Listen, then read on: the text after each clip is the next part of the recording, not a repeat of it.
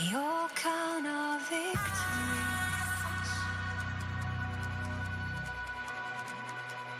but our scars show we survive.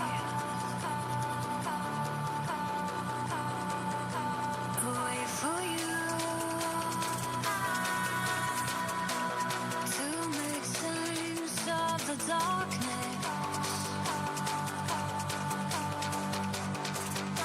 A gift to you, and only you, the hands of the bride.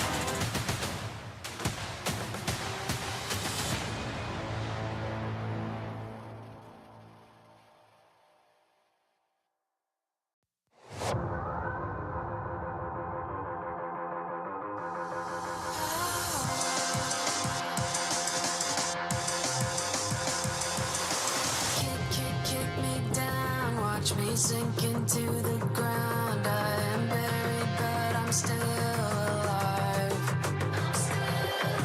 I'm not wasted dream. I know I was so naive, but I'm standing up to fight this time. Fight this time. It's not too late to change my mind, to give another try. I'm learning how to drop my pride. I'm standing up to fight this time.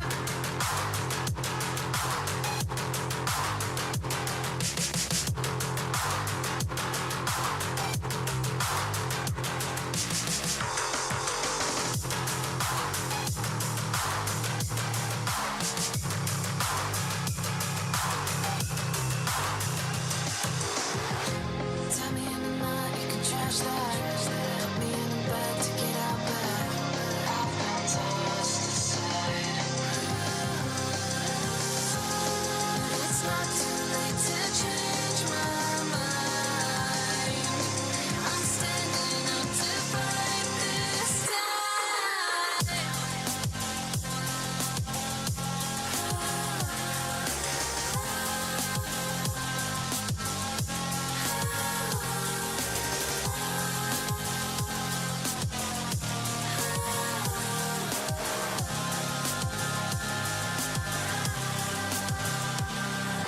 Kick me down, watch me sink to the ground. I am buried, but I'm still alive. But no wasted dream. I know I was so naive, but I'm standing up to fight. Standing up to fight this time.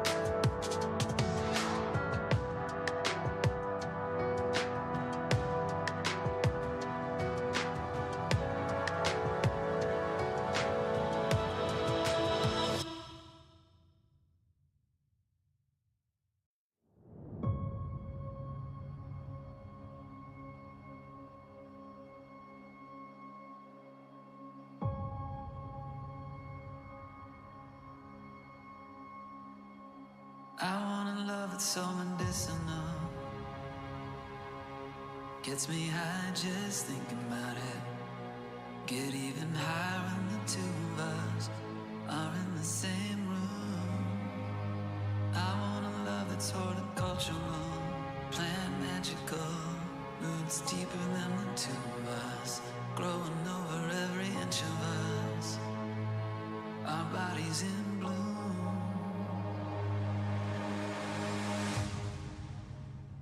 I want a love that's so medicinal.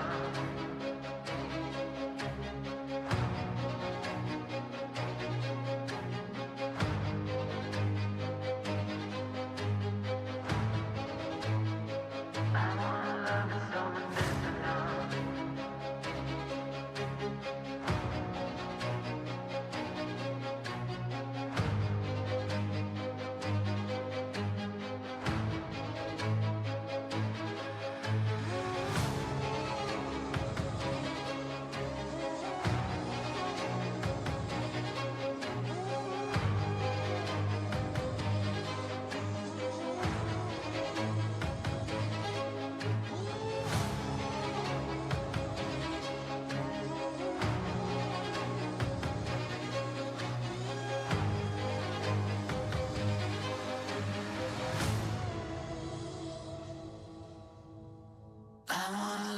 medicinal.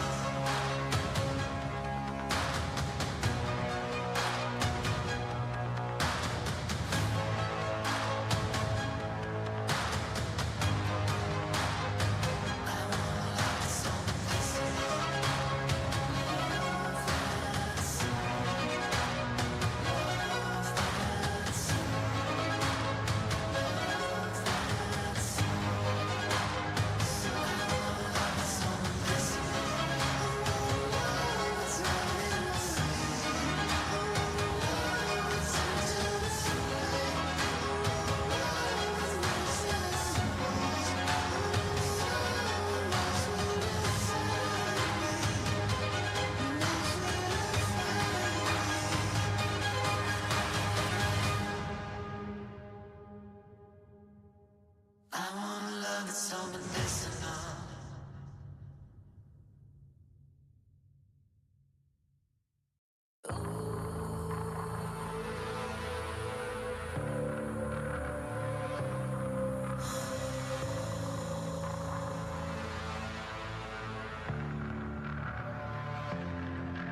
In a wild world, lost in its vines,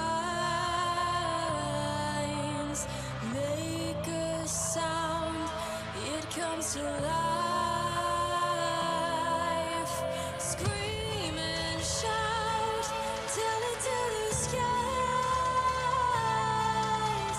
Make it loud, reach for the satellites.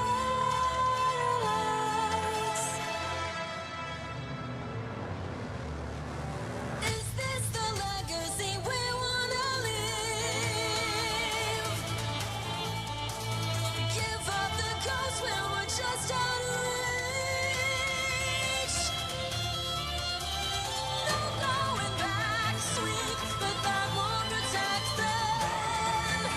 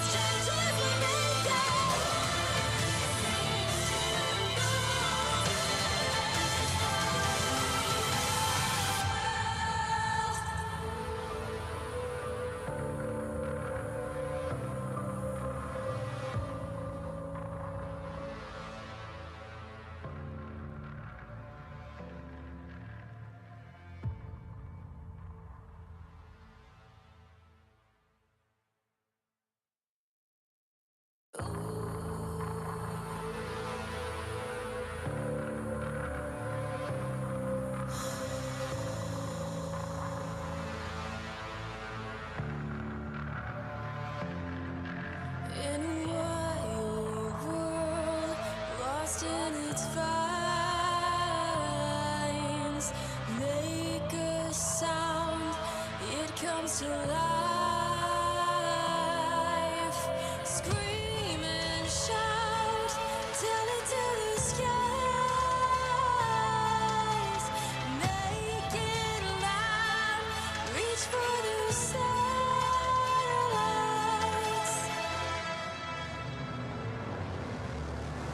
Is this the legacy we wanna live? Give up the ghost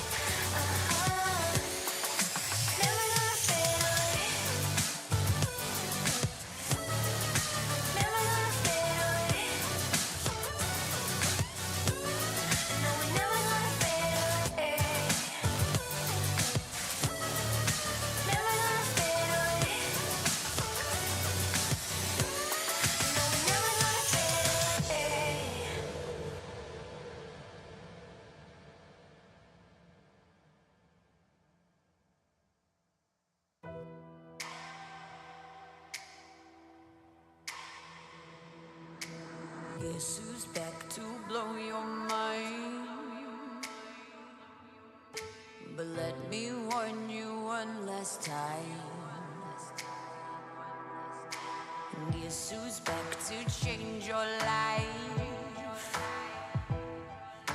But it's not gonna be just fine. Whoa, I've got you under my spell tonight. Whoa, we're both heading to hell tonight. So don't ever listen to a word they say.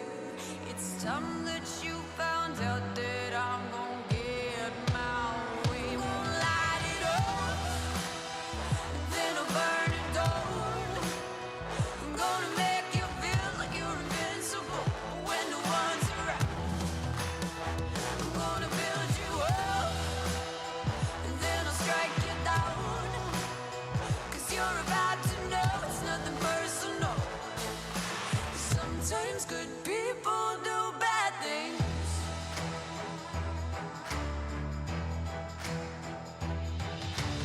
I have always tried to be nice. I've sat right back, I've tried to be quiet. But I can only take so much, and then I just explode. To feel it building inside me, I just need to let go. So don't ever listen to a word they say. It's time that you found out that I'm gonna get my way, okay? I'm gonna light it up, then I'll burn it down. I'm gonna make you feel like you're invincible when no one's around. I'm gonna build you up, and then I'll strike you down. 'Cause you're about to know it's nothing personal. Sometimes good people do bad things. Oh, oh, oh, oh. Sometimes good people do bad things. Oh, oh, oh. Sometimes good people do bad things.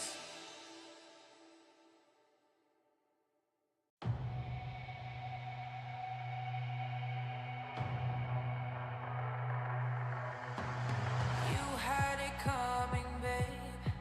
Welcome back to the wicked game. Don't you know there's a price to pay? Eye for an eye. I see your darkest dreams, 'cause they're no longer make-believe. You ain't met someone quite like me, the kill of the night. I hear voices screaming in my head. They stop me feeling sad. Psycho.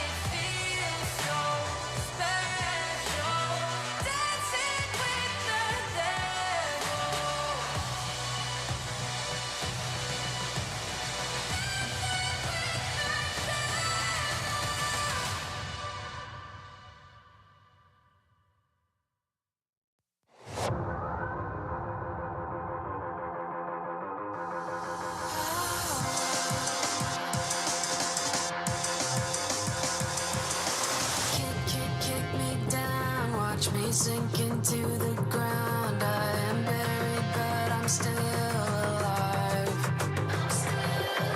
Burn my wasted dream. I know I was so naive, but I'm standing up to fight this time. Fight this time. It's not too late to change my mind, to give another try. I'm learning how to drop my pride. I'm standing up to fight this time.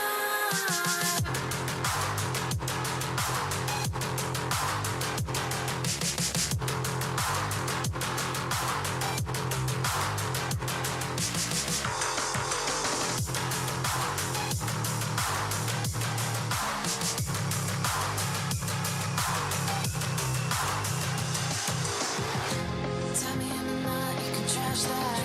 Put me in the bed to get out back. I've got to lost the side.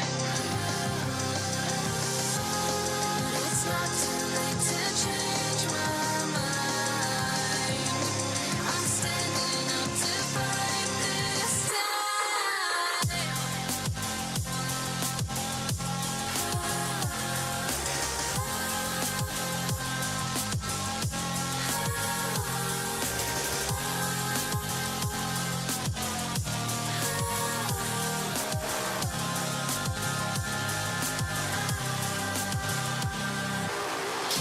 Kick me down, watch me sink to the ground. I am buried, but I'm still alive. Burn my wasted dream. I know I was so naive, but I'm standing up to fight. Standing up to fight this time.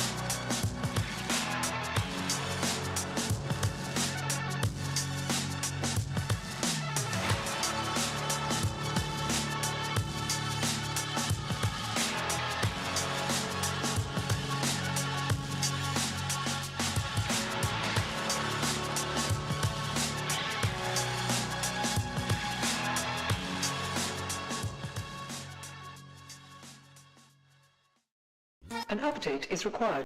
Financial system updating.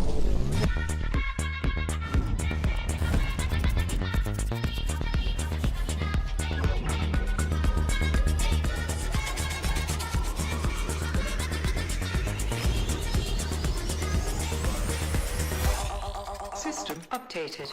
We will dance to get. The future of money is here.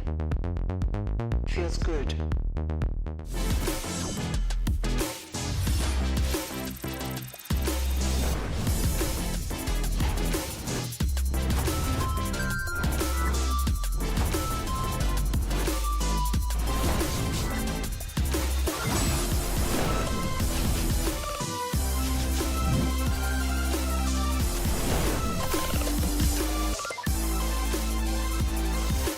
The greatest players in the world are here.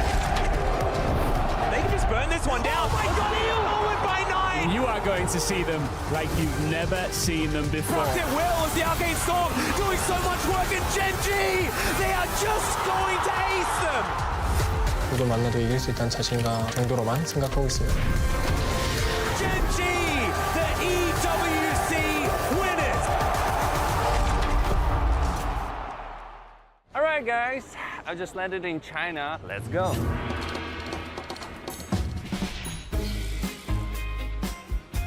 Play the local way, pay your way.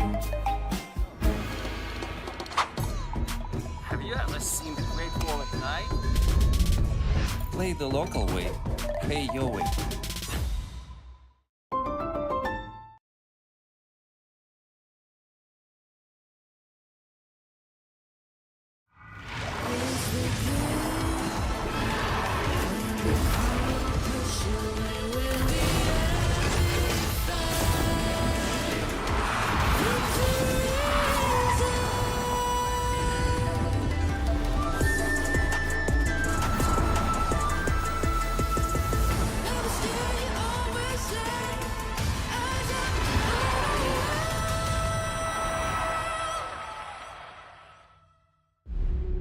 Locking down the Drake is now Doran. Decent position. Double Break down my walls, but I won't rise again. Cause I stand tall in my environment. How could I ever close my eyes and stay silent since they try to take me down with their violence? Oh, they go back in. Betcha flashes in. And down goes Knight.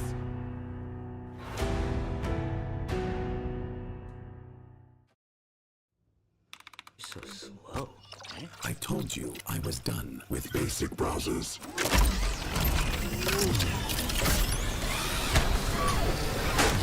Your setup wants Opera GX, and you're holding it back.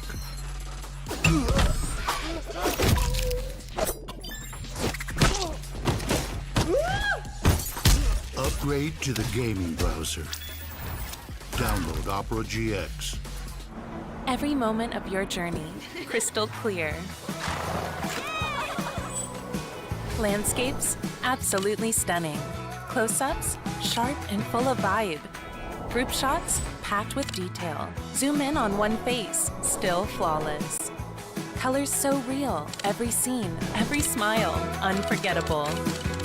Oppo Find X9 series, Hasselblad telephoto, zoom into detail.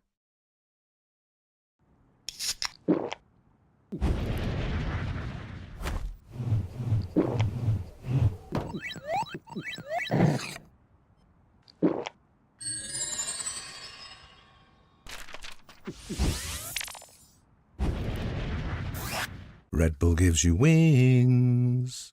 When I was a player, if I was to like make a misplay, maybe it's my mouse, maybe it's my armrest, something feels wrong. If you were at home, you wouldn't do that. The Infinite Precision Armrest is part of the larger Circulab on Stage standard initiative, aimed to bring your home or training room settings to the tournament stage. 이제 저뿐만 아니라 다른 선수들도 세팅을 더 원활하게 할 것 같고 가장 편안할 때 더 강력한 플레이가 자연스럽게 나옵니다. I got this old thing and the bill from the store where I got it. Figured you could beat it with a better deal on one of these big boys. It doesn't work that way. Guess you're not as cool as Verizon. Bring in your AT&T or T-Mobile bill for a better deal. You don't know that?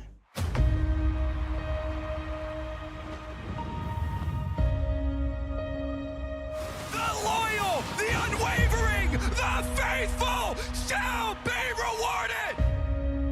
It's at Worlds where legends will fall. This series has taken a turn! And he still lives on! The stage is set, the curtain is drawn. Through all the doubt! Through all the disbelief! They earn their place! Winning is not a matter of chance. It's a choice.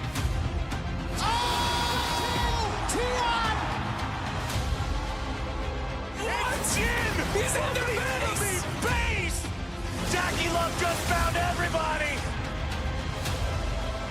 Body block kick in the court! Who's he called? Pick it up! Oh, hell, the new kings! Samsung Galaxy! Double circles, double galleons! Pain Gaming have done it! Look at the teleport! He stopped him! These guys came to fight! What's a god to 5 non-believers?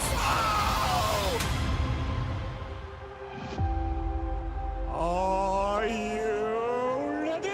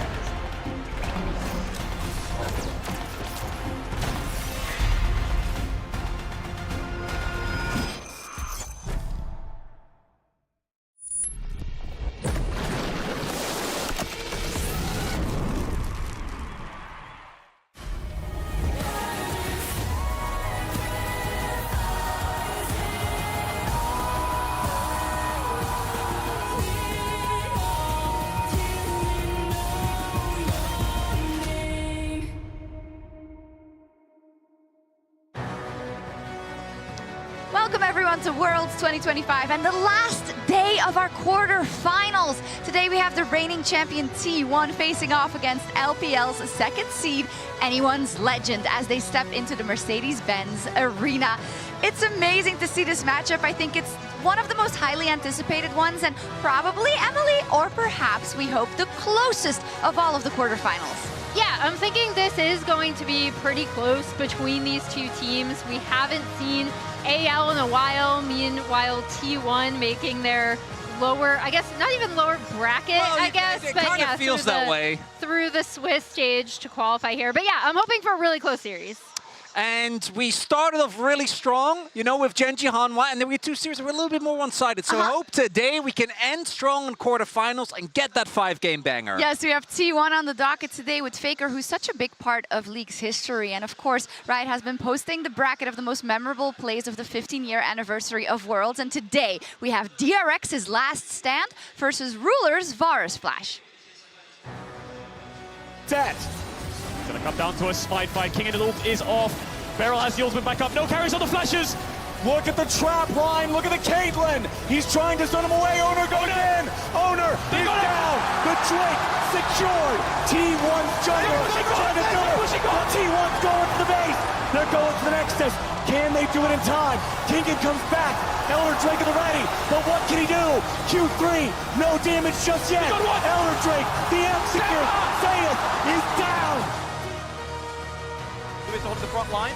Samsung Galaxy push mid first. You can see the flash ult left. They've caught Faker. They've got the CC. The mid laner is down. The unkillable Demon King has done just fine. As Ruler stays in, life killing. In the back line, they found more as Hootie does not have a way out. Pops to Yolt, but he has. Who do you think won? I gotta go DRX. I think that game 5 in a finals is kind of hard to beat. It did, but it was very close. 56% of the votes for DRX's Last Stand. So this is how the bracket plays out. I love it. We've got some all-timers in the top 4, right? And I think I can envision a final, but we'll find out how it gets populated as we run through Worlds. But I love how the bracket with Faker's Azir Shuffle and the moments he was involved in is leading us seamlessly into the quarterfinal today. T1 is up versus Anyone's Legend. And Anyone's Legend has kind of morphed into the hope of the LPL, Emily, over the time of the year. I think also because of how they burst onto the scene at MSI into the global consciousness. Yeah, I think going into MSI is really where a lot of people first heard about this team. I do want to call out when people first started getting hype for them was a little bit before this entire roster was put together, when Tabe joined from BLG, and obviously Tarzan joining as well. He has been a massive difference maker for this roster. I'm super curious to see because, like I said, we haven't seen AL in a while, right? And when they are able to punch up against teams that quote-unquote should be better than them, it is through really smart drafting. It's through Tabe's game plans for this team. So we'll see what they've done with their time. Tabe is a bit of a kingmaker, but you said with their time because they went 3-0. Now, Maurits, we have seen great teams falling in the quarterfinals after a run like that. Yeah, it really has been a struggle. The funnest part to me is still that KT somehow has looked possibly the best out of any 3-0 team that we've seen since the introduction of Swiss, which I think is funny, but we've seen this with Genji last year when they looked quite rough coming out of the break. We've seen this with LNG in 2023, and in their case, they did lose to the eventual world champion, but still, I think that the level of gameplay and keeping that momentum up and basically qualifying in what kind of feels like a different meta. It's not completely shifted, but there are some big differences between when they qualified and where we are now. That's a very interesting point we can dive into a little as we talk about T1 as well, but now it's time for a new installment of Draw My Life with Emily. Yeah, and this one is going to feature Flandra, the top laner of Anyone's Legend. So Lee Flandra Swanjin was the founding top laner of Snake Esports. Snake was a really fun team to watch back in 2015. He made a name for himself there for his creativity and flashy plays. His in-game name, Flandra, actually comes from Toho Project's Flandra Scarlet, if you can remember back that far. But yeah, his little weeb game right there. Flandra was and remains an LPL and global top lane pioneer. Most recently this year in the Demacia Cup, he pioneered the tank Jace build that everyone was kind of running. Flandra won his first LPL title in 2021 with EDG. He became a world champion that same year. And Flandra is also a big fan of K-pop group Idol, and his World Skin Recall animation is actually a nod to this with the little light stick. On every team he's been on, Flandra has been lauded by his teammates and coaches for his shot calling and game knowledge. So now on Anyone's Legend, he hopes to help them reach the championship and win his second Summoner's Cup for himself. And yeah, just talking to everyone who has played with him, they just all call out how smart he is about the game, what a stabilizing influence he can be on a team. Thank you for that wonderful episode of Draw My Life. We are so happy to have you do these, to dive into these stories. But let's start talking a little bit about their opponents as well, because it's T1 versus the LPL again in this bracket. So Maurits, what kind of spiel do you have for us this year? I'm annoyed. I'm annoyed because if you only watch Worlds, which I know many fans do, and you have watched me the last 2 years come in and go to quarters and be like, you know what, guys, T1 really looked like they were struggling in summer. We're seeing some underperformances individually. The meta doesn't really fit them. And then I looked very silly. And it makes me very apprehensive about talking about them today. I'm now gonna you know make how you talk I feel about them. top esports. Yeah! I'm gonna make you talk about them, but in a little, because what you're alluding to, the story of today also feeds into that. It is that Faker is the LPL killer, and he awaits them in our featured matchup presented by Mercedes-Benz.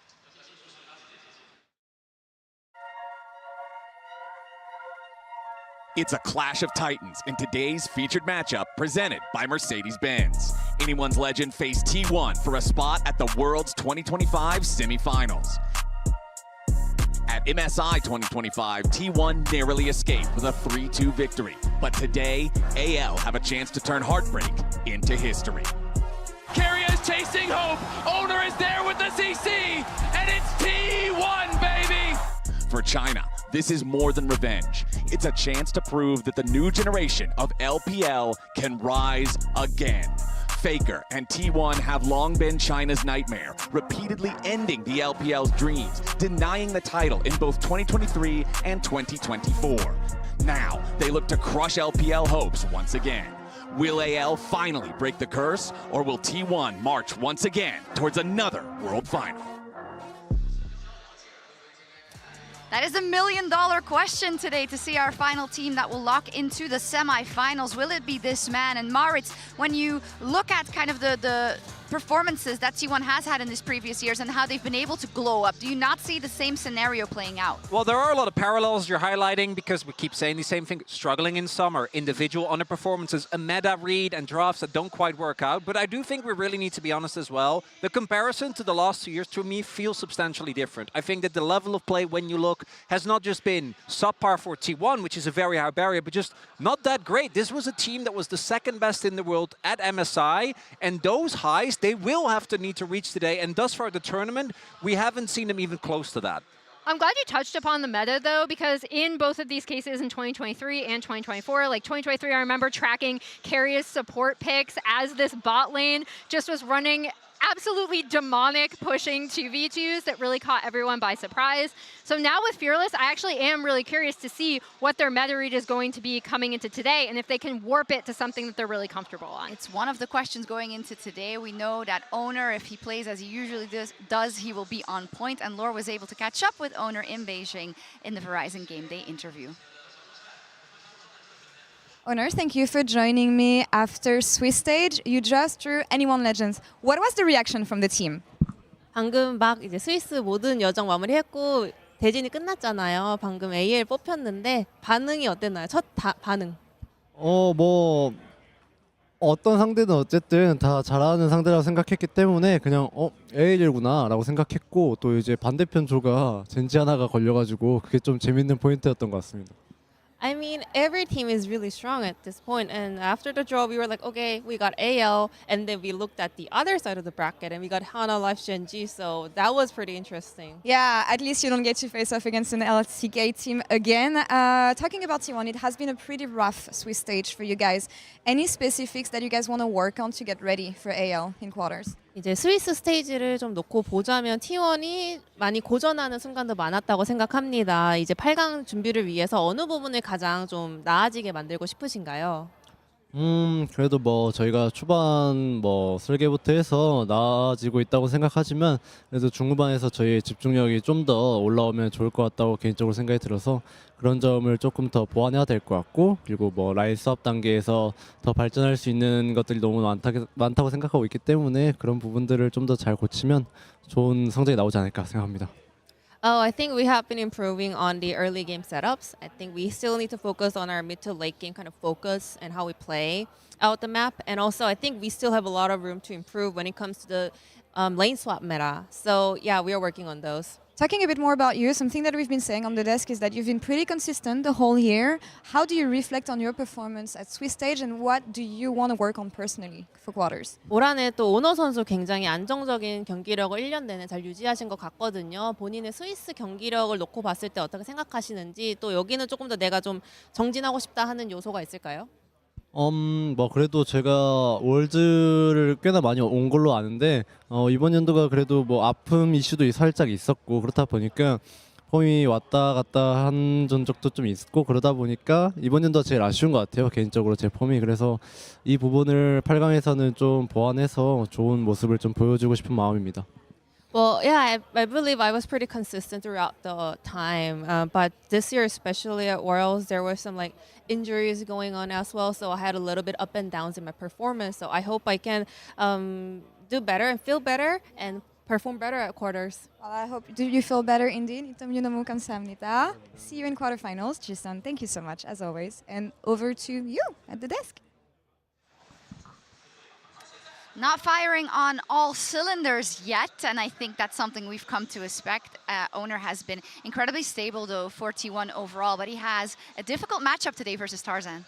And he really does. And Tarzan, for me, thus far at the tournament, has been performing better than Owner, which for me comes as a surprise because Owner, not only domestically, has been a really big deal for T1, but also internationally. If you look back at the last 2 years, right? Some of the most iconic plays, the Rel flash over the arrow. But thus far at this tournament, Tarzan, to me, has been the consistency. And if he can keep up the level that we've seen of him both domestically and at this international, he should be favored in his matchup going in. Yeah, the big thing is, can he show up like he has domestically, right? Because he's been such a huge part of this kind of AL glow up. I talked about how important it was for him to join this roster, and he and Kanavi have kind of been those top two junglers across the entire year. And now I'm really going to ask you to step up to the plate because we've talked so much about Anyone's Legend and their strengths because they should come in here sovereignly off that 3-0 with a T1 who had to beat FlyQuest, 100 Thieves, and Koi and didn't even look that good.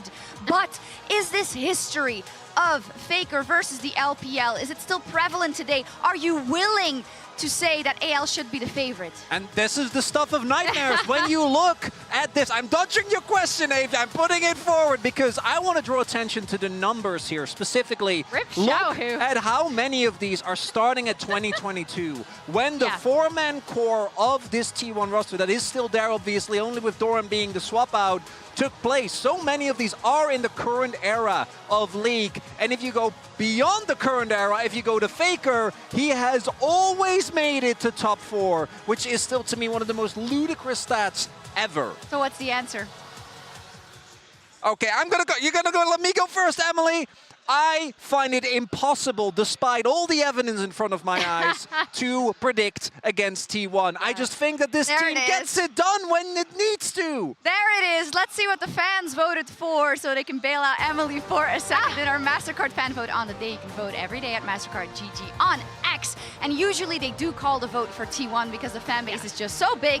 And it's the same today, 71.3%. Since that went relatively fast, Emily, who do you think is going to take it? I mean, I unfortunately agree with Chronicler because you want to go into a matchup being like, based on everything we've seen here and based on the analysis, right? It should be AL. I am wondering if they're able to overcome that 3-0 curse, right? And also this T1 curse.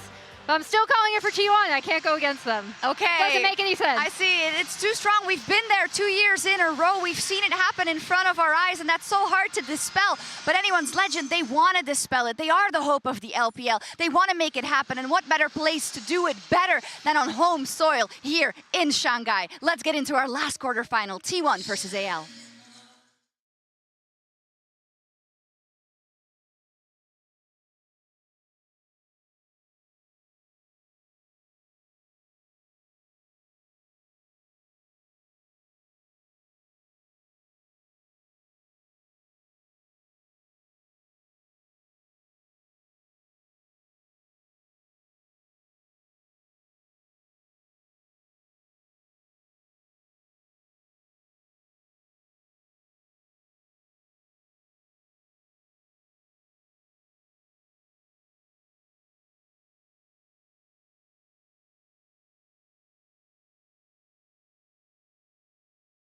also how kind of weird the situation is with T1?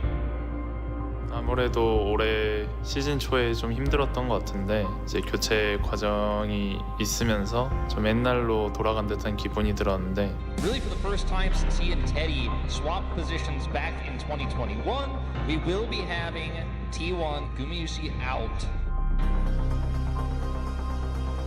저희가 스위스 스테이지에서 많은 고난을 겪으면서 올라왔는데 They will be pushed into that elimination situation, which is not a situation we've seen them in.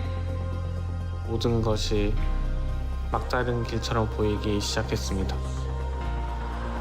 This T1 roster once more make it to the knockout stage of the World Championship. 하지만 막다른 길의 끝은 항상 T1 팬들의 응원이었습니다.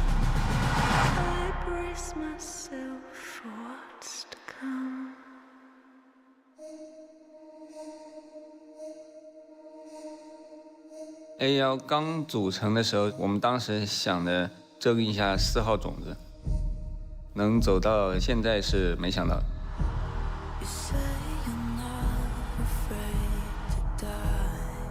你如果一个赛段打得好的话，我觉得是黑马嘛。但是如果你一直都是保持在前面的话，这样才能够称之为是一个强队嘛。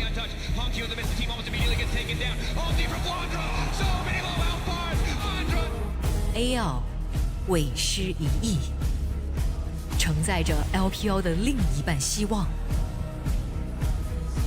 而对手 T1 虽跌跌撞撞，但5冠加身，谁敢小觑？ 우리는 작년에도 사시드로 월드 챔피언십에 도달했었습니다.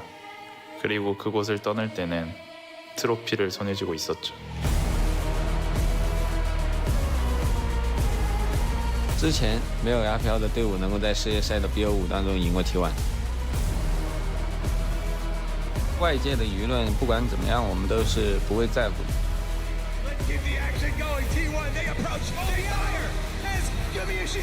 只要来到世界赛，就想着怎么样才能够走到最后的舞台嘛。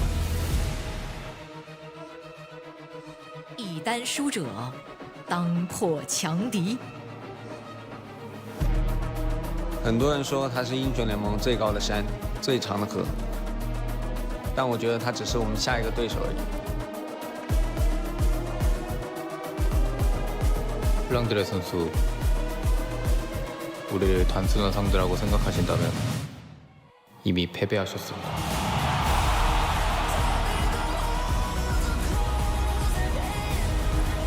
In the new T1 dynasty.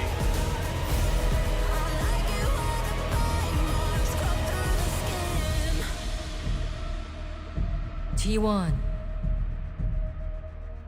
AL Prove your legend and earn your legacy. "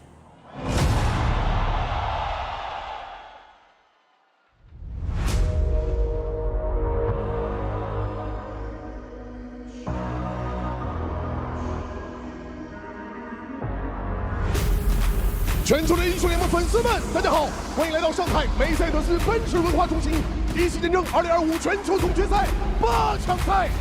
今天的2支战队将会为了半决赛的最后一个席位背水一战，胜者晋级，败者退场。上海，让我们用热烈的欢呼，有请 Anyone's Legend 以及 T1。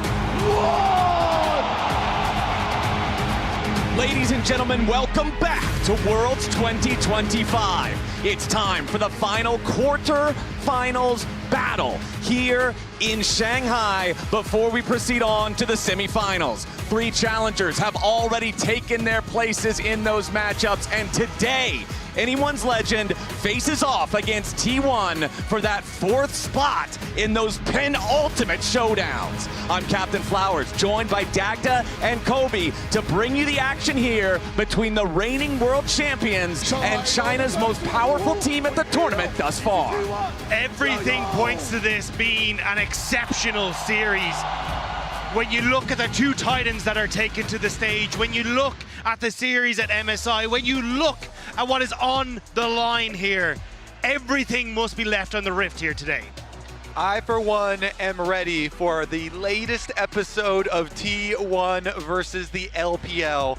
Daniel Dracos told me that T1 liked those odds, but AL have been looking better at this tournament so far. They are undefeated for a reason.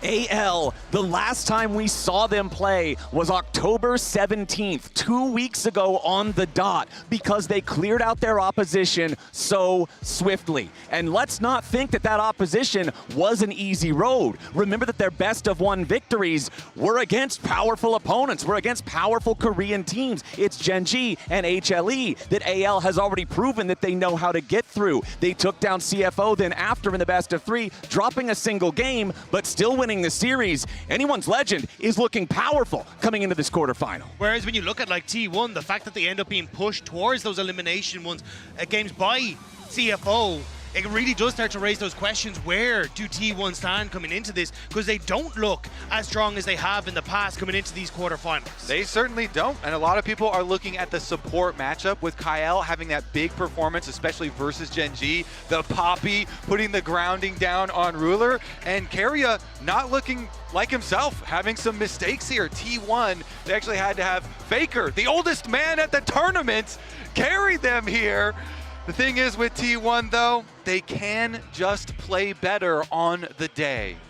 And it's about time to see who's going to lock in here as our teams prepare to enter Champion Select, powered by Omen and HyperX. For the first time here in this best of 5, it's Bard and Azir, banned out by AL. Bard has been banned against T1 for every game except that FlyQuest best of 1 so far. Keria earning a lot of respect on the pick, while T1 will ban away the Trundle and Yunara. Yeah, unfortunately, the West has become the experimentation chamber here, because it was the Bard against FlyQuest. It was this Azir against MKOI that really made teams take notice and go, okay, we don't want to give these ones across. So AL making sure that both those champions aren't going to go across. But with Trundle banned away, are they trying to bait Flandre into this Sion first pick?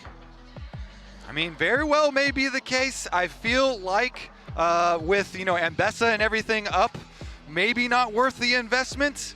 But we'll see. Talia also here, pretty big pick up and available. The Rise as well.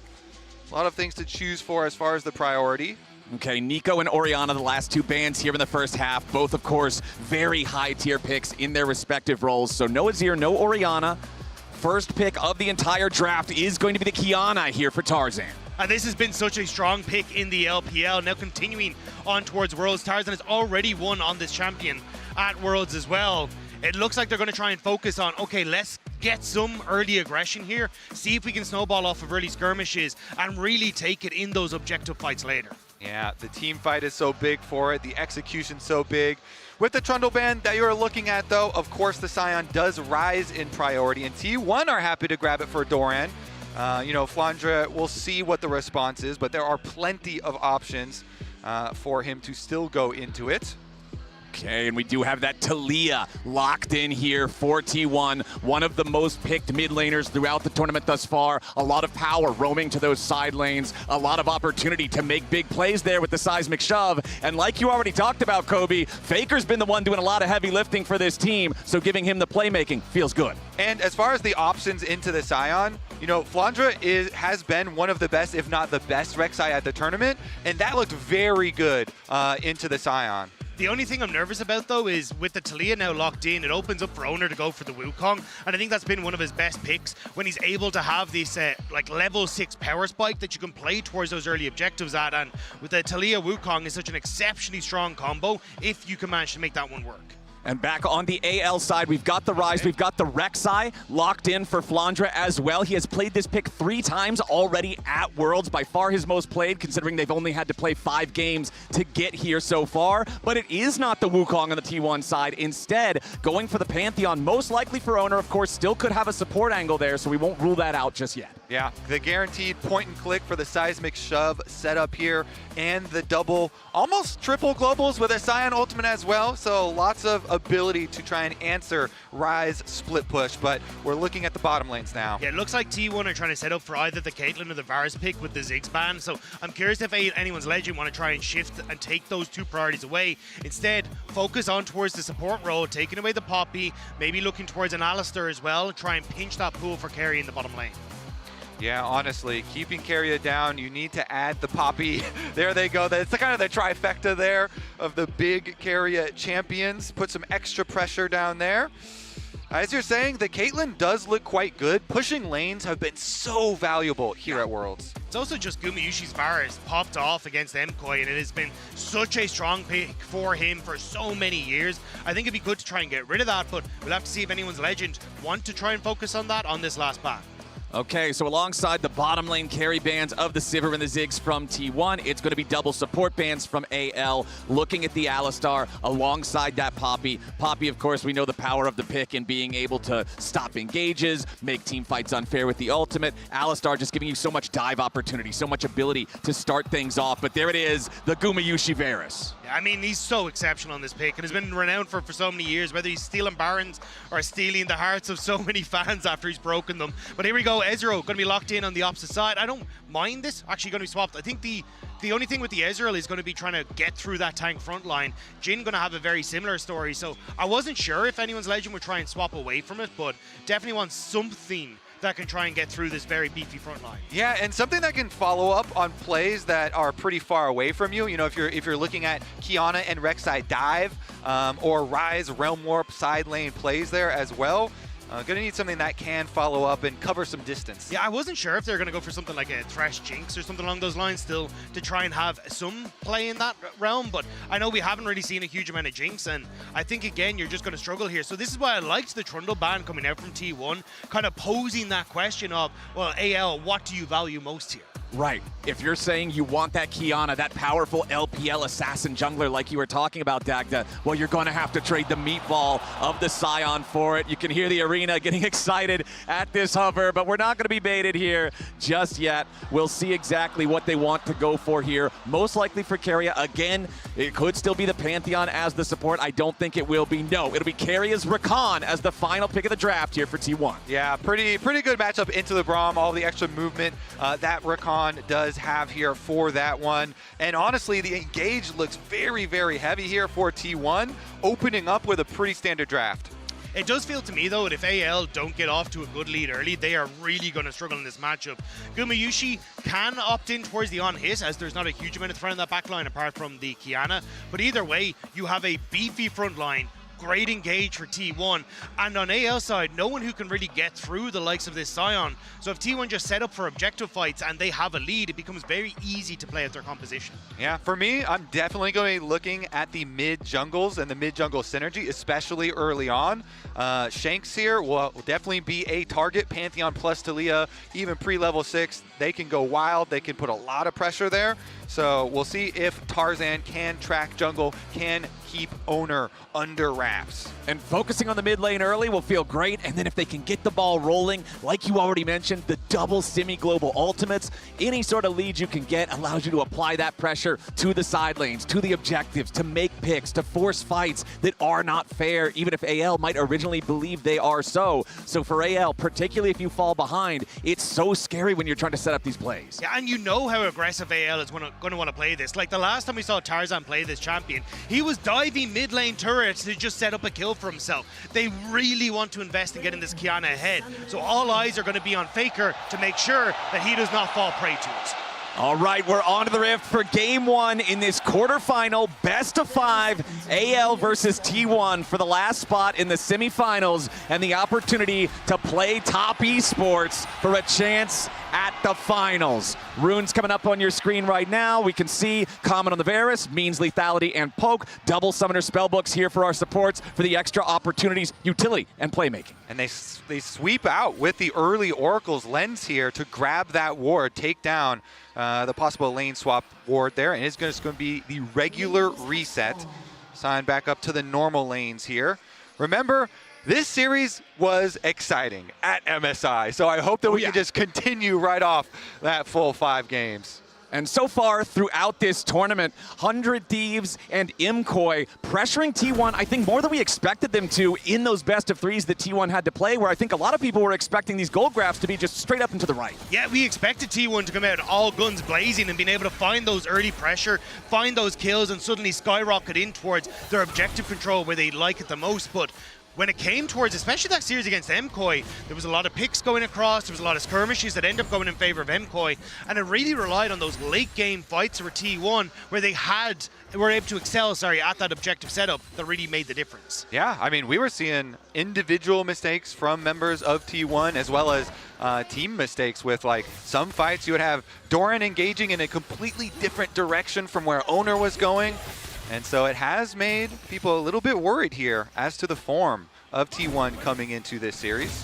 And of course, that does mean that T1 has had more time to practice. They've had more stage games, right? Like I said at the top of the day, Anyone's Legend, because of their success, it was 2 weeks ago that they played their qualifier match in that 2-0 bracket from the Swiss stage. So although that does give you extra time to prep, it gives you extra time to plan, look ahead and try to figure out the meta, figure out the things that other teams might not be wise to just yet. It does mean that you haven't had as many games under the lights. And that's why I think this matchup in the top side is super interesting, because T1 off of that extra games played have thought, no, we're actually going to get rid of the Trundle and try and get this Sion for ourselves, which is their big investment in the draft. AL, at least off the games they play, believe that the Flandre is going to be good enough on this Rek'Sai to outperform it. So I think that's where, when it comes to these team fights, how both these top laners perform is going to be the focal point of who comes out on top. Yeah, 100%. Plus, we haven't had to show anything extra here from AL in the opening game. A lot of people looking forward to what AL have been able to cook, specifically Tabe, as far as the drafts, with all of the extra time that AL have had to observe the other teams. In game number 1, though, they're not showing anything new at all. You know, these are the normal priorities here with the Qiyana, with the Rek'Sai that you do mention. Okay, as we have Tarzan making a quick stop in the enemy jungle here just to place down the common ward near the enemy Raptor camp. Keep an eye on what's going on there, as Owner has secured the bottom side. Scuttle Crab drops off a Raptor ward of his own. Both junglers will pass through the mid lane. Tarzan going to see Owner, who was coming around maybe for the play on to Shanks, but as soon as he knows it's a 2v2, he thinks better of it. Yeah, first clear, very easy to track for both of them. Both of them having information, and as we were looking forward to from the draft, it was going to be an early convergence towards that mid lane, because you really can snowball it either way there with the extra pressure. So far, though, just clearing out the extra ward and the slight roam up from Kyle. Again, another use of this sweeper. He's gotten a couple out of the early oracles, and keeping this pathway between mid lane and bottom lane clear is huge to be able to get those roams off. Yeah, especially, like, Owner will get the information that, oh, the Raptors were just about to spawn, so we'll be able to track where Tarzan is going for the moment. But I think it is a case of trying to make sure you can also keep Tarzan safe in a lot of this, because Pantheon early matching into the Qiyana, if you have the support from Faker, you can very quickly burst out this Qiyana, and she's nullified entirely in these early skirmishes.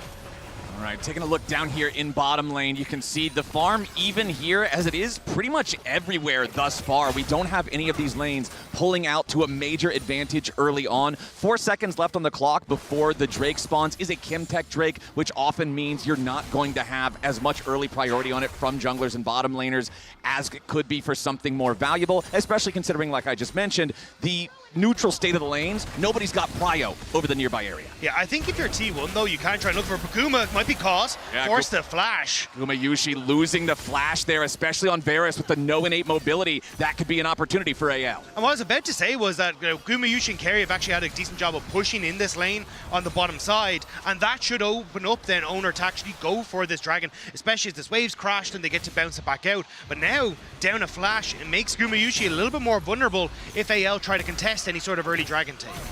The other thing to consider for the dragon, Flandra also still with a teleport. Okay, just uses it now on the Rek'Sai.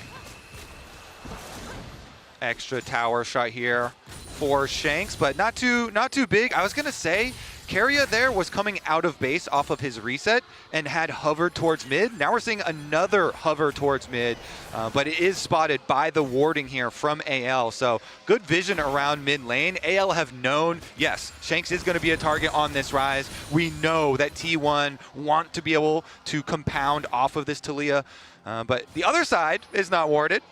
Oh, Owner with the flash into the stun, going after Shanks, but he flashes to buffer through it. So no seismic shove there for the follow-up. You even saw Owner using his spear on nothing beforehand to charge the passive. Yeah, really good job by Shanks there with the preemptive flash, because if that flick goes through, you're in a lot of trouble. But now Faker having to escape. She'll be able to walk out on towards this bottom side.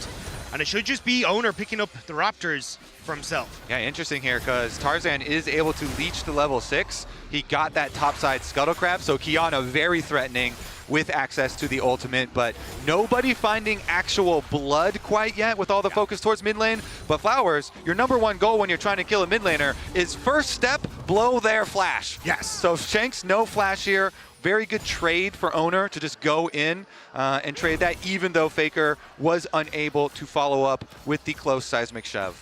My eyes are drifting towards 50 seconds until that next Void group though, and if you actually look at the bot lane, Keria is already preemptively swapped towards teleport, which means that then Keria can just stay on this bottom side and work alongside Gumayusi to keep this pressure and then TP to that next fight. So I'm curious if Kael is going to try and swap as well to keep himself in check and match alongside Keria.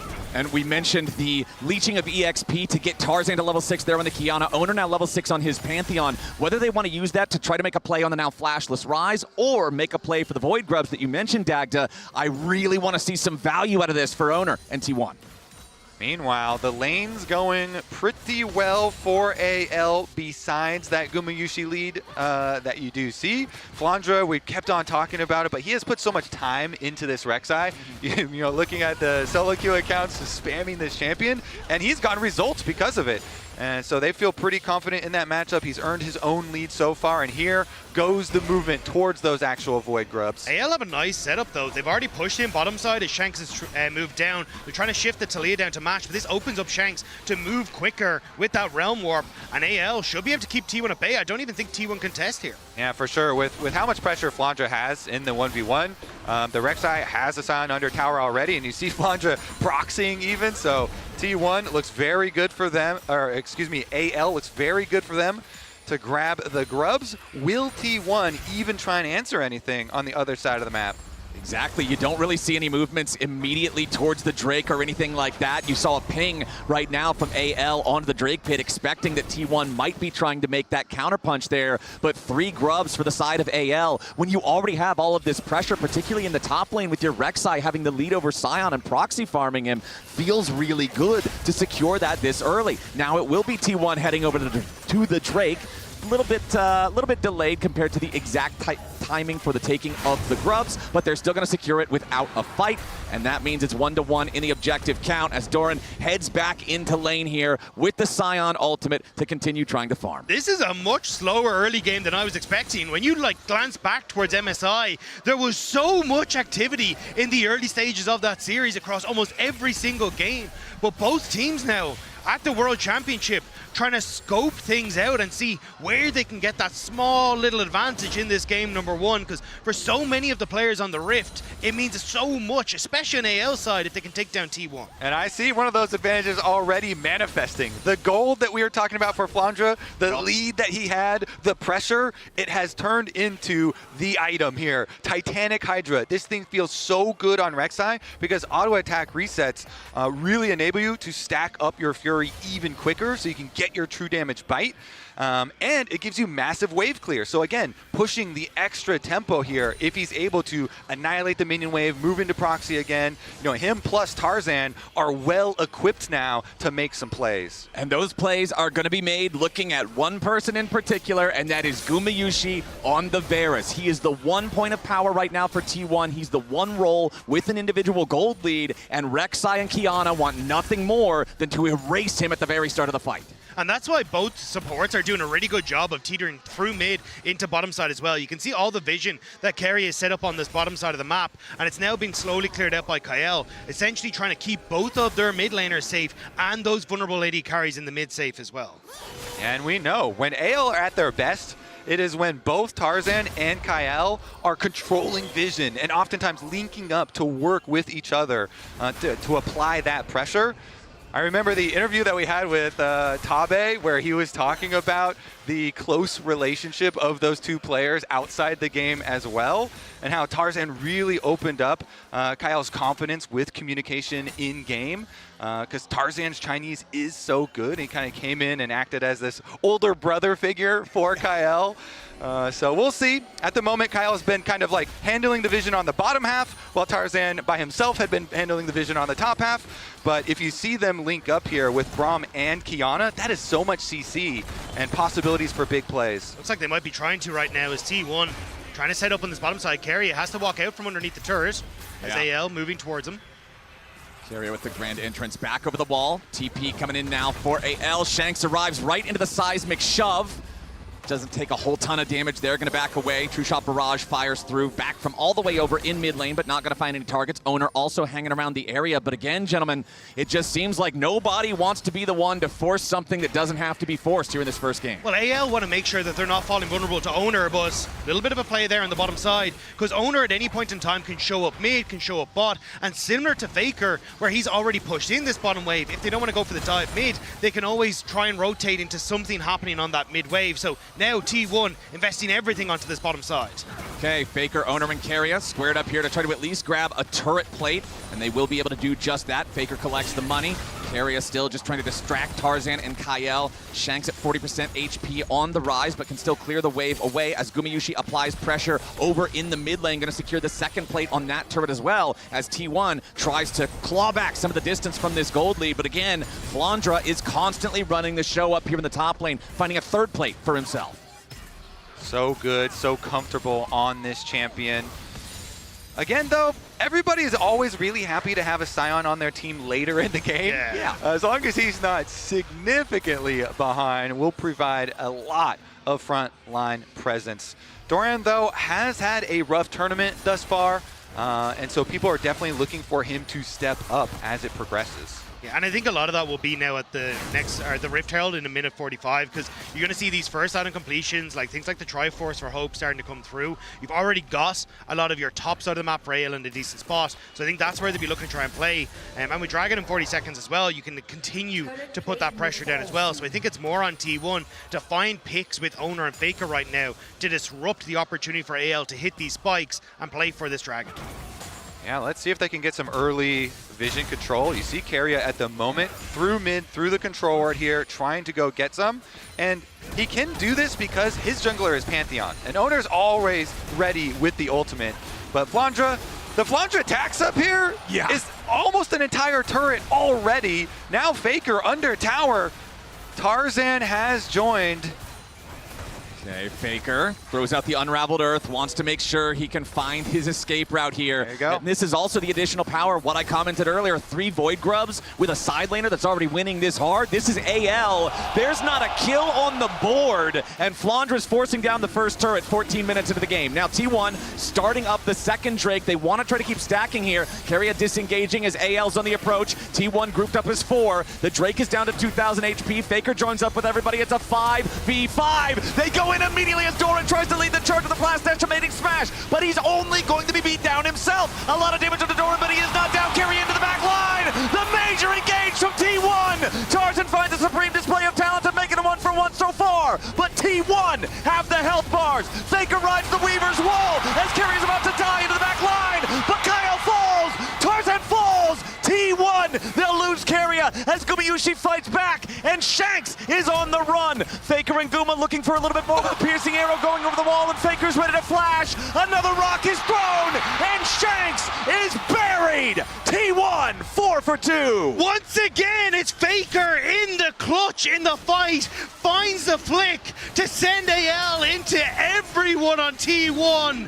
What a play from the T1 mid laner. The team fights, baby. And Doran's gonna go for a flash ultimate here and just start out the fight. We're talking about the Sion value is always gonna be there. He immediately got the Braum ult and the Braum wall out, and then Faker gets that shove into the Keria engage. Keria charms up 4 members, and even though they sacrifice the Sion, they get such a lead in the fight, they can then go for the chase. And the fact that Doran ends up forcing Tarzan to flash out of River sets up so nicely for T1, because your biggest worry is a massive Kiana ult in the middle of that fight, but you can't find your moment if you're not able to be in that fight.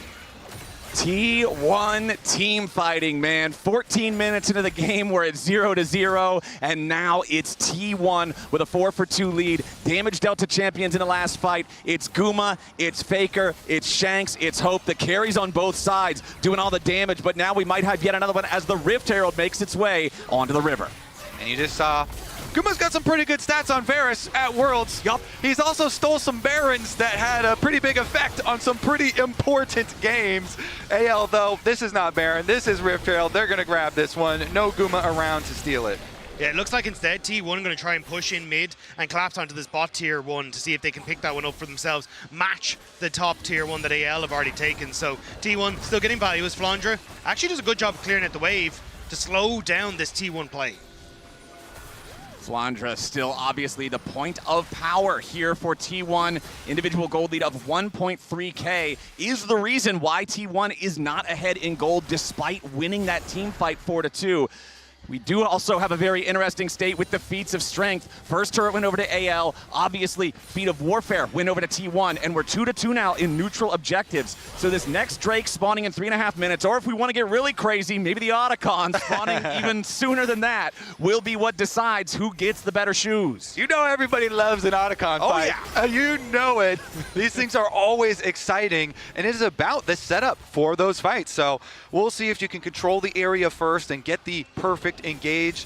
The thing is, with a Rek'Sai lead there, that is not a lead that just like wins you a game. This champion does a lot of setup. It can provide a lot of pressure, but it in itself is not a win condition. So they actually have to find, you know, like a flash knockup onto Gumayushi or something to actually put a stop to the T1 team fight. And look at this, the river control for T1 is pretty early.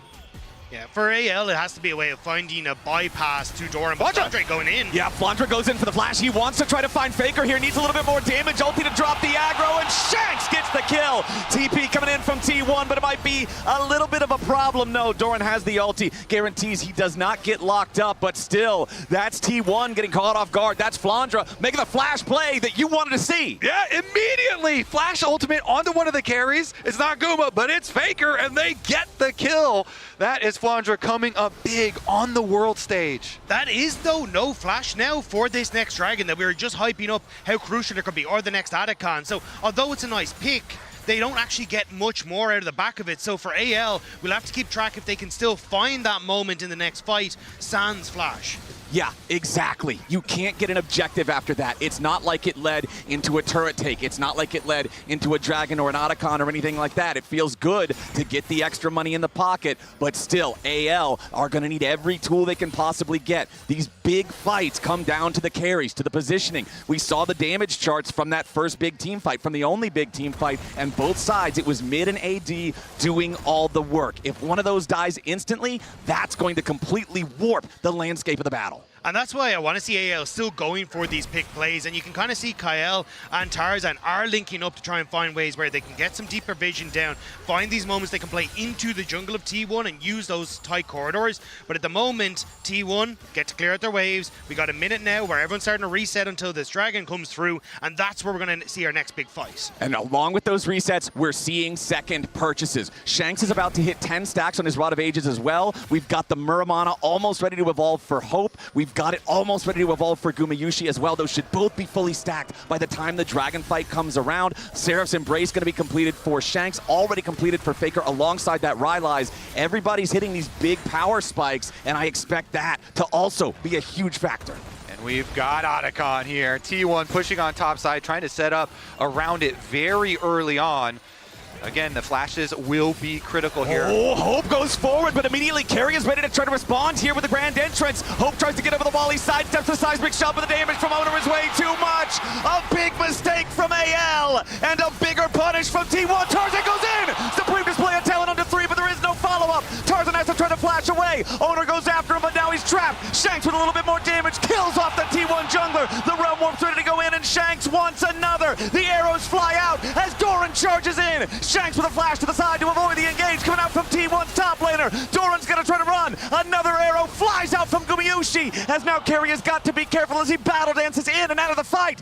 Hold on, we've got a respawn from Kyle. He teleports back, and now it looks like AL is gonna take the opportunity to go after the Otacon. AL have to try and rush this. They know that they've only got a couple of seconds until Owner's back up, and he has that ultimate available. The interrupt is huge because that will stop T1 responding with the dragon. Exactly. Big interrupt there on Gumayusi, and AL, despite the fact that their bottom lane duo gets caught out, despite the fact that that fight looked so good for T1 at the start, claims the Otacon. Here it is again. Yeah, the counter engage was so good for AL. Hope here, he arcane shifts forward, that immediately gets hit with Gumayusi's ulti. They are able to buy some time, but immediately Owner flashes over, they get the kill. Here is the counter engage though. They pop down the Rift Herald, and they got the big Kiana ult, as you know, but back to live, the dragon is important. T1 already starting it out. Crucially, Tarzan had the Axiom Arc, so his Supreme Display talent is nearly back up. AL want to fight this. This is sole point if T1 secure it. AL know that this puts them in a very bad spot. Dragon down to 1,000, already going to be secured by Owner. AL continuing to walk forward,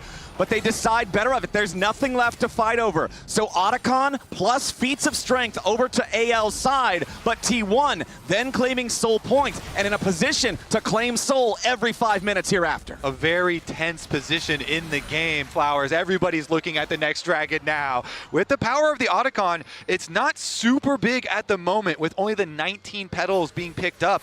It's a pretty early one there. It does give the nice on-kill effect though for AL, and this is a team that has a lot of burst damage in it, so you might actually see the use of that extra on-kill effect. I mean, Tarzan, we saw the big Kiana ult just before we went back to live in the previous one, and he might be able to find another.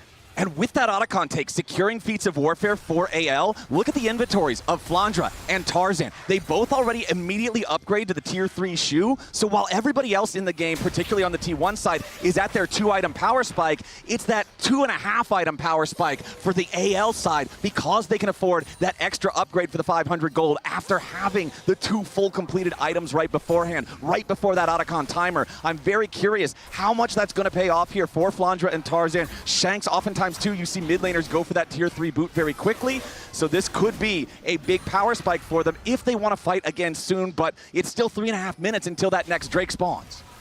For T1 though, it feels like the 2 tower power spike. The fact that you managed to get that mid lane tower down makes it very easy for you to abuse Gumayushi's wave clear and start shifting constantly down, putting pressure on towards this bottom side of the map. And once you get that last tower down, then it becomes much easier for T1 to establish that vision for the upcoming Infernal Soul, for these picks that they can try and find, because both compositions incredibly strong when they can play in these pockets of vision. Yeah, both of them have so many tools to make picks and quickly get those kills. See about the lockdown and the chain CC here. T1, they fully reset and come all the way back out, down to the bottom side of the map. So this is going to allow Flandra to push in the side wave. You see top lane will be in AL's favor, but he doesn't have teleport, so it's not going to be any sort of big teleport flank play or anything. It just means somebody from T1 will have to go answer, and it looks like Faker elects to go pick up the extra gold.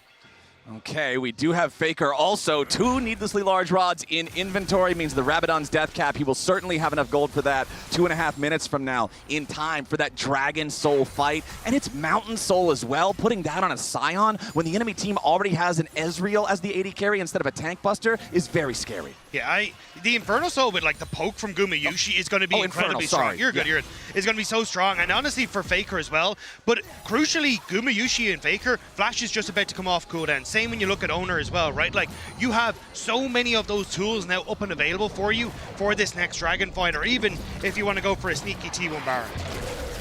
Right, Baron makes his way onto the Rift. I was doubting a little bit that we might get as early of an Otacon as we did. I was proved wrong. We'll see if we get an early Baron in this one as well. The gold lead still less than 1,000 gold for AL despite the slight kill lead for T1, and neither one of the teams has really pulled away any further than that throughout this entire first game. Yeah, I love the way that you bring up the sneaky T1 Barons, because as the team with the Soul Point, they get the luxury of dragging you across the map. They can go for either side, whereas AL, it's much more difficult here to spread your vision resources, keep track of both of these objectives, and make sure that T1 don't sneak the bigger of the two. Yeah.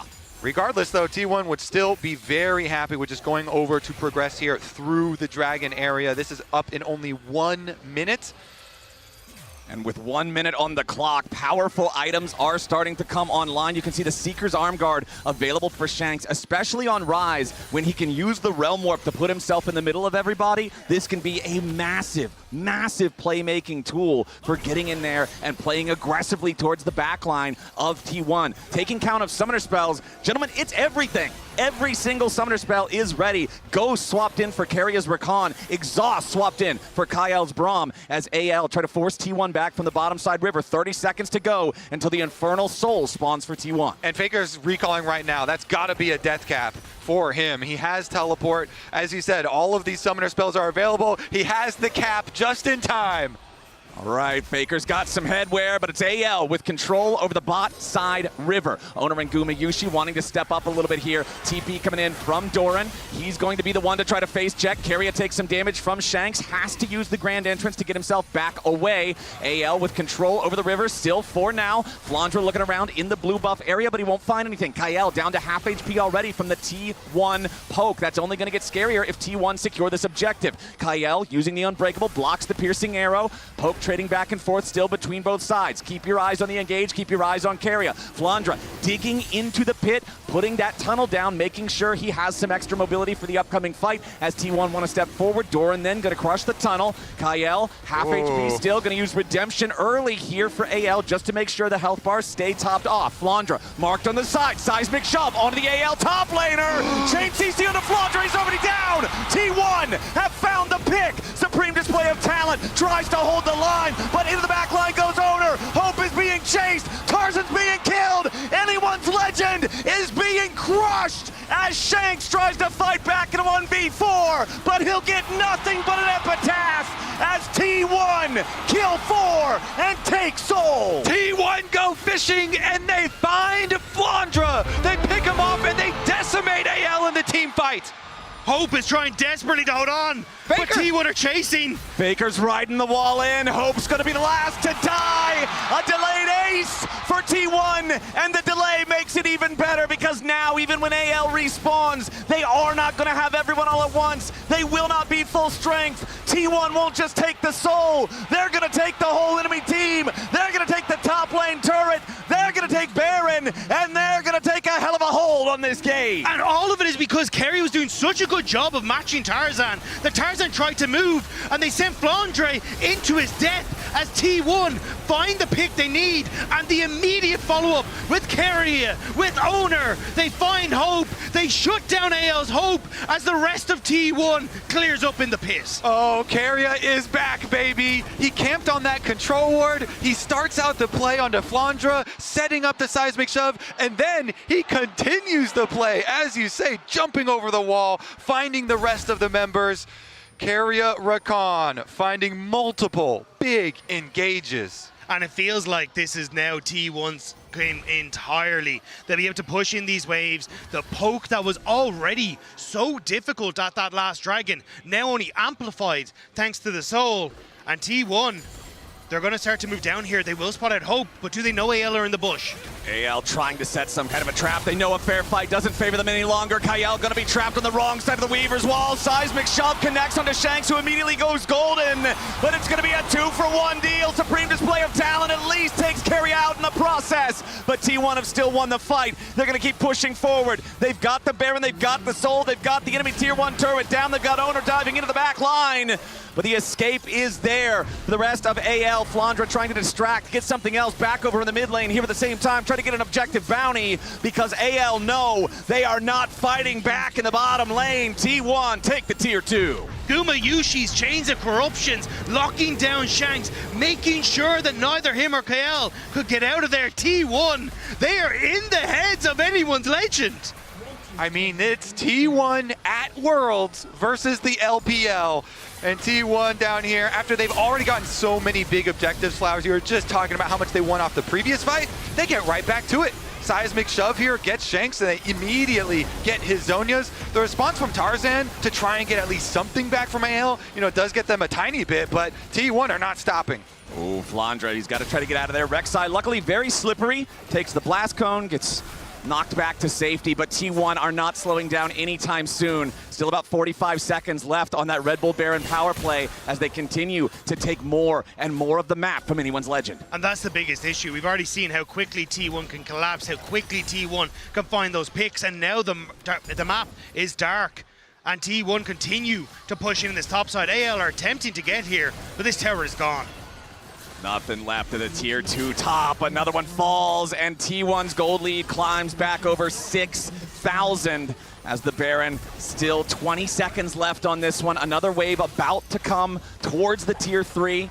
And it looks like this is going to be the last wave that T1 get to push with. We'll see if they want to try to make the full break of the base. Here's your Weaver's Wall. T1 going to summon the Redemption immediately just to make sure they can power through this. Realm Warp from Shanks just to make sure he's not caught on the wrong side of the Taliyah ulti. And that's T1 using every second of the Baron to grab their first inhibitor of the game.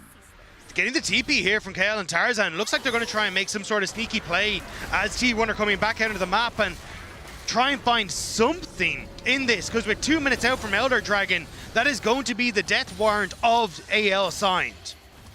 How powerful is T1 Aura at Worlds? They're strong, man. Yeah. Honestly, strongest thing I've ever seen. The plot armor is crazy, man. They said it themselves last year, come in as the 4th seed, and they left holding the trophy. This tournament, they came in not looking super strong, and yet coming out in this game, they win that one fight at the Dragon. They win it very heavily, but they get so many rewards. The Dragon Soul plus the Baron, and they immediately just take over the entire map. But it's not even this tournament, right? Like, you look down the roster of AL, it's Hope in 2022 lost against T1 on JDG in quarterfinals. It was Tarzan who lost against them in semifinals. And then even Flandre, the year he won Worlds, still lost to T1 0-2 in groups. It just feels like it is so difficult for LPL teams to match up against T1. They have looked a lot better at MSI, but this ain't MSI. All right, T1, let's see if they can finish the job here at Flowers. Again, this is a full best of 5 as well. We are going the distance today. T1 here in game number 1 have jumped out to a very sizable lead for themselves. Now all that's left is to push in for one split push. Since they already have the top inhibitor down, they can just do mid and bottom. Currently, though, they're actually split a little bit more, with Faker going back using his, I assume, extra teleport being at the ready here. He'll just answer the wave that Flandra's pushing and then join at the next cause. There is some vision in behind T1 though, and maybe that's what AL are looking for. You can see they're pinging that ward that's just over by the T1 blue brush, and that may be what they're trying to get Flandre onto, as Faker going to match that push in the top side, but they need to go very quickly if they want to make this play work. Exactly. Elder spawning in 5 seconds. This objective, for how powerful the buff is, dies very quick. And the money at this point in the game, it becomes really, really difficult to overcome because you get to purchase all of these like one fight power points. The Guardian Angel here on Owner just makes Pantheon a completely different weapon. You can just ult right into the back line. You can go for flash point and click stun plays, and you have so many other defensives. You know, the spell shield here for Guma with the Edge of Night. You've got the arm guard for Faker. So the luxury of creating some more spectacular plays is now afforded to them because of the gold lead. You can see Flandra's tremor senses are tingling. He knows T1 is in that fog of war, but it's so dangerous for AL to step up. Keria with flash, with exhaust here on the Rakan. Kael swapped over to a ghost on his Braum. Looks like T1 don't know where Tarzan is though. There was pings going over towards their own jungle, wondering if Tarzan had managed to sneak his way in, but Dragon now started and Tarzan spotted as well. Okay, Owner and Keria are the only two around the Dragon Pit for now. TP coming in. Faker is ready to join back up with the rest of the team after purchasing the Crypt Bloom. AL starting up the Elder Dragon now. T1 watching on, waiting for the rest of the team to approach. Elder Dragon down to about 1/2 HP. Hope taking a chunk of damage. Dora charging in. Weaver's Wall over the top. Kael's going to be caught. A ton of burst onto the support of anyone's Legend, and he's already down. T1 charge forward. Double killing Gumayushi. Pressure onto Tarzan. Triple kill Guma. AL are cut to pieces, and T1 holds the the sword. Flandra's last to die. And ace for T1 will be the end of game one. Great force there from T1. They use their wallets and they destroy AL at the Dragon one more time. Doran putting the last touches here on the Nexus turrets. The Elder Dragon is claimed, but there's no one left to execute. The game was quiet. The game was close for so very long. But when it came down to the clutch, it's T1 who prove why they are the reigning back-to-back world champions. They out-team fight AL, and they'll take the first game in this best of 5. T1 looking to silence any doubt that was thrown their way. Cool, calm, and collected. They take one game off the LPL. If you think we're a normal opponent, then you've already lost. Game number 1 goes to T1. I feel like this has to be a team that can be called anything but normal. Desk, what do you have to say? Well, Captain, it's that T1 magic all over again, but at least it was only one game, so we won't parlay it into something bigger than it is. The problem is, Mal, that we set up the entire pre-show talking about how they don't look like themselves. They've not shown good things. Their early game isn't good. Their top players aren't playing as well. So what do you say? Yeah, we do a little check-in. Welcome to the tournament, Carrier. I'm glad you're here. Let's go. Would you like to hold that? No. I'm not getting. No, this is just game 1. But what I do like to see is that both Doran and Carrier, with the big talking points going in, had a much better performance here today, right? Carrier on the Rakan in particular, 4 bans going his way, by the way, still had an incredible performance. Speaking of Carrier, I think him and Faker had a game-winning moment very early on, thanks to a reliable Cisco network. The synergy between those two was absolutely on point as a charm comes in hot. Yeah, and this was kind of the big game changer up until this point. They've been really, really tense. Doran goes in. They blow so much on Doran, and then watch the Rakan follow up, flick back, and it's just, it ends up destroying AL. And with this AL composition, I actually thought they did a really good job early playing around Flandra's pressure, setting up vision, getting that topside turret. There was a very clear game plan, but once you fall behind, as we saw, A, they lack damage, and B, the only initiation really is Flandra flash initiate, right? And so they kept falling further and further behind in these fights when Flandra would have to look for these flanks.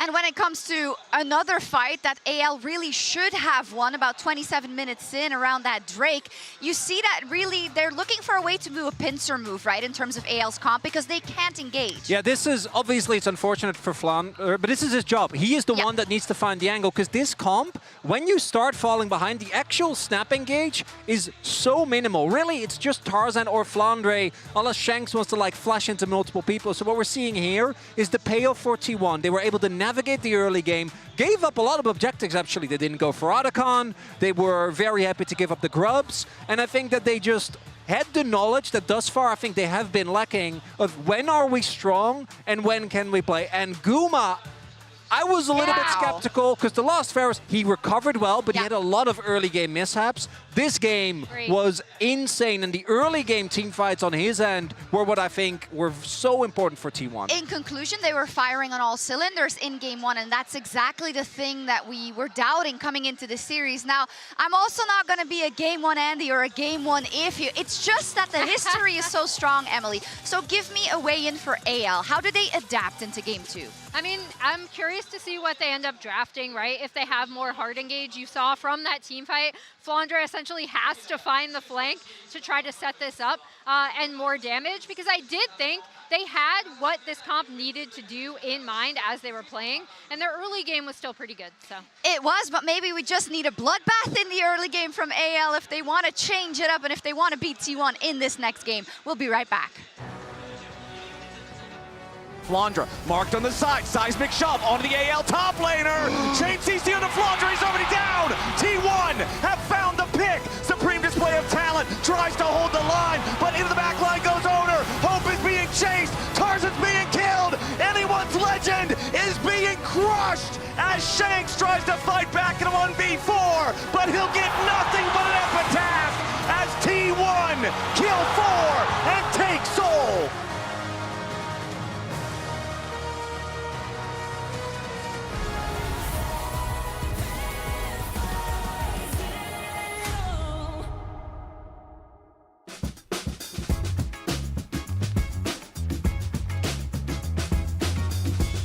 大家好，我是来自 Top 的 T-Club， 希望 LFL 战队能和我们一起加油。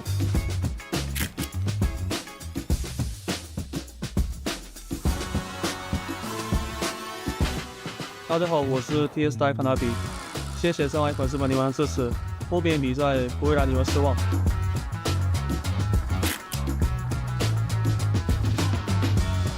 Hey players, I know a lot of you have been asking about the winter map and why we haven't been able to do it, and I'll tell you, it's really difficult.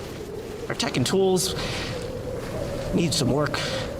Hand painting everything and the map itself is a lot of effort, and not to mention there's gameplay clarity. And can we just talk about how even though it's winter in the northern hemisphere, in the southern hemisphere it's summer? And isn't that where Medler's from? He's from New Zealand, right? So I don't know if we're gonna be able to pull it off. But you know what?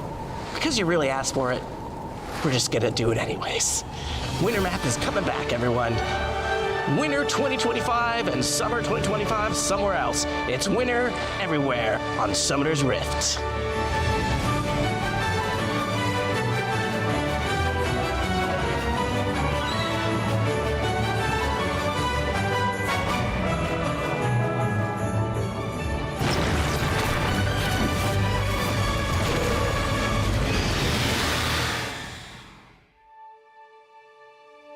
An update is required. Financial system updating.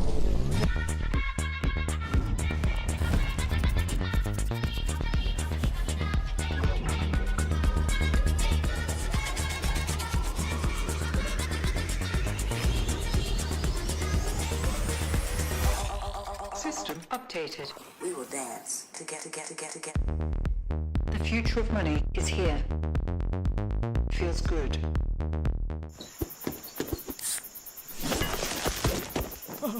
Red Bull gives you wings.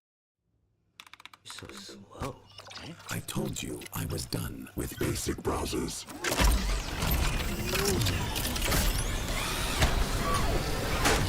Your setup wants Opera GX, and you're holding it back.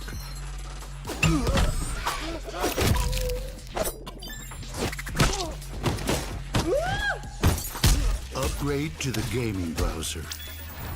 Download Opera GX. The greatest players in the world are here.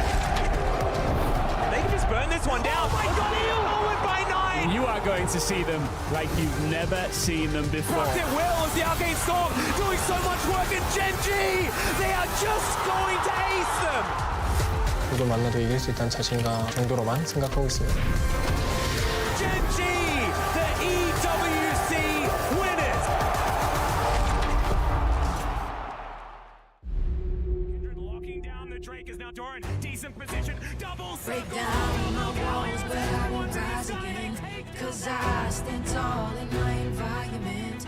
How could I ever close my eyes as they silencing? They try to take me down with their violence.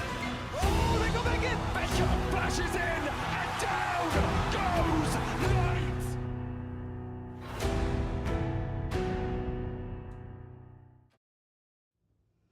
So slow. I told you I was done with basic browsers.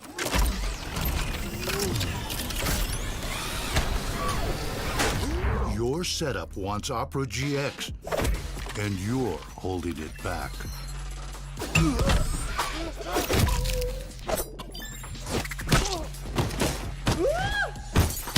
Upgrade to the gaming browser.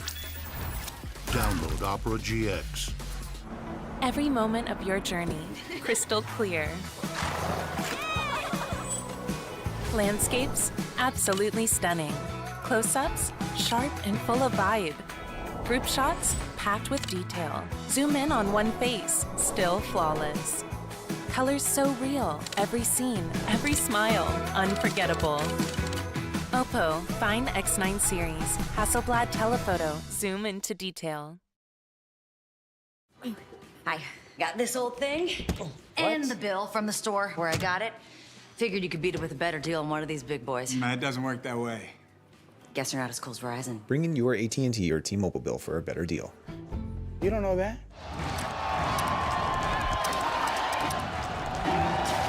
Red Bull gives you wings.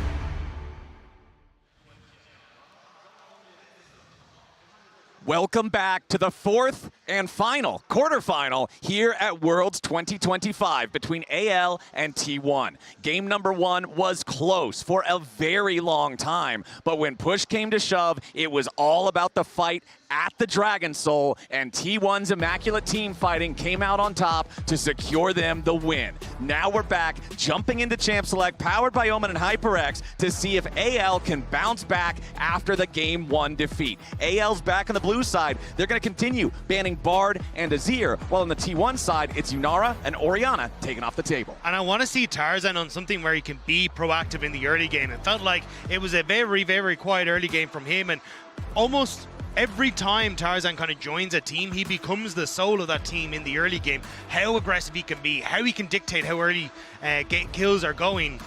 But weren't able to get much out of him in the last one. We'll have to see if he can bounce back. As far as jungle, there's a lot of power picks up at the moment. Wukong, the Jarvan as well, and Xin Zhao, all really highly prized. Personally, I'm a big fan of Wukong. I just think that team fighting on this champ is so incredible. Although, of course, your pre-6 influence isn't the biggest, but I still think the payoff is definitely there. Wukong actually has not been played yet by Tarzan at this event. In the 5 games that AL played to get to the quarterfinals, they didn't have to use that champion a single time. We'll see if that changes here, but no, the priority instead is going to be on the Poppy. 7 wins and 3 losses on this one. It's been a very successful champ so far. Yeah, and it's a flexible pick, so opening up with it as first pick is definitely viable. And now you don't have to continue to ban that one of Keria champs. The Poppy definitely pairing well with the Bard as well as the Nico bans that usually find him. But he's just going to slam a Nautilus very quickly into it. I mean, you think back to MSI, and it was actually Owner who was able to snipe Kael on the Poppy over the wall with that Skarner ultimate and turn things around for them. So we'll have to see if T1 trying to opt in towards a similar strategy, but I like it. Go for the hook champion. The value's still there into a potential Poppy flex. And then, again, you can opt in towards more range stuff if you want to here, but it looks like it's going to be the Xin Zhao for Owner. Yeah, and speaking of the Poppy, Kael had a very good one at this particular tournament as well, as we talked about in game number 1 versus Gen G. But as we say, doesn't have to go into the support role this early on. So let's take a look as we progress. Are we going to get the Wukong? I really do think it is so exceptional for these team fights.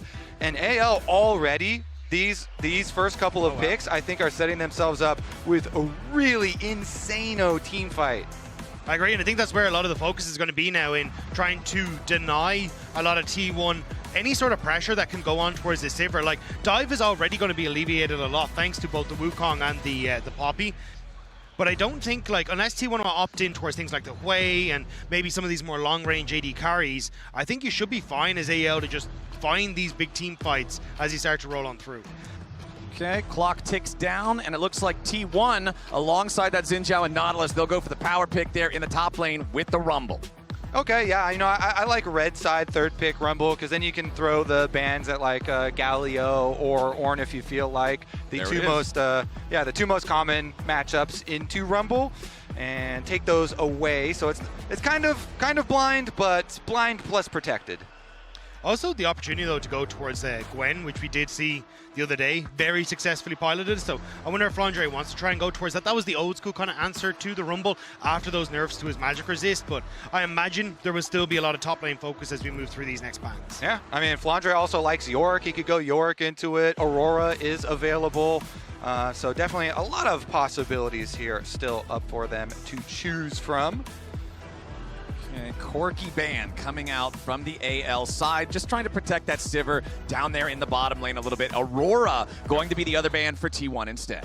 Yeah, so takes that one off that we were mentioning. Definitely a good one into the Rumble, a good viable flex pick for the solo laners. Plus, it's a champion that I think most T1 fans don't want to see Faker on, so you're not worrying about denying it to yourself. You're denying it from AL at the same time. You're pretty happy overall, and Jhin will be the other ban here from AL, so double marksman banned out in the second half. For them. And I do like it, because AL, kind of, that's what their worst problem is going to be here, is going to be range. Like, if you opted in towards these poke champions, but instead it's Guma Yushi slamming the Draven. Yeah, and this is all confidence. This is all skirmishing from T1. They've got Draven, Nautilus, Xin, and Rumble. They are going to give us the action we wanted, Flowers. They are going to have fights pretty early on and play very aggressively here. Now, quickly the responses from AL. The Galio that we had previously mentioned as a possible pick into the Rumble, looking like it is going to be played in mid lane if we actually get the Ambessa lock in. Yeah, that's curious. Obviously, you expect the Galio into Rumble. It seems like one of those natural counters. But then, what do we got to get here?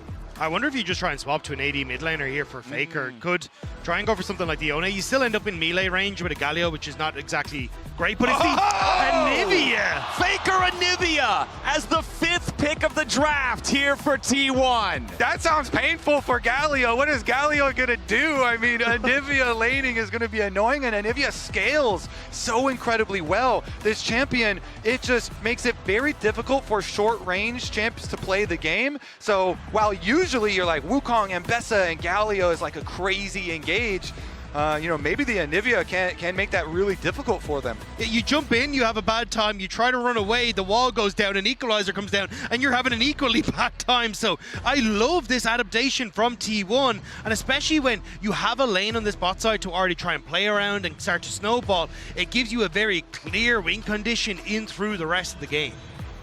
I love seeing champions that almost never get picked, and the only thing that makes it better is when it's happening on the biggest stages with the best players in the world. And now we get to see Faker on the Anivia here in the second game against anyone's legend. I really want to see how well the wall placements are going to work in this one, because a properly placed wall can decimate a team fight. So much on the line here for AL, going down 0-2 versus T1 as the LPL second seed. Would not be the way that you were expecting this one to try and start off, but T1 once again looking strong in game 1 versus the LPL. We'll have to see as we get onto the Rift if they can continue that trend. Faker has a lot of good career win rates for a lot of champions, but Anivia 8-2, another very good one for him. I feel like all of his win rates are like 70 or 80% on something. It turns out if you win 5 World Championships, your win rates are pretty good. One thing I also want to point out here on these runes, a lot of times you see the Summoner Spellbook matched by supports, but not this time around. It's Keria going for the Aftershock on the Nautilus for the extra fighting power early. Also the phase rush on the Anivia. Usually you'd see things like the Comet in that because you want to try and poke out your opponent to the lane. But Faker kind of realizing, well, the only way this goes south for me is if I end up getting caught out by a taunt or by that knock-up. So being able to very quickly pop that phase rush and keep out of harm's way from Tarzan and Shanks is going to be crucial in these fights. Yeah, and he's also got the Scorch there for the painful lane phase here to apply more and more damage early on onto Shanks. All right, we've still got a little bit of time before our minions make their way into the lanes to collide. So remember, if you've got a couple seconds to spare, log into your Riot account on LoLEsports.com and watch Worlds Live to earn some exclusive Worlds emotes, icons, and capsules. Maybe you'll get an Anivia skin in one of those capsules so you can play just like Faker does. We're looking at our junglers, both of them starting here in their red side quadrants. A little bit of a tongue twister here in the second game. Yeah, I mean, honestly, everybody's going to be thinking about this bottom lane. It is Guma, Yushi, Draven here. Into the Sivir lane, and already they are scrapping, getting some summoner spells really early. Spinning axes are finding their marks here. Popping the barrier just to extend that trade as well and make sure that he can win out as much as possible. So already with that trade and also having T1 pathing down towards that bottom side means that there is a very high chance that we see Owner trying to make something happen in this bottom lane early. Yeah, 100%, because, Xin versus Wukong early, you're going to have the extra advantage. So you want to play around this passive stacking Draven and see if they can get a cash in. Okay, Faker with that early push here in the mid lane, crashing that wave into Shank's turret. As you can see, the same thing happening up there in top. Flandra crashing the wave into Doran. Flandra was the point of strength. Level 3 for AL in that first game, but now we can see Tarzan coming down for the Wukong level 3 gank potential here in the bottom lane. Keria goes in with a dredge line. A lot of damage onto Kyle. He flashes away. She flashes after. One more spinning axe is going to do it, but no! Hope denies it as Keria has to flash over the wall to escape, and T1's marksman gets punished. Nice move from Tarzan early. Tarzan gets there first. You wanted to see him, Flowers, with some early aggro. Well, he does it even on Wukong. This is something you don't expect. You think this champion is going to full clear, but Tarzan gets down there. Kyle does survive. That is also the critical part. Guma's going to flash forward to try and get his cash in, but Kyle does gain just enough distance. Look how close that was. That terror shot came in clutch. The auto attack was winding up, but Tarzan living up to the monkey trickster name in this one, immediately going bot side. Off of what was a very odd path because he did clear from his Krugs into Raptors, but now in mid lane. Yeah, Shanks has to immediately get out of there. Justice Punch clears the wall, but now the follow-up there from the Flash Frost as T1 jumps in after the AL mid laner, but Shanks barely survives with Flash. It's always what you do afterwards, after a level 3 gank, because then your opponent has the priority in jungle. And so Owner on the Xin is going to be able to grab the top side Scuttle Crab and then go into his re-clear. Raptors are respawning for him. The visit towards mid, getting Shanks' flash here is quite nice, but I think that minion probably saw Tarzan traverse over to the bottom Scuttle Crab. So they will know that he's at least going to get that one. Okay, let's see here. Down in the bottom lane, Kael and Hope. They're feeling a little bit better than they did earlier, thanks to the Gumayushi not quite being able to secure that kill. But I still feel like Guma's Draven is going to be in the driver's seat in this head-to-head. Yeah, it's a very early kill onto the Draven, which means that you hadn't really stacked up a lot of those adoration stacks. So still should be fine to continue to stack, and then if you can get that kill later on, should still be able to get a pretty sizable payout. So I'm wondering how much pressure wants to go to this bottom side, as it looks like Owner, with Flandre playing very aggressively on the top wave, wants to try and match a play. Okay, creeping around from behind. Trying to time this so Owner can be in position right as the wave is ready to crash. They don't want to allow Flandre to try to clear this out. Canamini going to absorb it here with a star. Wind becomes lightning. Flandre with a flash away. Doran going to burn him down, but he needs a little bit more damage with the flame spitter. The turret was so heated up, it makes it a 1-for-1. Flandre getting one back, and this trend of T1 diving and Bessa and it not working out will continue for a third time here at Worlds. Very, very critical for Flandre to get the counter kill there. As he turns around and the tower shot does deliver. He's got teleport. He's using his teleport to immediately go back to that wave since it is pushing away from him. Doesn't want to drop any more minions. Does mean that Doran will have the teleport advantage here with the Rumble, and him getting close to Rumble ultimate might have a big effect. This is a decent start here from AL. Kill on the bottom side. Now also Flandre been able to cover on the top half of the map. Also, the fact that you've invested this time as T1 into that top gank means that Tarzan has actually managed to continue to farm up and now match some of the shortcomings in the experience he had. But Flandre has hit level 6, eyeing up Faker on the Anivia in this mid wave. He's looking for that public execution, and he finds it. Faker gets jumped on. Flandre going in, trying to proc the rebirth, and they get it. They've scrambled the egg, and there's the feat of warfare for anyone's legend. Faker did not respect the ult combination. He tried to dodge the ultimate from Flandre, but then that Galio comes in, the ultimate layered on. He gets the knock up, and Faker flashes and dies and loses egg. Exactly. Losing the egg is so big. The rebirth has a 4-minute cooldown, and Faker is so much more vulnerable now. Flandre had to give up a lot, though, to make that play happen. Doran was able to shove in that wave topside very, very quickly. You can see it reflected in the CS difference there and the gold difference. Flandre up a kill, but bang on even when it comes to the gold. The old men on the rift fighting it out there. Yes, sir. Flandre makes his roam down, gets big value out of it. Let's see though, Anivia does still scale well, but you have to worry about repeat ganks. When you don't have the safety of your flash or your egg, you are definitely a vulnerable target. Exactly. That passive is such a powerful defensive tool, just at dissuading plays being made against you, and to lose it alongside the flash, like you already said, Kobe, there's now this massive target on the back of the Anivia. 35 seconds until the Void Grubs spawn. The Infernal Drake already on the Rift. You're seeing a couple pings around that bottom side river area coming out from AL right now. It is a question now of how much do T1 value AL's ultimates being down.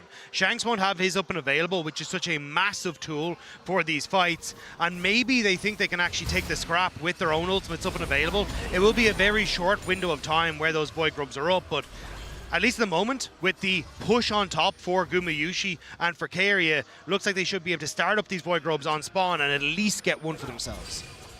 Yeah, meanwhile, AL feel really happy that because of the early gank on bottom side from Tarzan, Hope got that cull very early on, so keeping the Sivir in mid and just farming and being content to just trade objectives. All right, my Sivir's just gonna mow down the minions in mid wave and then rotate over the dragon. We don't want this early confrontation since you've got Xin and Nautilus Draven, and so they will go for the dragon and they will continue to farm. Exactly. Remember in game number 1, it was AL securing all 3 grubs, and then T1 securing that first Drake about a minute later. This time around, we swap them around. It's T1 going for the 3 grubs, and AL immediately handshaking the Drake in trade. Yeah, and Kael even TPing up to make sure that Flandre could get that wave without having to worry about the T1 dive afterwards. And one of the nice things here for Shanks too is because you're up against double AP solo laners, he gets a very easy build path. You traditionally want to go for the Hollow Radiance anyway, but it doesn't really matter if he ends up against the Anivia or that Rumble. Realistically, he's going to get value either way out of that item, which is just great for the AL mid laner. Yeah, and we'll see about the control over the mid lane because they're keeping Faker mid to match this Sivir. Both of them have extremely good wave clear, but one of them is getting ganked. Okay, Hope No, he's fine. He's Sivir. He's got a spell shield. He's okay. And during that time, where Keria does show mid going for a possible gank, it actually allows Kyle to get really deep vision. Look at that jungle. He just lit it up. 3 wards left by Kyle, super deep. And you know that Tarzan can take advantage of that information. A Wukong plus a Galio ultimate being ready to go over the top definitely provides a lot of very threatening engage angles that Tarzan can go in. And they have perfect information on Owner because of those wards. You can see the way Kyle is playing, though, to match these roams from Keria is a little late on this one, though. Yeah, Shanks could be in some danger as the axes spin. Shanks forced to flash again, but the Whirling Death doesn't quite catch him. The angle wasn't there, and Shanks survives. And Kyle was trying to move down towards this bottom side of the map to cover this play exactly, but thought nothing of it when T1 didn't show Keria on the bottom side. Starts to move towards mid instead, and that's when T1 pounce. If I'm on AL, I am calling to gank Guma Yushi now because no flash on Draven, and we've got a Wukong Galio. Shanks, of course, did have to use his flash to get away and teleports back out to mid lane, but that is going to be some decent threat. Yeah, I mean, Shanks arrives. He takes a quick burst there from Faker, but luckily for Galio, he's pretty resistant to that magic damage, so not nearly as punishing as it might be if someone else would find themselves caught in the same situation. We still don't have any neutral objectives to fight over here for quite a while. Still about 3 minutes until the Drake spawns, 4 minutes until the Rift Herald makes its way onto the Rift. We do have the first major item completed with Owner grabbing the Sundering Sky here on his Xin Zhao, so I wouldn't be surprised to see him try to find a play. Yeah, I think if you're on AL, though, I like what Kobe was talking about, trying to punish Guma Yushi with no flash. You can try and shove in this mid-wave, Galio has the ult, Tarzan has his ult, try and use that to catch out Guma Yushi on this bottom wave and still have that timer for it to cycle through before these next objective spawns. T1, though, starting to set up on this top half of the map. Looks like it's only to see if they can spot out some defensive vision, and they'll clear it out. Yep, Owner does get scouted here, clearing out the control ward. Again, T1 constantly looking for angles to attack this mid lane, but some decent wards from AL on the bottom side. Also do see the attempt from Keria there. Look how much is invested by T1, though, on this bottom side of the map to actually try and keep Guma Yushi safe. They have a ward in this bottom brush. They have a ward that's just timed out of Raptors, and they had a ward as well that was in that entrance into River. They've been trying desperately to make sure that nothing can happen to their AD carry on this bot side. And speaking of AD carries, on the other side, it's Essence Reaver completed for Hope, so Infinity Wave clear from now on, alongside the fact that he's already got a 400 gold lead because of the First Blood, and his call is about to cash in just 10 stacks. AL's AD carry is set up to be in a great spot for this next objective fight. Yeah, I mean, Sivir versus Draven starting out like this, where Draven has not gotten a cash in, had an early death, and Sivir has gotten a lot of free farm towards mid lane because of their assignments previously, is really, really good news for their side. Will say, though, you know, we are still looking towards the next big team fight. That is going to be the one that actually moves the needle here in this game. As you say, it's only 50 seconds away now. And already trying to get some setup work done here. Kyle, once again, he's moving in, trying to get a little bit deeper vision. I'm curious how AL want to try and approach this fight, though, because at this stage you still have Guma Yushi, his flashless, so I think that is going to be your focal point. It's Hope may try and stop them, but again, you're kind of in a position where it's difficult for you to hold on to pressure on this mid-wave because it's against the Nivea, and it looks like at least Tarzan identifying that, holding on here in mid, so that then you can play hyper-aggressive on this mid-wave and try and find something. And you just saw it right there. Hope's boomerang blade, his ricochet, bouncing through the wave to stop Guma Yushi's back as Doran goes in from a ton of damage. Here with a Flandra, the public execution plus the flash to try to get away. Flash Electro Harpoon coming out from Doran, but no! It's Flandra with reinforcement from Shanks for the shield, for the outplay to stop Doran in his tracks. Wait a sec!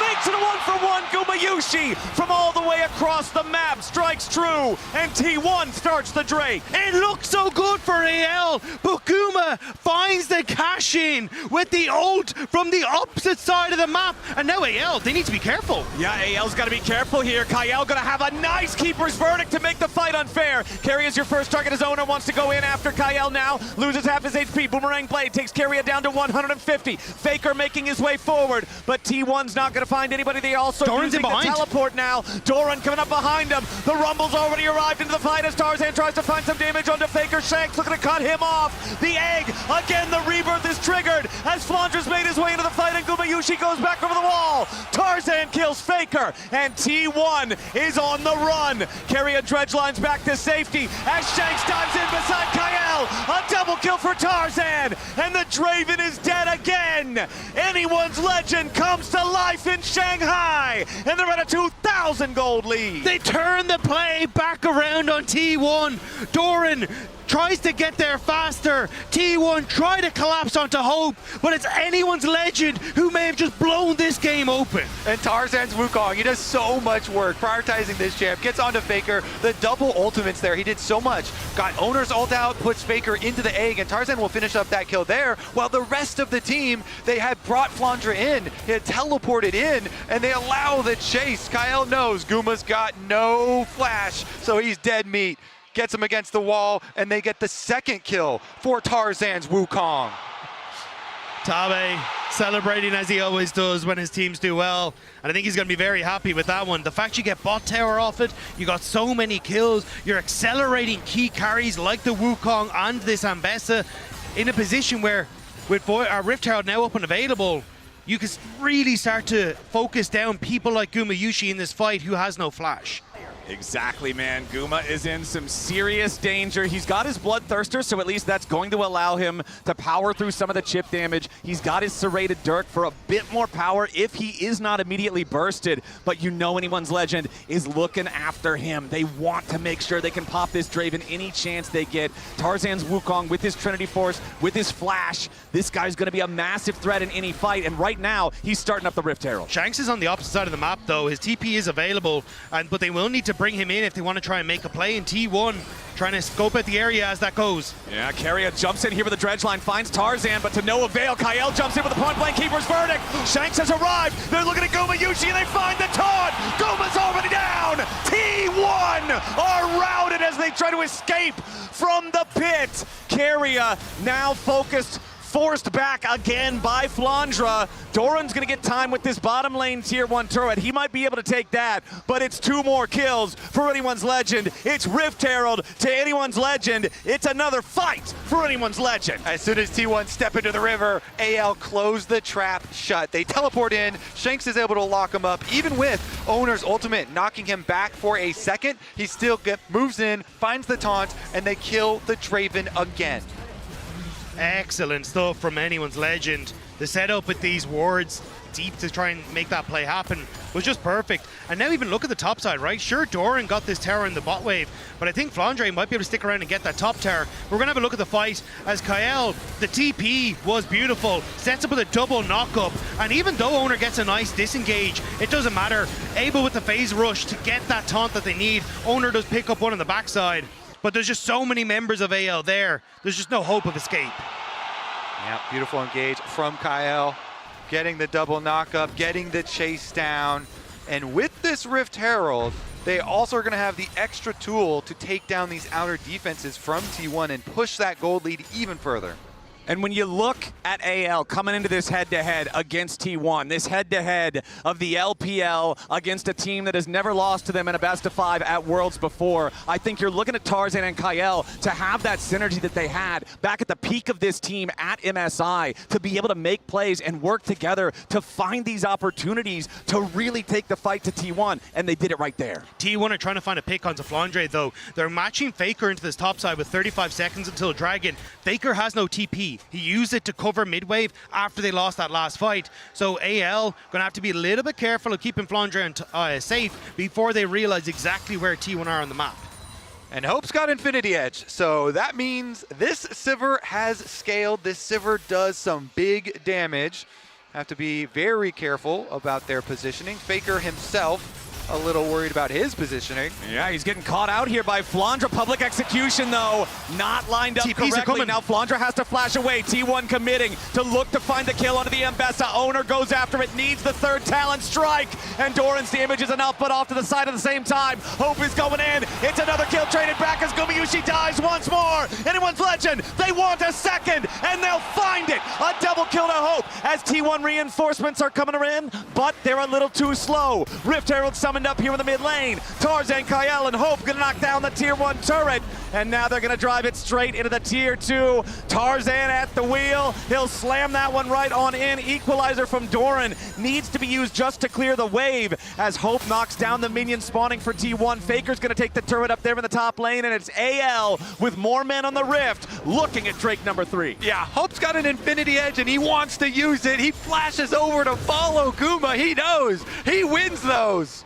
And it's such a good counterpunch because you see that play in the top side. KL again flashing over, immediately picks off Gumayusi and sets up for this play. And Keria, trying to keep his AD carry alive, only gives more money into the hands of Anyone's Legend. And it's at the beginning a good play from T1. We think, yes, Trade Dragon, you can't really fight. But now they're on towards Atakan. Flandre, they're looking for his TP.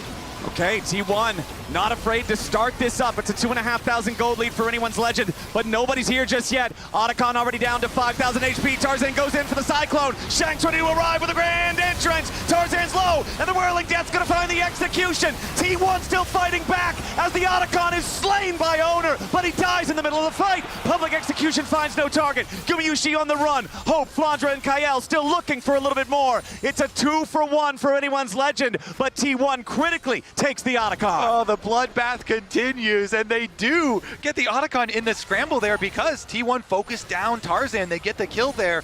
2-for-1 is a little bit of extra gold, but you would definitely rather have the Otacon and the extra experience and stats that you get from that.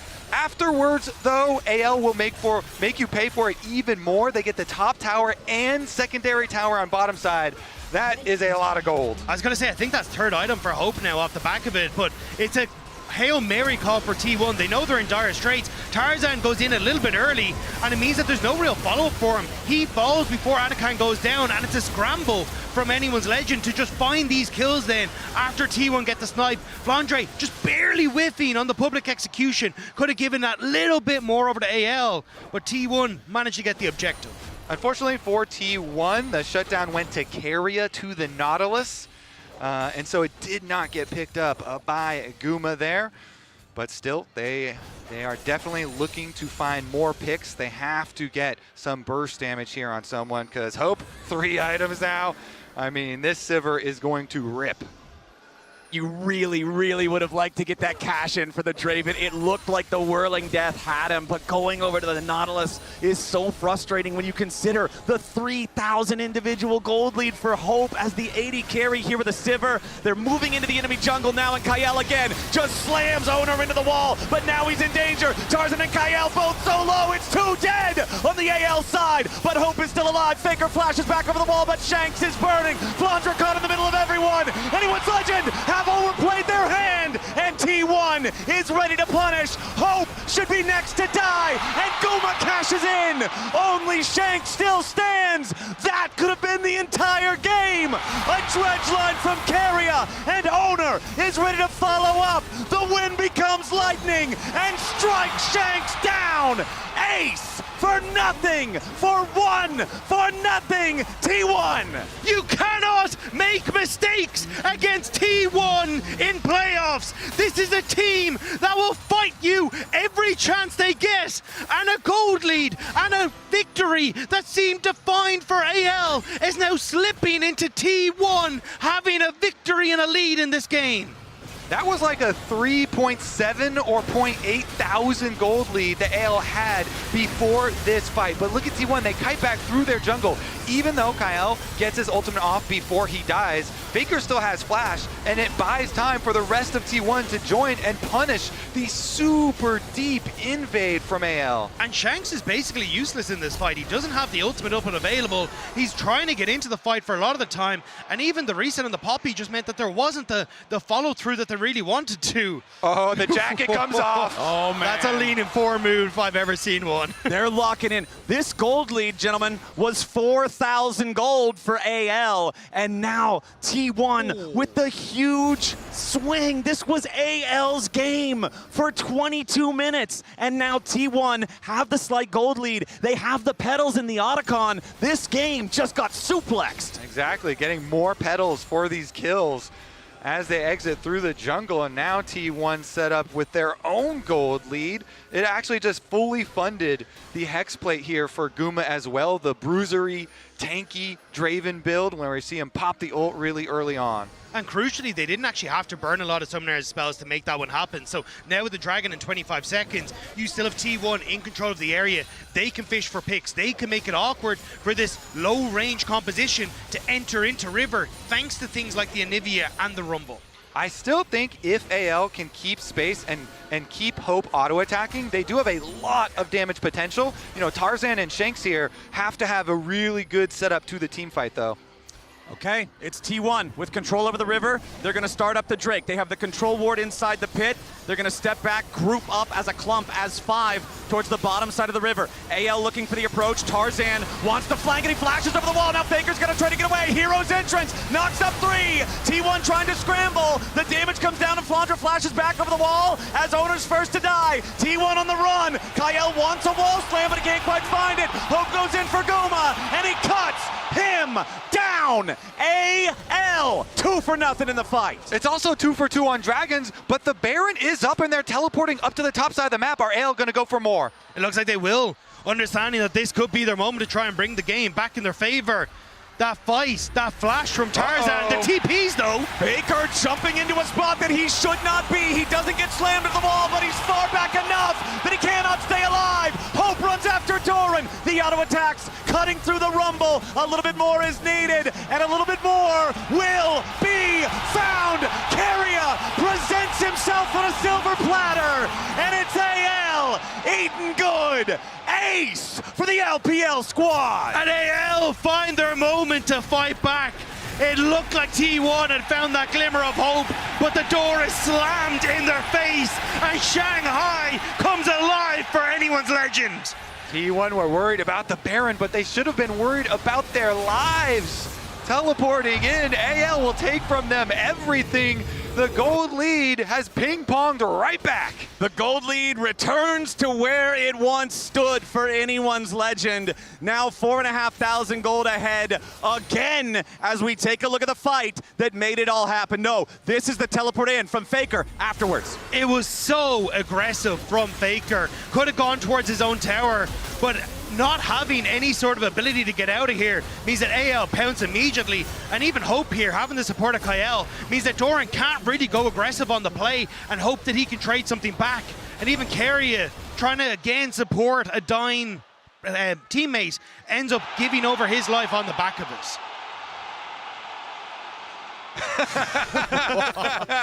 Okay. Look at these guys. All right, AL with the gold lead back in hand, and the Baron buff, so they can take a lot more.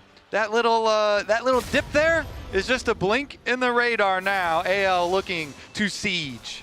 AL with their Red Bull Baron power play want to get as much of a lead with it as they can. This is the 6th turret that they will take this game, which means the only targets left are inside the enemy base. They're also a heavily Baron-reliant team. You are very short range, but they're looking for Doran. Immediately, though, it's T1 ready for their counterattack, but the counterattack doesn't hit hard. The Redemption's going to heal off pretty much everything from the Equalizer. Tarzan's clone's the only thing that took meaningful damage, so T1's going to clear the wave away, but the Cannon Minion is still alive. The tier 3 turret's below half HP. Everybody on AL is feeling confident, and without the Equalizer, that's a big team fight tool that T1 no longer has. Both lanes being pressured by AL. Gumayushi has to step forward to clear out these Cannon Minions because it's the only way you have a chance, but it opens up for AL to look for plays. Kael fishing for the Poppy ult, doesn't go for it. Yeah, it's so hard to push on Anivia always. That's why this Baron buff is so important for AL in their attempts to siege. The Baron buff allowing so much of this extra damage to come through, empowering those cannon minions, empowering both lanes. All right, top lane about to be the next target. Flandra wants to crash the wave. Still 1/3 of the cooldown left on the equalizer. Tarzan takes a little bit of damage here, but again, it's nothing super serious. Shanks leads the charge. Tier 3 turret drops to a colossal smash from Shanks as AL has found their way into the enemy base. T1 scrambling, regrouping between the top and mid lanes as they do want to continue trying to defend the turret. AL's gonna take their time though. Now they focus on the top lane, tier 3. Flandra's already got the wave. Hope steps up. Second tier 3 turret eliminated as T1 continue to retreat. Anyone's Legend still playing it nice and slow. Inhibitor under siege top side first. Hope plus the cannon minion, more than enough to take that one down. Mid lane's already down. Those two inhibitors within 10 seconds of one another, nearly perfectly synced up as Anyone's Legend take their exit. They look at that 40-second Drake timer and say, right, we've got enough pressure. Mid and top wave's going to be pushing in our favor. We can reset, pick up a completed item, a 4th item for Hope. And he should be able to carry through this next engagement. I think for T1, maybe you just have to let it slip. A 3rd dragon, buy some time. Hope this Anivia can get to a position where she can be a massive threat in fights. Yeah, AL here moving in. 4 items now for Hope as well. The Sivir, the damage will be insane, bouncing back and forth, cutting the healing as well. And look at the footwear of Anyone's Legend. 4 tier 3 Mercury treads purchased. The ability for the Anivia to try to do anything meaningful to so many of these champions is so restricted. And you can see T1 are making the call. We cannot go fight for this. It's not Soul. It's not worth it. AL with a 6,500 gold lead now find themselves also at Soul Point. The Whirling Death used to just try to maybe get the Miracle Steal. That cooldown's going to be available again before the Baron would be a fight. And that fight is less than 2 minutes from now. And that's why you're seeing them just try and give as much gold towards Faker. He has the Seeker's Arm Guard for protection. Would love him to try and finish off his magic pen item, but unfortunately for them, you're not getting that time as T1 tries to clear out the mid wave while the bot siege begins. Yep, no more Baron though, means considering Faker has the wave clear of an entire team as Anivia, he can take care of those super minions. Everybody else groups up to defend the only remaining tier 3 turret, but over the wall goes Tarzan. Faker's got to try to stay safe into the back line. Public execution onto Faker. Redemption's not there in time. The egg has already been procced, but he will not be reborn. A kill onto Owner follows. AL's already found 2, and they want Gumayushi. Doran and Keria will be next to die as T1 are wiped off of Summoner's Rift. Anyone's Legend with a clean ace to win game 2. The Panda Warriors are coming alive in game 2 and showing that in Shanghai, this city will belong to them.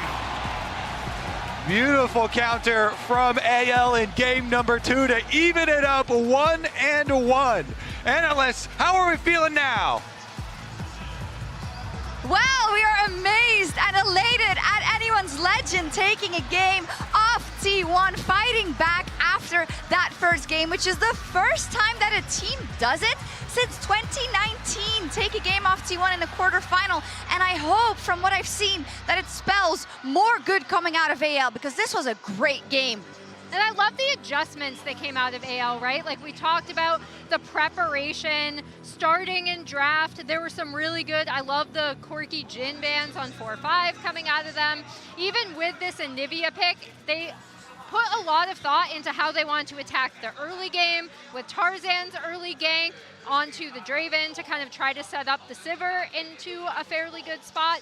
It just seemed like outside of that one, the little We'll talk about it later. jungle, we got a little dicey, but like other than that, I really thought a lot of thought into AL's game plan. Yeah, I obviously being more accustomed to LCK, I was like, what are they doing? And I was like, it's fine. It's just an LPL like, gold yeah, graph.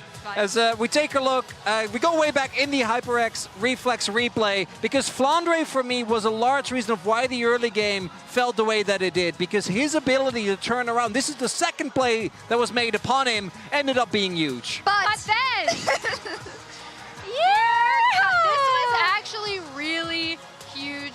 for T1. They ended up getting Drake off the back half of that as well. But for me, Flandra actually did have a huge, Flandra and Tarzan both, had a huge impact in this early game with both of their ganks. And it happened for Flandra, I think 2 games in a row now. And the reason why I don't want to go and scream it off the rooftops that they finished that game cleanly is because of a replay we need to look at. Yeah. And Maurits was saying, oh my God, is this happening again? Yeah, I was very upset because this is the point where this is too much plot armor, okay? This is not okay. T1 should be losing this game from this point, and AL really overstepped, fighting to choke points, I think, feeling emboldened because they have Poppy, which can turn fights in their favor, but you're fighting in a choke point against Anivia and against Rumble. And obviously, in the end, I want T1 to win, but I also like good League of Legends was up on this point AL was playing. He said it, clip it, clip it. It's true, right? And up until this point, I think that AL had firm grasp of the game. Yeah. But what to me was the most impressive was that this was only a small setback and they actually bounced back. And I was worried that it wasn't going to happen. And I think that they deserve to win this game for 95% of it. So the fact that they're able to close it out feels fitting. Emily, welcome to the LPL. Yeah, exactly. Yeah, talk about the recovery, because as you say, right, in such a fight-heavy region, which it's not, I know people used to say, well, they don't just fight. That's not what I said. Obviously, they didn't, because they know how to get the objectives as well as fight, but you do see a form of resilience often in these back-and-forth games that they can put on the Rift. Yeah, in this pre-Baron fight, it's up for them to taking Baron. Faker ends up TPing right into a trap. That here. TP sucked! It did. And the biggest benefactor of this is actually Hope, who is going to get this kill onto Doran in the back half, and Sivir ended up taking over so many of these fights with her cleanup kills. This was the Baron. I'm glad Cass touched upon how important it was for them to get that Baron, and this, it isn't even a classic LPL goal graph where we have a few more of these in there, but you do see that little dip before that fight we just saw and then into the AL win. And what I want to highlight and what I love about these first 2 games is that it feels like in game 1, there was a moment for every member of T1. In this game, there was a moment for every member of AL, right? It was the early gank from Tarzan, diverting his pathing. It was the team fighting from KL. It was a couple of really clutch ults coming in from Galio as well.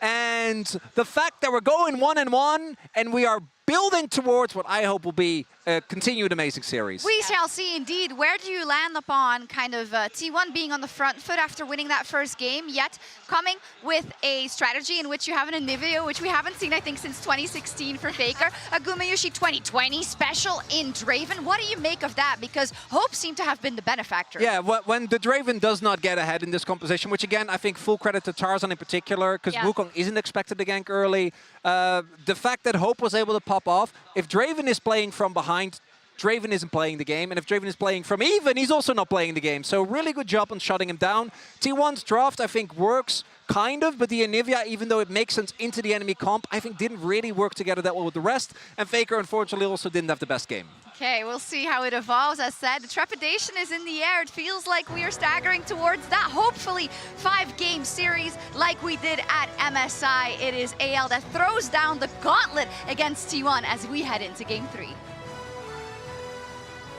A flash from Tarzan. The TPs, though. Faker jumping into a spot that he should not be. He doesn't get slammed at the wall, but he's far back enough that he cannot stay alive. Hope runs after Doran. The auto attacks cutting through the Rumble. A little bit more is needed, and a little bit more will be found. Keria presents himself on a silver platter, and it's AL. Eating good. Ace for the LPL squad.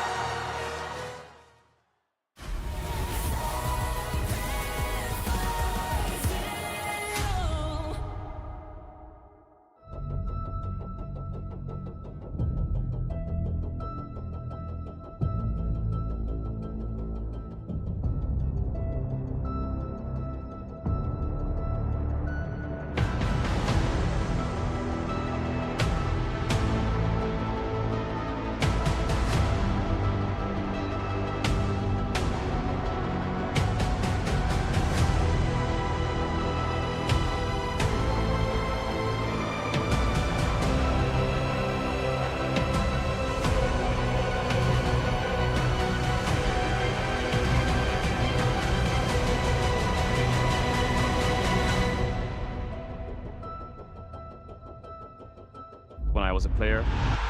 If I was to like make a misplay, maybe it's my mouse, maybe it's my armrest, something feels wrong. If you were at home, you wouldn't do that. The Infinite Precision Armrest is part of the larger Circulab on Stage standard initiative, aimed to bring your home or training room settings to the tournament stage. 이제 저뿐만 아니라 다른 선수들도 세팅을 더 원활하게 할 것 같고 가장 편안할 때 더 강력한 플레이가 자연스럽게 나옵니다.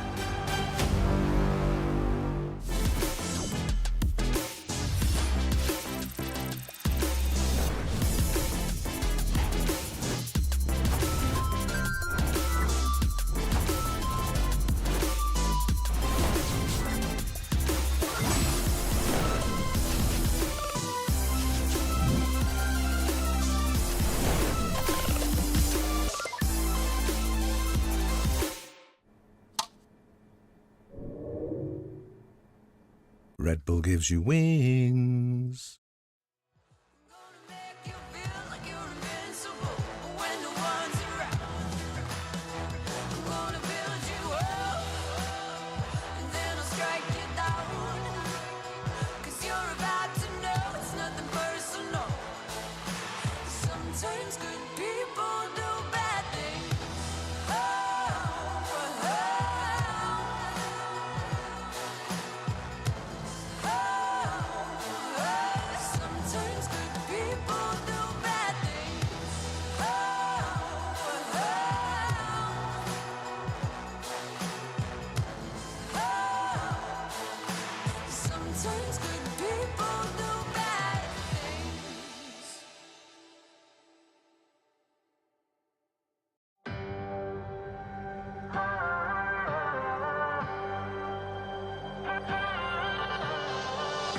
A story begging to be told, a moment pausing to unfold.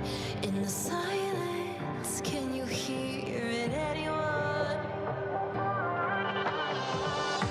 A memory scared of letting go, fading to a distant glow. In the darkness, can you still feel the sun as it's coming up? Welcome to the start of something new. Welcome to the hour that waits for you. The time feels like it could be right for our dream to come true. Welcome to the start of something new. Start of something new.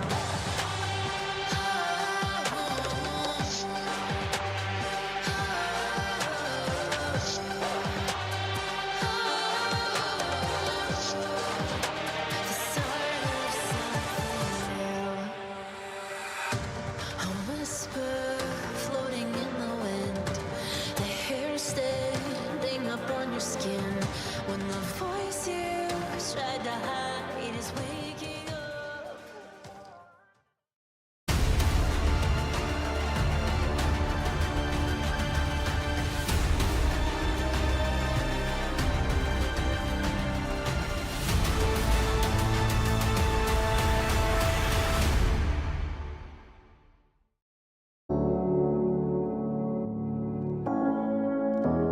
안녕하세요. 저는 AL 서포터 카일입니다. 이번이 첫 월즈입니다. 연습 과정에서도 잘 연습하고 밥 먹을 때도 잘 먹고 숙소도 되게 좋아서 잘 지내는 것 같습니다. 첫 월즈에 기대되는 거는 다른 리그랑 붙어볼 수 있는 거랑 여러 대회를 많이 볼 수 있다는 게 좋은 것 같습니다. 충분히 성장할 기대치는 높다고 생각하고 아직 단판제랑 BO3밖에 안 해가지고 BO5 다전제 나오면은 그때 잘하는 게 진짜 잘하는 거라고 생각해가지고 그때 좋은 모습 보여드리고 싶습니다. 지금까지 계속 응원해주셔서 감사드리고 그리고 더 좋은 경기력으로 부탁드리겠습니다. 빠이빠이.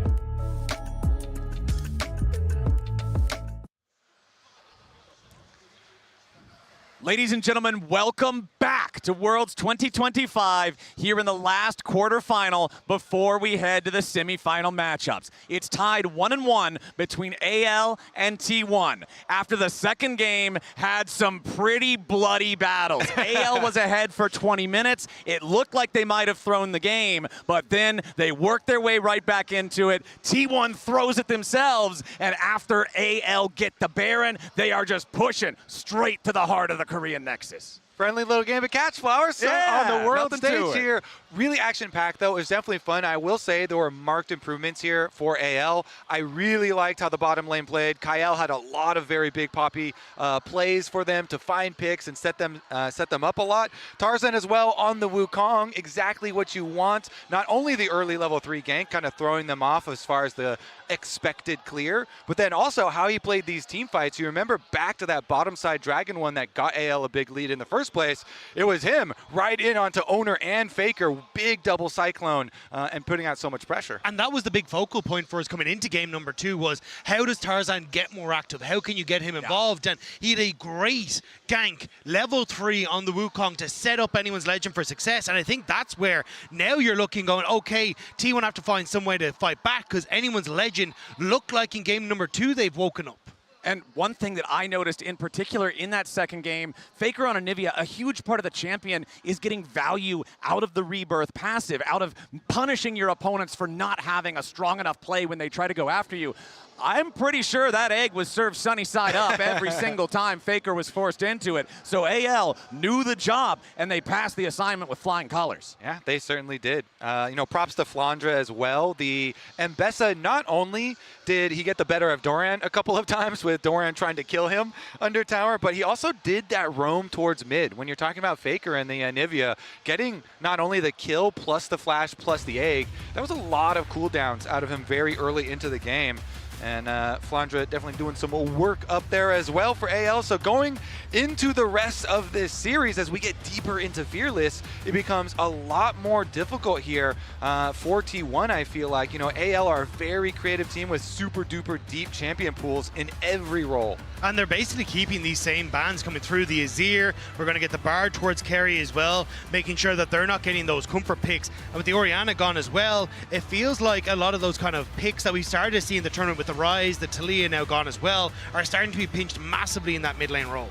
And over on the T1 side, Alistar's banned away. The Trundle first ban of the draft lets me know that T1's got to be looking at something tanky, probably up there in the top side, that they do not want subjugated in these team fights. Corki, third ban in the first half for T1. I am curious what T1's first pick is going to be, because it feels like the Aurora is kind of the other big mid laner that we've seen go through, and Shank's more than happy to play it. I mean, you were already talking about Flowers. It hasn't been the best of times for Faker on that pick. So do they end up just trying to take it as a pick away, or will it be anyone's legends they have to get their hands on it? But that Bard that you mentioned, Dagda, it's through. Yunara is the final ban in the first 3 here for anyone's legend. Remember, Bard is banned against Keria pretty much every game. He's kind of a miracle worker on this champion. We'll see what kind of priority T1 want to place on it. And the thing is, if you leave it up, Kyle definitely can play it as well. Definitely likes to play it, so it's also a weapon for AL.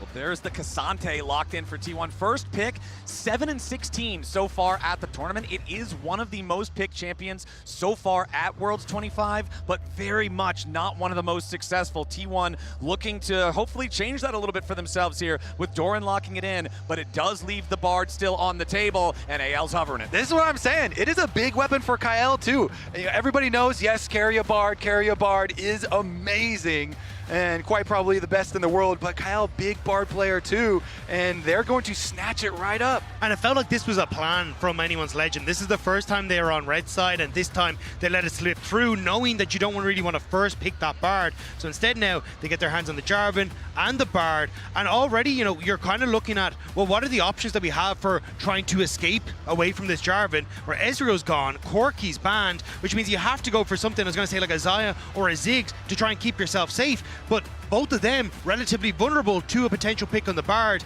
ahead of time before that Jarvan goes in.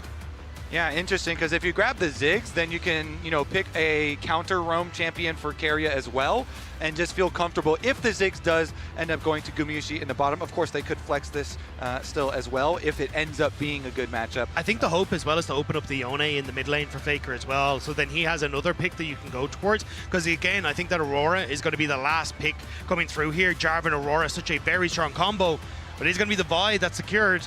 I have to see that Aurora is going to be last. And I always love that combo, Vi ultimate into Ziggs bomb. The problem is Bard can kind of counter that play if the Bard is in a good position and is, close enough. So looks like we are going to get that lock-in as well that you're looking for. Yep, there it is. Dagda called it. The Aurora locked in. Assume it for Shanks here in the mid lane. And we'll see now what we want to ban. It's supports, it's mid laners that you're looking at on the Anyone's Legend side, and they'll ban away Leona first. I mean, it makes sense, right? Just try and make sure that you have a decent matchup on that bottom side. I am curious what they want to try and go for Hope here. The Xayah would be, I think, the best answer, just given what's on the opposite side. But a T1 can easily start to focus away those AD carries and just make this Ziggs Vi combo way more potent if you get rid of like Caitlyn Xayah. Yeah, I'm also thinking like Jhin or something like that, maybe for AL, for Hope. That's a champion that can follow up on a lot of these plays with Aurora, Jarvan, and Bard having a lot of kind of chaos threat here, multiple flank angles. Getting rid of the Cassiopeia, though, it looks like T1 not convinced that this Aurora is going to be going towards the mid lane to Shanks. I think it might be going in towards that top side to match up against Doran. It's something we used to see, but I think with the Rek'Sai gone as well, maybe they're a little bit more nervous, but I'd keep my eyes on more things like the Gwen and that. But there's that Pyke, that other roaming support that you were talking about, Kobe. Yeah, take away another one. T1 Pyke won't show up in this game. What's it going to be the last one from T1's ban, though? Because I do feel like it is actually, a good angle for Hope Jhin. Even though you're looking at K'Sante, does get very tanky, and maybe the Vi. They do have a lot of options. He's messing with us a little bit. I'm not going to react to any of these because he's jumping around to quite a few different choices. I mean, banning the Kai'Sa is good. That also is a big threat. It also has, follow-up potential for some of those dive angles. So very valid there as well. Yeah, I like something that has escape or long range. So the Jhin, the Zeri, Caitlyn, Xayah, I think you're all perfectly fine with. But I see it is just going to be the Jhin for that long range follow-up. So again, now it's kind of on Flandre, I feel like, to have a little bit more damage coming through from that top side. So I think I would be looking at things like the Gwen or a Jax, decent matchup into that top side, and can provide enough of that DPS in fights as well. All right, T1. Let's see what we're going to get here from that support, from that mid lane. We mentioned earlier maybe wanting a Yone for Faker in the mid lane. We'll see if that comes through. Supports both targeted here in the second half of the bans, but no, it's Keria Blitzcrank. Okay, the Blitz, the counter roam right here. Going to be looking to make some plays across the map. And the Silas on top of it. So T1 will be a little bit light on attack damage, especially if Owner does not get ahead or does not get some early power. And so it looks like the Aurora is going to go trying to abuse the K'Sante up in the side lane. And it is going to be Shanks here, looking to lock in one of those melee carries. I really like this adaptation here if they go towards the Yone. It gives you a really strong matchup in the mid lane that you can look to bully through, and you end up with the Aurora having this push on the top side as well. I love what Anyone's Legend have brought to the table here. Great dive, great safety for your AD carry, and it feels like T1 have to find creative ways to be disruptive in those fights. And if you want to disrupt something, one of the most disruptive champions in the game can be a Blitzcrank. We know what this champion does. The old phrase, one pull, one game. If you're not hitting hooks, you're completely useless. You might as well be a cannon minion. But the hooks can warp the entirety of any fight that you land a big one in. Yeah, and I think they're going to have to in this game, because to me, I think AL are going to have a lot of pushing power early in this game. Push out your lanes and let Tarzan get some room to work with on this Jarvan. I think AL's early game is going to be fearsome. Yeah, and Flandre, 10-1 on the Aurora.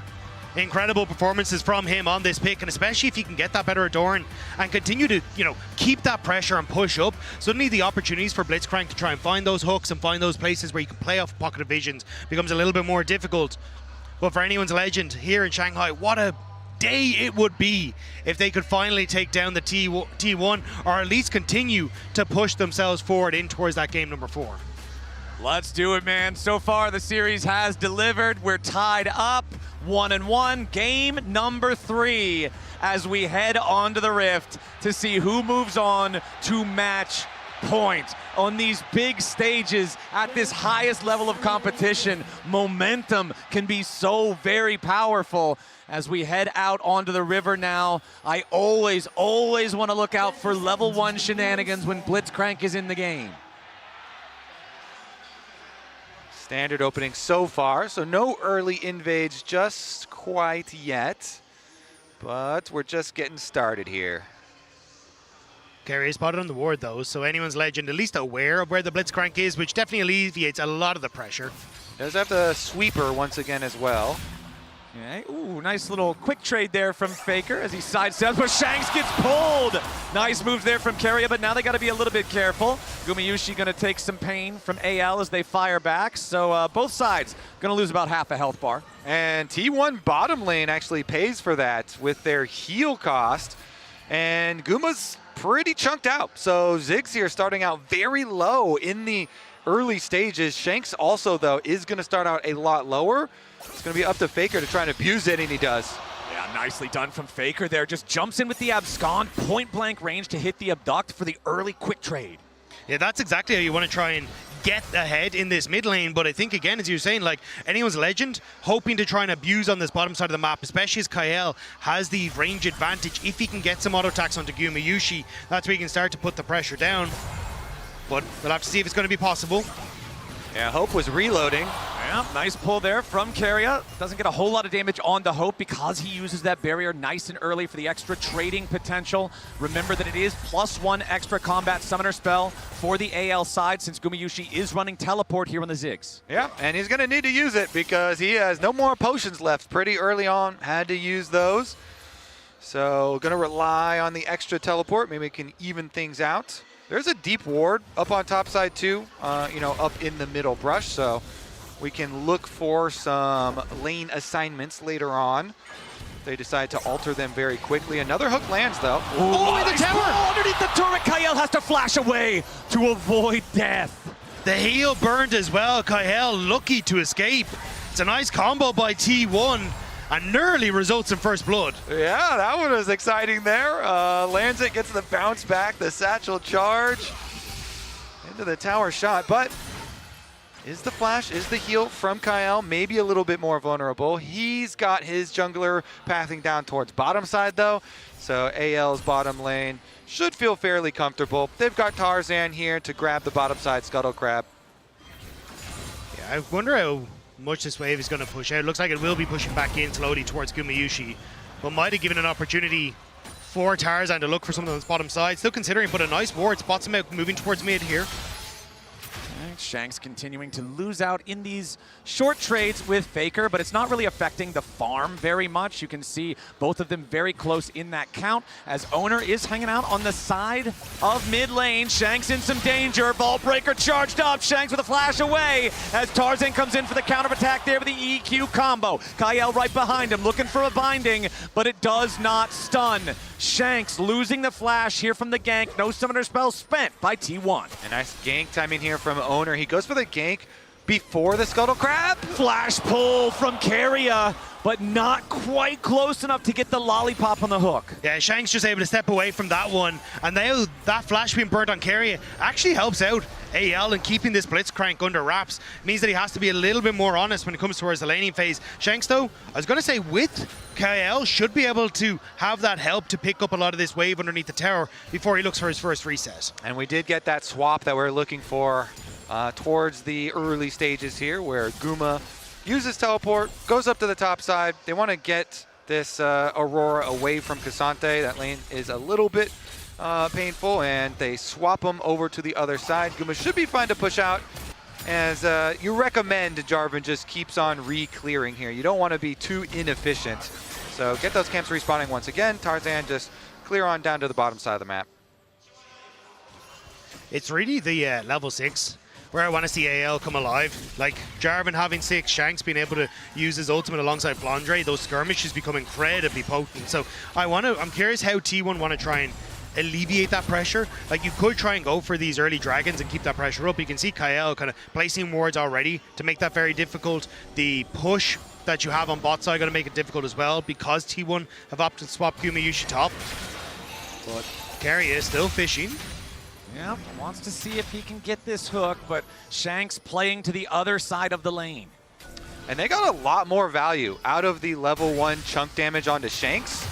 Ooh, Shanks, though, knocked up. Keria goes for the pull right after. No flash available on this Yone. They don't have enough damage to kill him, but with only 300 health to play with, he has to drink the potion, and Shanks is not in good shape. It truly is providing a lot of value there. It's causing a response from AL. They've got control wards all the way through the river, so they can constantly roam up to mid lane as well. And Faker is getting dangerous. Yeah, Faker walks too close to the brush. The deadly flourish right after the EQ coming in from Tarzan. Faker still on the run. AL thinking about going further. There's your fate sealed. Shanks goes in. First blood over to Hope. Anyone's Legend collapsed onto the mid lane. T1 have put so much pressure onto Shanks, but the valve just popped in favor of AL. Not only is it first blood, the jungler is the one killed, so it turns into that plus the dragon right after. Yeah, I mean, Faker is the one who wanders into the darkness of river, but Owner's the one who pays the price for it. And that is huge. The 2 control wards that AL had on the bottom side leading into this river, constantly keeping this highway of ganks open for themselves, provides a ton of value here. Also just great timing from Anyone's Legend to understand the spike Shanks had hit. Hit level 6 off the wave that was in that mid lane to open up for the follow-up play. Doran, little dicey here. Yeah, Doran's not loving this 1v2 situation. Deadly Flourish doesn't hit him, so he does manage to get back to safety with a little over half his HP remaining. But good stuff here for AL, pulling out to an early lead 7 minutes in. Yeah, smart little brush camp there from Tarzan, waiting around for that little roam, and the rewards are big. Starting to sack dragons early is going to be very powerful for them, trying to draw them into the next team fights. Regardless, Shanks will be moved down to the bottom side of the map to try and pick up the side waves. And last game we talked about wanting to see a more active early game from Tarzan compared to game number 1, and we got the level 3 Wukong gank. This time around, it's not a surprise to see Jarvan wanting to make plays earlier on in the game, and Tarzan leading the way is exactly the recipe for success you want to see from AL. And that's why T1 tried to attack the mid lane, because this like Jarvan-Yone combo is so potent together. And if they could get Faker into a lead, that could actually shut down some of that combination. But now AL having that kill go across restabilizes this lane in favor of Anyone's Legend, and they're even shifting Shanks now up towards this top side as the Void Grub spawn. They want to really hammer home how strong they are right now. Grub started up, and it looks like topside Gumayusi forced back by Flandre here at the same time, chunking the Ziggs below half HP. AL still with total control over the Grub pit. They've brought everyone up here, so Doran's gonna get some free firing time on the bottom lane turret, try to get some plates out of that one. We'll be able to secure the first, maybe even the second down here, but all 3 Grubs for AL.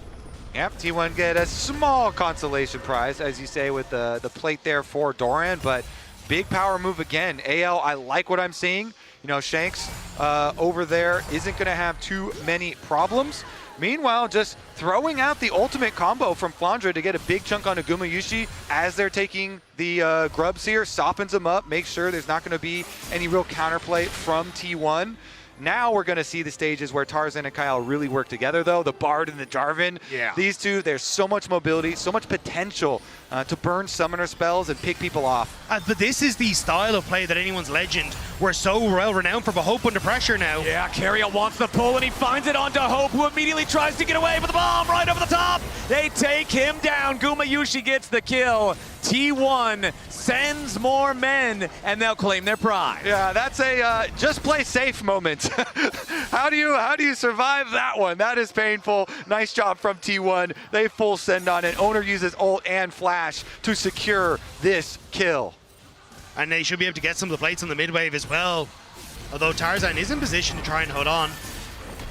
Doran versus Shanks down here in the bottom side. They're both just going to continue trading a little bit back and forth, but I don't expect a whole lot to happen from either one. You can see Doran does have the Negatron cloak for the laning against Flandra. That's not going to do a whole lot against Yone. There is still some magic damage in the kit, but most of it is physical.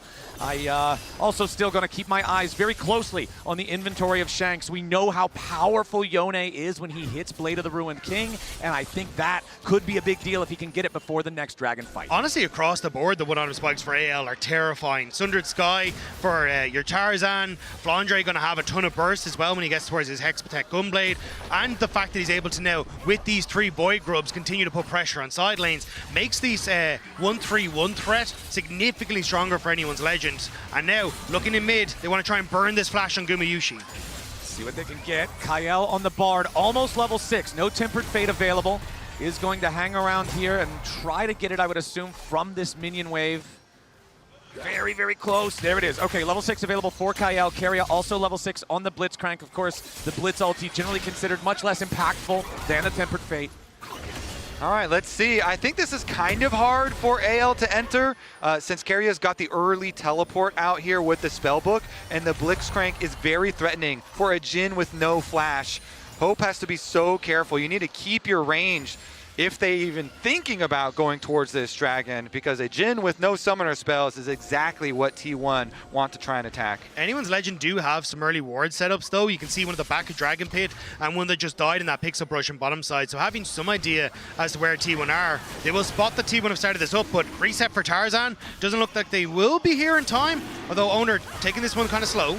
Okay, both of our junglers have their Sundered Skies available. Proto Belt also completed for Faker. T1 starting up the Drake, have it down to half HP. Kael, Tempered Fate, trying to save his jungler. Tarzan survives for now, but T1 is bringing everybody to the show. Doran in the middle of the Cataclysm. The stolen Tempered Fate. Tarzan's already down. Kael's about to die. T1's found 2. Shanks is in the middle of everybody, and he has to try to get away. He wants to charge Q3. He gets over the wall for now. Anyone's Legend has already lost their jungler and their support. The 2 that they need to make the plays are dead in the dirt, and T1 takes the fight. Hale make the call for the dangerous approach to this dragon. They try and flank around with the teleport behind the dragon pit, but T1, they do not hesitate. They immediately turn, and even though the Ziggs ult is immune with the Bard ult, wait a second, Kyle's getting in there. Yeah, Kael on the approach, but no, the smite is there for Owner, and T1 take the Drake. Maybe just hoping he could fish for stun off the back of the dragon and find a kill, but it will be T1 securing that second dragon.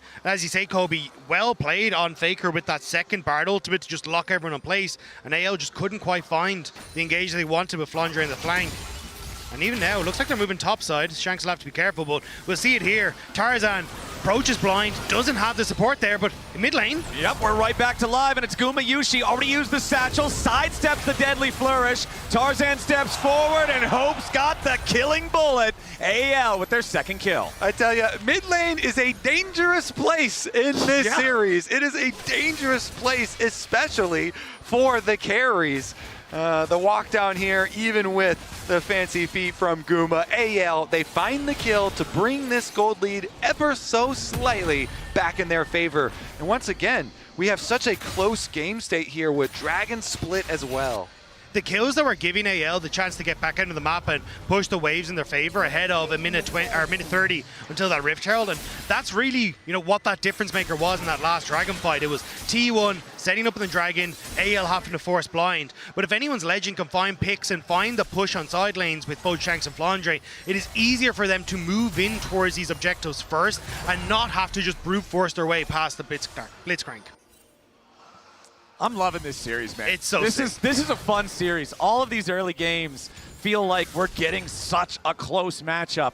As the turret plating falls, 3-2, gold lead only a couple hundred, less than 60 seconds until the Rift Herald spawns, and you can see T1 setting up in the area first, and it's so scary to be second to the objective when the enemy team has Blitz. 100% agree, especially when they've got all the follow-up of a Ziggs ultimate. We have seen how much damage Ziggs can do at this tournament. Owner as well on the Vi is ready to pounce, and they have the early positioning inside the pits. Control ward goes down as well to make sure that they have the possibilities of looking for these picks. KL kind of needs to make his way back up towards his top side pretty quickly. Shanks using that solo and bound to try and farm up the wave, but you can see they're very scared of a potential dive up towards this top side. And I think at this stage, it may be too difficult for AL to approach. Yeah, whenever Yone leaves his spirit underneath the turret and then goes up and stabs the melee minions, you know he thinks something's got to be going on. So Shanks will try to clear that out as well as he can. Biggest individual gold lead for either side is Hope for the side of AL. Doran on the Cassante for the side of T1. Doran does have his Jack Show completed, so does have some resistance against both Flandre's types of in behind damage. Guma. Flandra's coming in here on the flank. Jumps in, but he doesn't find the opportunity here just yet. Tempered Fate, no target. Gumayusi getting away. Caught up here with a deadly flourish. The shots fire out. The curtain is called, and Gumayusi is cold as T1 lose their bottom lane carry, and Anyone's Legend are moving forward towards the Herald. The target selection from AL was beautiful. Gumayushi's flash was down, and they rotate Flandre early to make sure they can get the pick, and they will answer for tower pressure and the Rift Herald. And Anyone's Legend gets the first turret. They've got the 3 grubs. They had the opportunity to force that down to the top lane before Doran could get the first turret down on the bottom lane at the same time, and that means it's feats earned for Anyone's Legend as well. The pressure out of Kyle's Bard is huge. The ultimate forces Guma to dodge backwards into the rest of the team. And AL, they find the pick, they find the objective. As you say, upgrading their sneakers once again. But this is why Flandre has been so fun to watch on Anyone's Legend, and honestly in the LPL in general. His understanding of where he needs to be on the map. He's the one that rotates in towards mid. He's the one that forces Gumayusi into this awkward position on which Tarzan and Kyle can capitalize. It's this old man experience that is so difficult to come by. It is, and Flandre has it in heaps and bounds. And it's working out, are paying dividends now for Anyone's Legend. All right, fellas, we've got less than 45 seconds until the third Drake of the game spawns. Now, the first 2 are split 1-1, so nobody's threatening stacking towards a soul point condition for the rest of the game or anything here just yet, but it does look like T1 will once more be first to the area. As you can see Doran moving around, trying to make sure they maintain control. You can see all the vision set up by T1 in this enemy blue side jungle, just trying to have this solid ward line to see wherever AL is going to approach from. Yep, trying to attack the side lane at the moment. Owner kind of trailing here. But Shanks is playing fairly cautiously, has a control ward there by the Gromp and just backs up as the minion wave coming to him. So nobody exposed just quite yet. All right, Rift Herald goes down in mid and we get the teleports. All right, it's the classic summon the Herald right before the Drake, create a second point of pressure that the enemy team has to respond to. Herald trying to make its way over there as Tarzan jumps in. Doran sliding away, Deadly Flourish not going to lock anybody up, and the Herald eliminated before it can charge. And now AL heading down into the bot side river. T1 on the approach, they have stolen the Tempered Fate yet again. AL got what they wanted though, the switcheroo on who has control in the river. Now T1 need to try and break AL.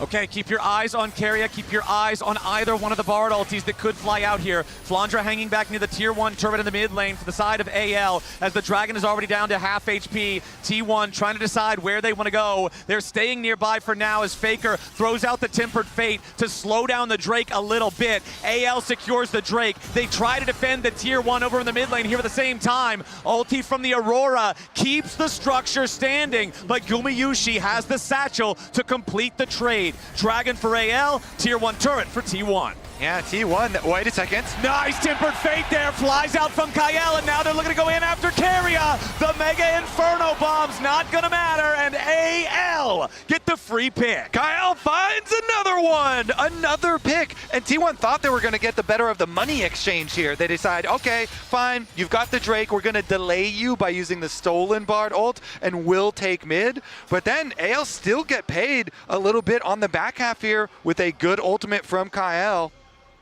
And it's difficult for them to really use the fact that this mid lane tower is down because Shanks and Flandre tend to have a bit more of an advantage in the side lanes right now. So at this stage, it looks like for AL, going to be an advantageous trade as long as that gold is staying even off the back of it. And you can see again Kyle poking his head in towards this top lane, wants to see if he can pay a visit to Vaker. All right, let's see if Guma can stay safe here in mid lane as we've hard. seen so much pressure. The flash very important as well, and Keria doing his work to try and create at least one side of that mid lane where you can lean to, where you can stay safe. But the wards are hard to keep up. As soon as you put them down, either Tarzan or Kael move in, and it feels like they're clearing out a lot of this vision, opening up avenues for AL to try and create these picks. And we're getting closer to those second item power spikes. The first man there is Hope on the Jhin. It's one advantage that Jhin has over a lot of other AD carries. His itemization is cheaper early on, and it makes it so he hits these spots faster. So Hope with a rapid fire plus the Yumu's Ghostblade, he could go for the upgraded tier 3 boots now if he wants to as well, but we'll see how they want to navigate that. Otacon has made its way onto the Rift, and it's bottom side this game. AL would like a little bit of time though before that Otacon is started up, because you've almost got the Immortal Shield Bow completed towards Shanks. Flandra's very close to his second item as well, so I think if they can wait for that spike, it should be significantly stronger for them.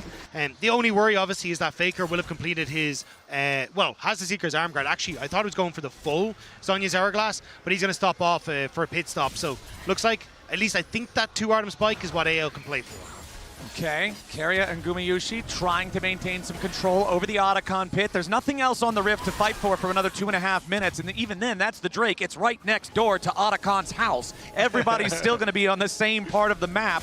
As AL decide to make their way forward, Tarzan will use the flag just to try to get some vision as they clear out some of these wards from T1. And everybody knows Otacon throws the best house parties. Oh, he really does. Everybody shows up.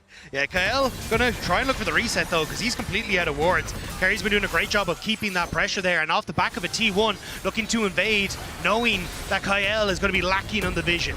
Doran going in, wants the 1v1 against Shanks. The Cassante is all out. Shanks fighting back, sidesteps the third and Tofo strike. Got a little dicey there at the end. Gives him the Team Liquid thumbs up and walks away. Shanks barely surviving there. Still, though, putting out this extra pressure. Interesting that Shanks is now going to have ultimate advantage because he just used his flash and his E to survive. And so if AL can actually create a fight where Cassante has no ult, maybe they can actually set up a big Yone ult and find something there. As you see, though, a lot of the vision over towards Otacon's house is T1 blue. So they're the ones with the setup over towards the big objective. Still, though, I think this is Immortal Shield Bow on reset here for Shanks, so he's going to be hitting a very strong point. There it is, alongside the 2-item spikes across the board. So if I'm AL, this is kind of the window that I want to try and play off of, as we just pressed into that position with item spikes and also that ult advantage. Yeah, it's the 2-item power spike on everybody that's not a support, for everybody except for Faker. Tempered Fate, no target connection there, but AL is going all the way in. They want Gumayusi, who already gets away, so they're going to switch over to Keria now instead. Owner trying to fight back as Shanks is in the middle of everybody. He snaps back. Keria dies first. Immortal Shield Bow keeps Shanks alive as AL are now continuing to retreat. Kael and Shanks very low. T1 goes forward. Tarzan with a dunk, but he's only going to steal his own fate. Gumayusi barely holding on, but he burns down. Faker with a kill on Tarzan. Owner chases Hope. The Jhin getting away for now as T1 have lost their bottom lane, but they've killed 3 in response. Faker after Flandra, who has to flash away. Owner flashes to try to catch him with a ball breaker. Flandra needs more distance, but he cannot find it. Abscond, abduct.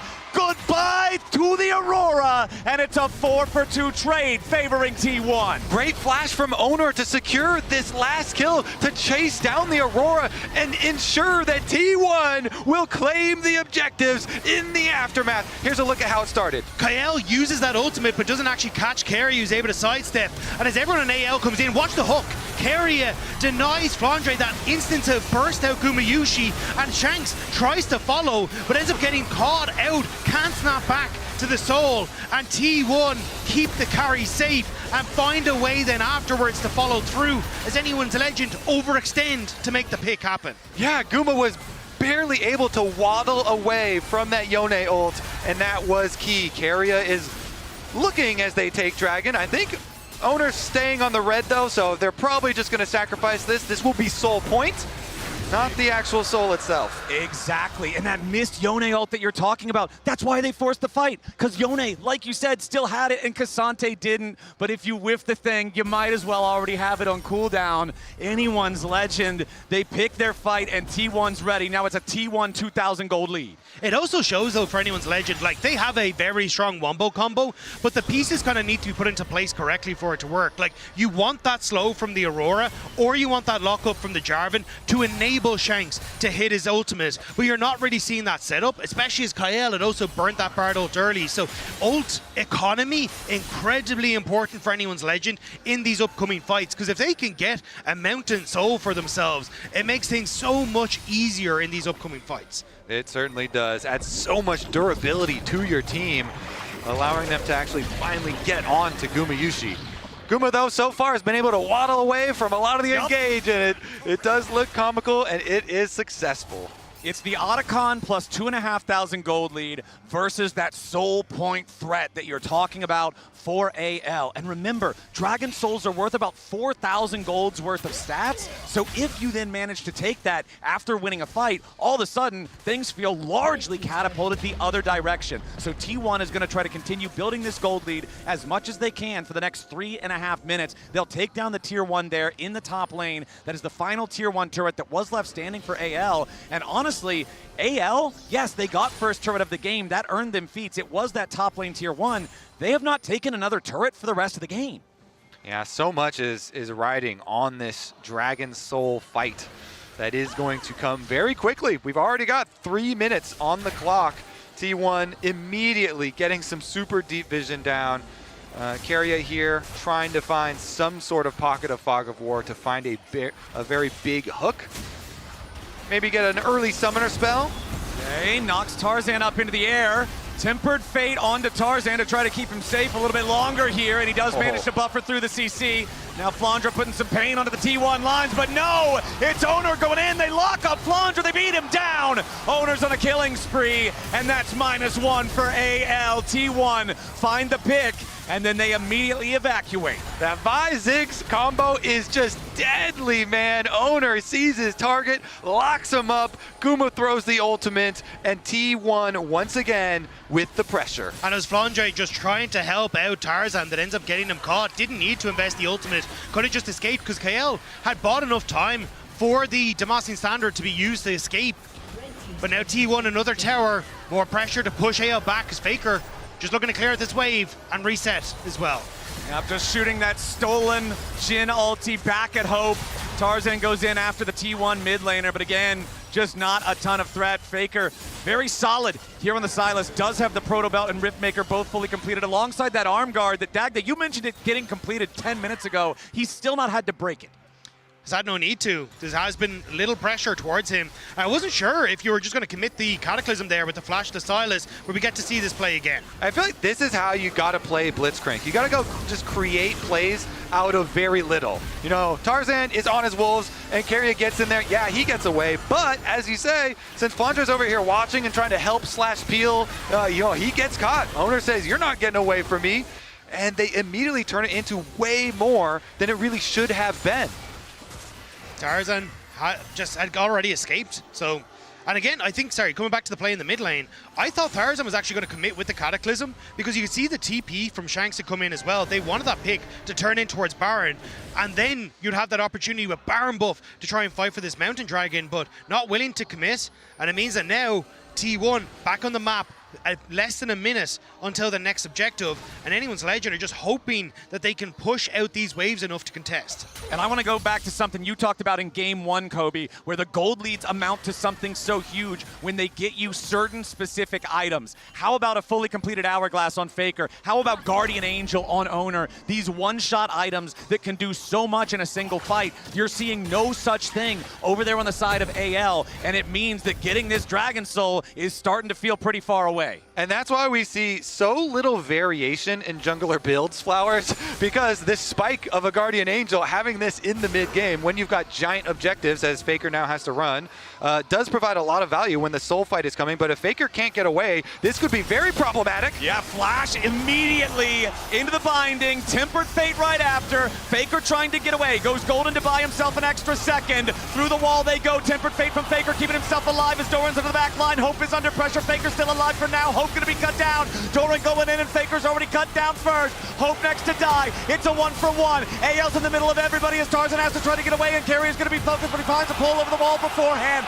Flandra pulled in, but Doran shut down. Gumayushi over the wall with another satchel as Tarzan wants to find a little bit more, but he dies. Gumayushi and Owner working together as Guma dies to Shanks. Owner wants another. Flandra needs to get away, and he hops between worlds. The Abyss can't chase him down. Flandra gets back over the wall, and Shanks is ready to flash. Owner will get knocked into the Guardian Angel. Carrie is the only one left alive, and that Guardian Angel will not hear the prayers of T1. It's a 4-for-2, and Anyone's Legend call their fight. What an insane fight for Anyone's Legend. I thought this was the mistake. The ult from Kyle stops Shanks from following up, and T1 trying to collapse, but Vi and Ziggs take so long to get here that you end up in a position where Anyone's Legend can deal a ton of damage to Faker before Gumayushi really gets into the fight. Hope stays alive for so long, dodging away from Doran, that they manage to make a play, and then here, Tarzan flashing away, keeping himself alive, continues to get value as this fight moves on. Anyone's Legend barely managed to scrap their way around, and that is the soul for Anyone's Legend. Yeah, Owner's still dead for another 5 seconds. Unless you have some sort of a miracle blunder from the side of AL, there's no way. AL, off the back of a pick, will claim the Mountain Soul. It's a MasterCard priceless moment for Anyone's Legend. For LPL fans that have waited over 12 years to try and take down T1. For AL to be in a position now where they can push themselves to 2-game advantage, or a game up, would be absolutely insane. And the way that AL did it, they set their sights on the man who has caused them so many problems, the thorn in their side, on Faker. They attack him in the side lane. They find the pick. Yes, it took a long time with all those stasis, but they eventually are able to make the pick that turns into the team fight that gives them soul. Now, though, T1 looking at the Baron. We still have a very, very close game state. It's still a 2,000 gold lead plus the Otacon power for the side of T1 compared to the Mountain Soul of AL. Doran is the only person AL could try to attack right now. They know that that is not the way you start a fight, so they will not continue their chase. When you were talking about those spikes, though, for T1, look at it for similar for AL, right? Now in Mountain Soul, the ability to actually try and burst you out, which is what T1 want to do, is significantly more difficult. You've Redemption and Locus on towards Kyle, which makes it even more difficult to focus down just one member. For Anyone's Legends, they now have the safety nets they need, and with T1, they're looking for picks. Yeah, Doran eats about 1,000 damage as he tries to approach that brush, and now Tarzan jumps over the wall. Tempered Fate fired out. It's the stolen one there from Faker, but the reel from Kyle does not hit either. Doran continuing to try to get away. Shanks on the Yone also has his Infinity Edge now. If he can find that Fate Seal that we were talking about earlier, combo it with the rest of the team, it could seriously end the team fight right there. Doran has lost half his HP, but he's still feeling confident enough right now. As you can see, T1 moving over to the Baron. It's a real ultimate used by Anyone's Legend, but Faker still has the opportunity to steal away another one. So T1 starting to move in towards this Baron. Looks like they don't want to fully commit. Just seeing what they can do as Flandre, at least pushing on the side now, going to be able to get finally another tower for Anyone's Legend. Turret of the game for AL. 33 minutes in. They got those 3 Void Grubs early, but just have not been able to find a way to effectively use them thus far. Flandra has his teleport to join the rest of the team whenever he needs to. I would have to think that he's very close to his 3rd fully completed item here as well. And you can see he recalls to base now and purchases the Crypt Bloom. And honestly, the longer this game goes, I feel like it is good for AL. They've got this permanent power of the Dragon Soul that they will retain, and they have so many damage sources that they can scale on their team with so many threats that they can apply to T1. They also now have the Tier 3 boots purchased on everybody that is not Kyle. Probably once the Bard has enough money, he'll be upgrading those as well, but a little bit hard to do that with a support budget right now. T1 starting up the Baron. It will be spotted out by the Scryer Trinket from Anyone's Legend. Gumayushi just trying to play defense. It's a bit of a fake bluff though, because their Baron take is not very quick on T1's side, and Anyone's Legend know it. You can see it there. They've been on it for a while, only half HP now. Yep, but they are not backing off just yet. Kyle fires out the Tempered Fate, but he won't find a target. Keria wanted to pull, but he misses everybody. T1 backs away from the objective now as the Tier 1 turret also dies here in the mid lane. That's all 3 outer turrets now dead on the T1 side. AL gonna be happy about that as they continue. Wait, not that turret. That one in the bottom lane didn't actually die. Flandra had to back off before it could. Owner looking for an opportunity. Shanks jumps in, finds the Q3, immediately resets. Doran's nearly killed at the very start of the fight. Owner having to get away now as well with a curtain call firing out.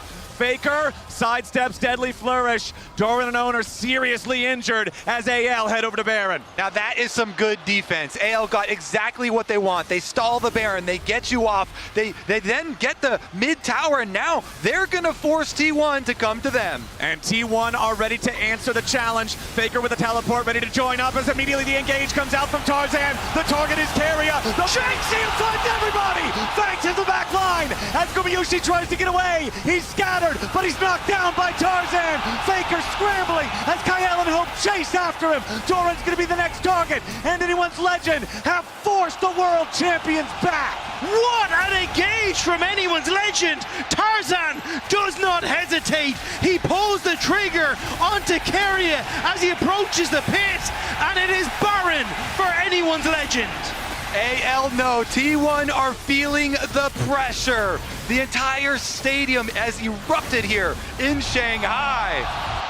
And the gold lead now back under the command of AL. They've got the Dragon Soul, the Elder spawning in less than 1 minute. The binding into the wall does not connect to Kyle, but now T1 is overextended. Owner's in the middle of everyone. That's your jungler right before Elder, but the TP is a mistake from Flandra. He's shut down already. Owner's Guardian Angel will not save him. It's a 1-for-1. Tempered Fate collides onto Doran, but he's unstoppable because of Pathmaker, so he gets away. It's 4v4 on the map for the next 50 seconds, but one team doesn't have a jungler. And one team doesn't have the GA. Tarzan just bought his off the reset, and Kyle makes T1 overextend as they manage to get this pick. The TP from Flandre was way too deep, ends up getting caught. But your life for the junglers with Elder Dragon arriving so soon is huge. It certainly is. AL, they will be holding all of the cards in this game. It comes down to clutch moments. Yeah. Guardian Angels, though, are up for Tarzan. They are up for Shanks. AL, such an advantage. T1 trying to approach. Doran's gonna be the point man, trying to make his way in there as Gumayushi continues to throw bouncing bombs. Elder Dragon down to 3,000. Fate Seal cuts through, but the stasis gonna lock everybody up. Tarzan's gonna be your focus. Mega Inferno bomb over the top of the Elder is secured by Anyone's Legend, and they're continuing the fight. Faker is about to be executed as Doran falls too. Anyone's Legend is murdering T1. Curtain call fires out. Most of the bullets won't find their target, but they won't need to. The final shot in Gumayushi is the victory shot for Anyone's Legend. And they will head towards that T1 Nexus, taking this game, getting themselves to just 1 game away from what no other LPL team has ever been able to do. They will put T1 to series point here.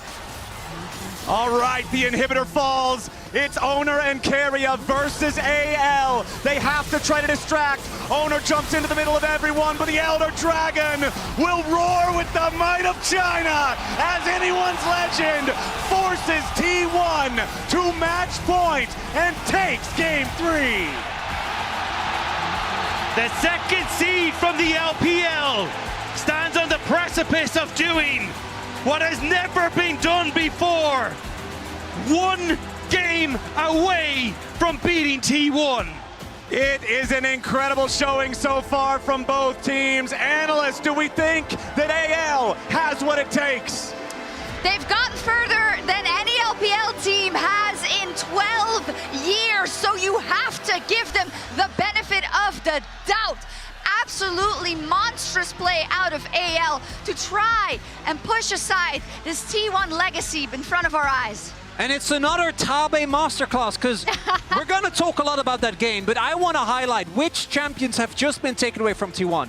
Jhin, Bard, and Jarvan, all champions which, if you see any of them on a T1 composition, make you go, whew, that's going to be a tough game for the opponents. Winning with those champs, taking all of them out of the pool, sets you up perfectly. It did, and then we got to talk about those fights. If you remember Battle of the Bands, actually our viewers won't, but this is Battle of the Telestrators. We're going to start, Maurits, by a good fight by T1 where they do try and take the advantage. Are we getting pitted against one another? Wait, what? There's We're not friction? bad. I will score. No, All okay, right. go ahead. Let's start it off here. What I want to highlight was a great early game fight, or mid-game fight, because this game did quite go on for a long amount of time of T1, right? Because T1, they are, more than any other team I've seen, always looking for these side lane plays. So as we are, I'm drawing, believe me, are going to take a look here. This setup from T1 looks very dire, right? Obviously, we have two teleports coming in over here, but the entirety of AL is already on its way, trying to cut off Guma and Keria. So as we roll the clip, I want to show how T1, in an ideal scenario for them, stalls the game out. Guma is able to actually make it out, and while Keria gets taken down, look at the actual damage dealers of T1. Guma's completely fine. Flandre, unfortunately, is unable to really make an impact, and because both Owner and Doran are continuously pushing towards the backline of AL, there really isn't anything they can do. This leads to the Otacon in the long run as the rest of T1 chase, and it's these type of turn plays that T1 have relied on for as long as this four-man core has been together. Yeah, and that's why I guess we give them a little bit of the benefit of the doubt in that, but when you look at kind of the state of the game and the way AL was playing and the way they were getting objectives, right, you need to be able to repeat that over and over and over. And Emily, can you now explain why it becomes so difficult for T1 to repeat that against this AL comp? Yeah, I mean, I'm just going to go through another team fight on the top side where they're looking to get a pick onto Faker, right? And you and I were like, I don't know about this. I don't know about this. So Faker is up here. He was pushing up. AL see what they think is a good opportunity to come in and collapse, right? The big thing to take note here is we are going to have TPs coming in from the bot side, but I really, really want to highlight where Guma is because he is not going to be able to join this fight as quickly. So as we run through, they're going to try to get this catch onto Faker. We are going to see both Bard ults come out. First from Kyle. The next is going to be Faker Bard ulting himself. But again, the big thing is that Guma is still not here. So while we already have the TP coming out of the Cassante as we play through, and the Aurora, they're going to join the fight. But yeah, we then have Faker ulting himself. And the other big thing on the back half of this is that Doran is on to Hope, but that leaves so much room for Tarzan and Shanks, who are the two main focal points that you should be watching in this fight, especially with how they're able to get onto Guma at the very end of this. Tarzan blast planting himself over, and then really going on to Guma, and Shanks cleans him up at the end. And with a very drawn out. And with that, AL do bring themselves to match point first. And we need to talk a little bit about the historical implications here. Not a little bit, a lot. Because this is, no matter the state that T1 finds them in, this is still a hard thing to do because of the clutch factor they have specifically at Worlds, specifically in quarterfinals, specifically versus the LPL. I mean, we saw T1 get pushed to the very brink last year at Worlds when BLG brought them to that Game 5 in finals. That finals was an insane back and forth, but coming into this series, we did feel like, and we keep falling for it, but it looks like this time it might actually be real. T1, this draft to me was also something that just didn't make too much sense. I think we saw it a little bit in the previous draft, but the lack of a mixed damage profile, plus the fact that we saw Guma not being as comfortable on the Ziggs as he's been, and Ziggs has been a thorn in the side of T1 for a long time. I think in that context, it's so important for AL to have gotten to match point first, right? Yeah. Because we saw already, as you mentioned, that they took away a lot of comfort picks for T1. I'm not saying they don't have any other, but the ones like the Bard that you usually equate with Keria and equate with a win for T1, and the fact that you're giving yourselves a 2-game possibility to close it out with that might and with the Tabe tabulations, Emily, that does instill me with some hope. Yeah, I mean, the big thing to me is what is Tabe going to prepare going forward, right? I do think he's done a really good job, and this is the depth of AL. When they were able to punch up against teams that you'd think maybe they have better players, it's their drafting and their coordination that would bring them on top. And it's not just a draft prep, it's they know T1 in and out. You can see it in the way they catch them in these side lane plays. They don't seem as burdened as the other LPL teams that have been taking on T1 in that long storied history. They get to match point first, and wouldn't it be so beautiful to do it right here in Shanghai in front of the home crowd? But T1 might have something to say about it. Please get us to Silver Scrapes. Continues to throw bouncing bombs. Elder Dragon down to 3,000. Fate Seal cuts through, but the stasis is going to lock everybody up. Tarz is going to be your focus. Mega Inferno Bomb over the top of the Elder is secured by anyone's legend, and they're continuing the fight. Faker is about to be executed as Doran falls too. Anyone's legend is murdering T1. Curtain call fires out. Most of the bullets won't find their target, but they won't need to. The final shot in Gumayushi is the victory shot for anyone's legend.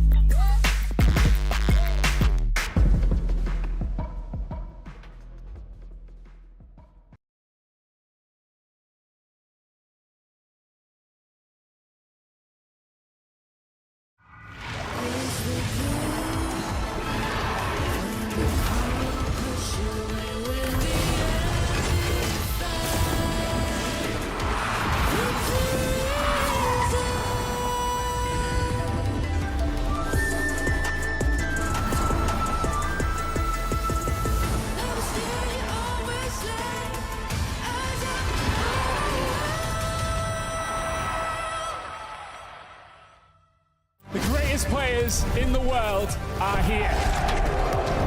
They can just burn this one down. Oh my god, forward by 9! You are going to see them like you've never seen them before. Rocket Will as the Arcane Storm doing so much work, and Gen.G, they are just going to ace them! 누굴 만나도 이길 수 있다는 자신감 정도로만 생각하고 있습니다. Gen.G, the EWC winners! Locking down the Drake is now Doran. Decent position, double Break down my walls, but I won't rise again. Cause I stand tall in my environment. How could I ever close my eyes as they silence sins? They try to take me down with their violence. Oh, they go back in! Betcha flashes in, and down goes Knight!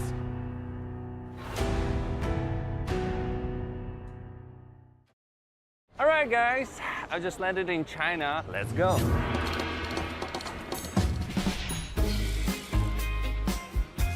Play the local way, pay your way. Have you ever seen the Great Wall at night? Play the local way, pay your way.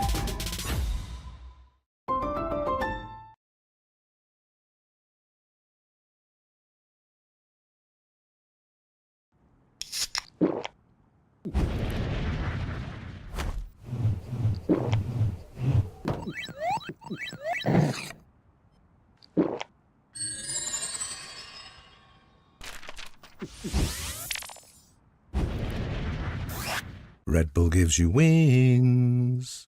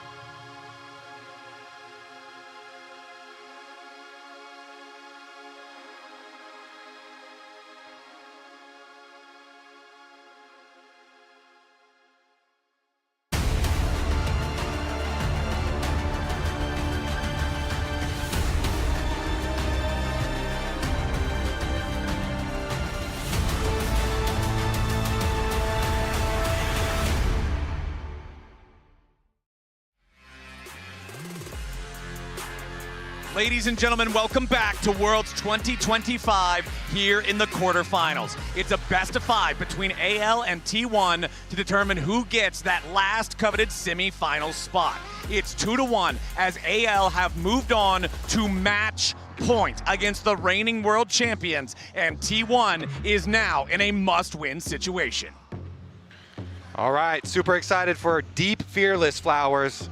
This is where you really put the pressure on. What champions are T1 going to have left here? You have to start digging very deep.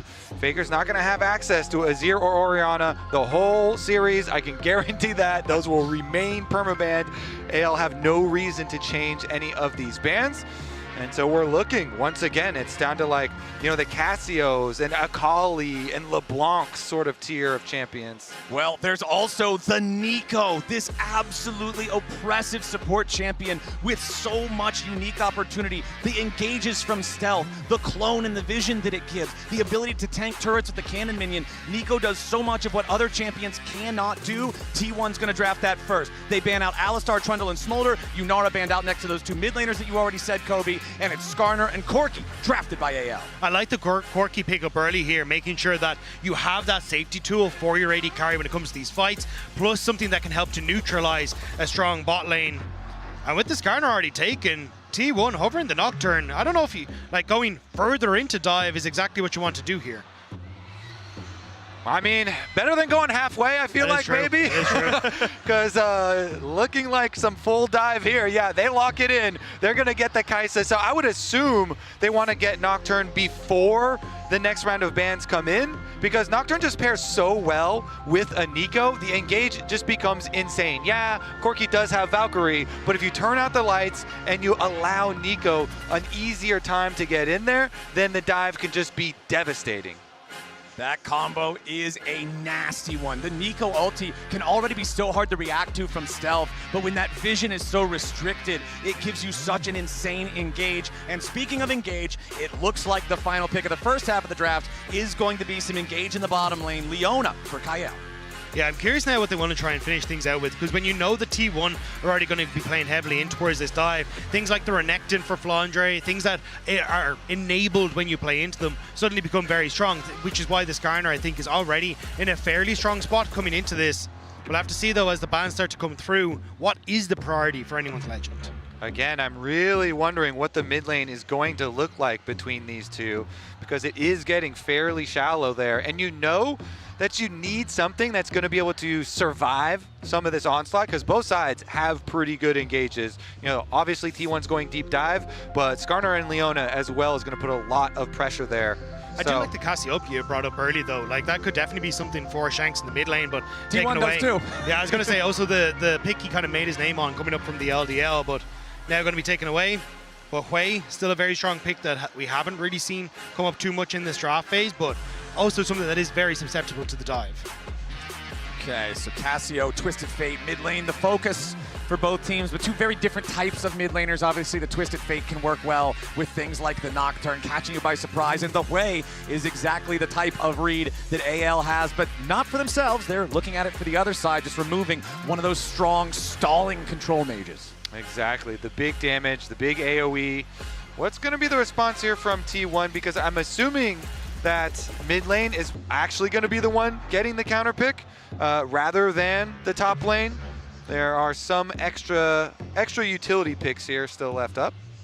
I was wondering if they're going to try and ban the Victor, something that can kind of play off that zone of control and opt in towards an early Zhonya's and try and keep yourself safe, but not going to be the case. Going to ban away the Aatrox instead, which to me says they would like to try and bait Flandre into an early Renekton pick, but you still have things like Doran that can go back towards the Gnar, so I think they'd rather keep that Aura 5 for Flandre. These are all the ones that we're talking about, sifting through the options here. I'm just waiting. So it's funny because he started out with a Vex hover, and Vex is a viable counter pick into LeBlanc. You also think about Malzahar, you think about Lissandra as far as these deep dive combinations. Well, it's the 4-0 LeBlanc so far at Worlds, locked in for Shanks here. And instead, they're just going to pick a very standard control mage of Victor into this. There could be some serious potential there for AL to try to abuse this, as Ornn will be the last pick of the draft for T1. Yeah, you're setting up T1 basically to have a very strong front to back, honestly. Like, yes, you have some dive components that are in it, but the ability to just try and keep your backline safe while putting a lot of threat down with the Ornn, having that zone control with the Victor, then actually opens up for the utility of the ultimate of the Nocturne to shine more so, as you were talking about, to enable the Nico in fights. All right, we are in an elimination game for T1 at Worlds.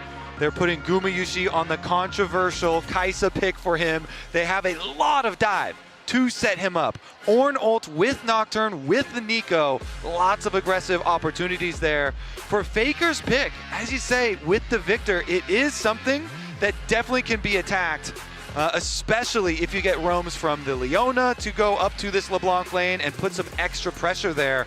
So very interesting stuff. And with Flandre getting that counter pick, I do like the Mordekaiser into Ornn having priority up there. AL, it just feels like they are on the attack. Even when you get in towards fights, Doran trying to call in the Ornn horn gets brought into the Shadow Realm. Yeah. Same when you look at the Nocturne as he tries to dive onto people. There's a lot of ways to disrupt the game plan from T1, which I really like from anyone's Legends composition. Yeah, Mordekaiser is a great combo breaker, taking someone to the Death Realm.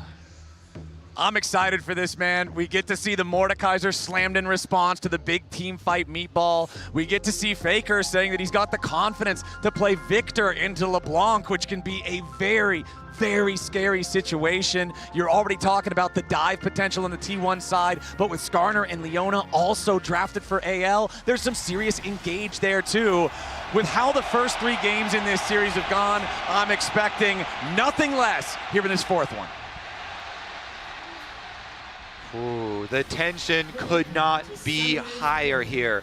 AL are 1 game away from making history.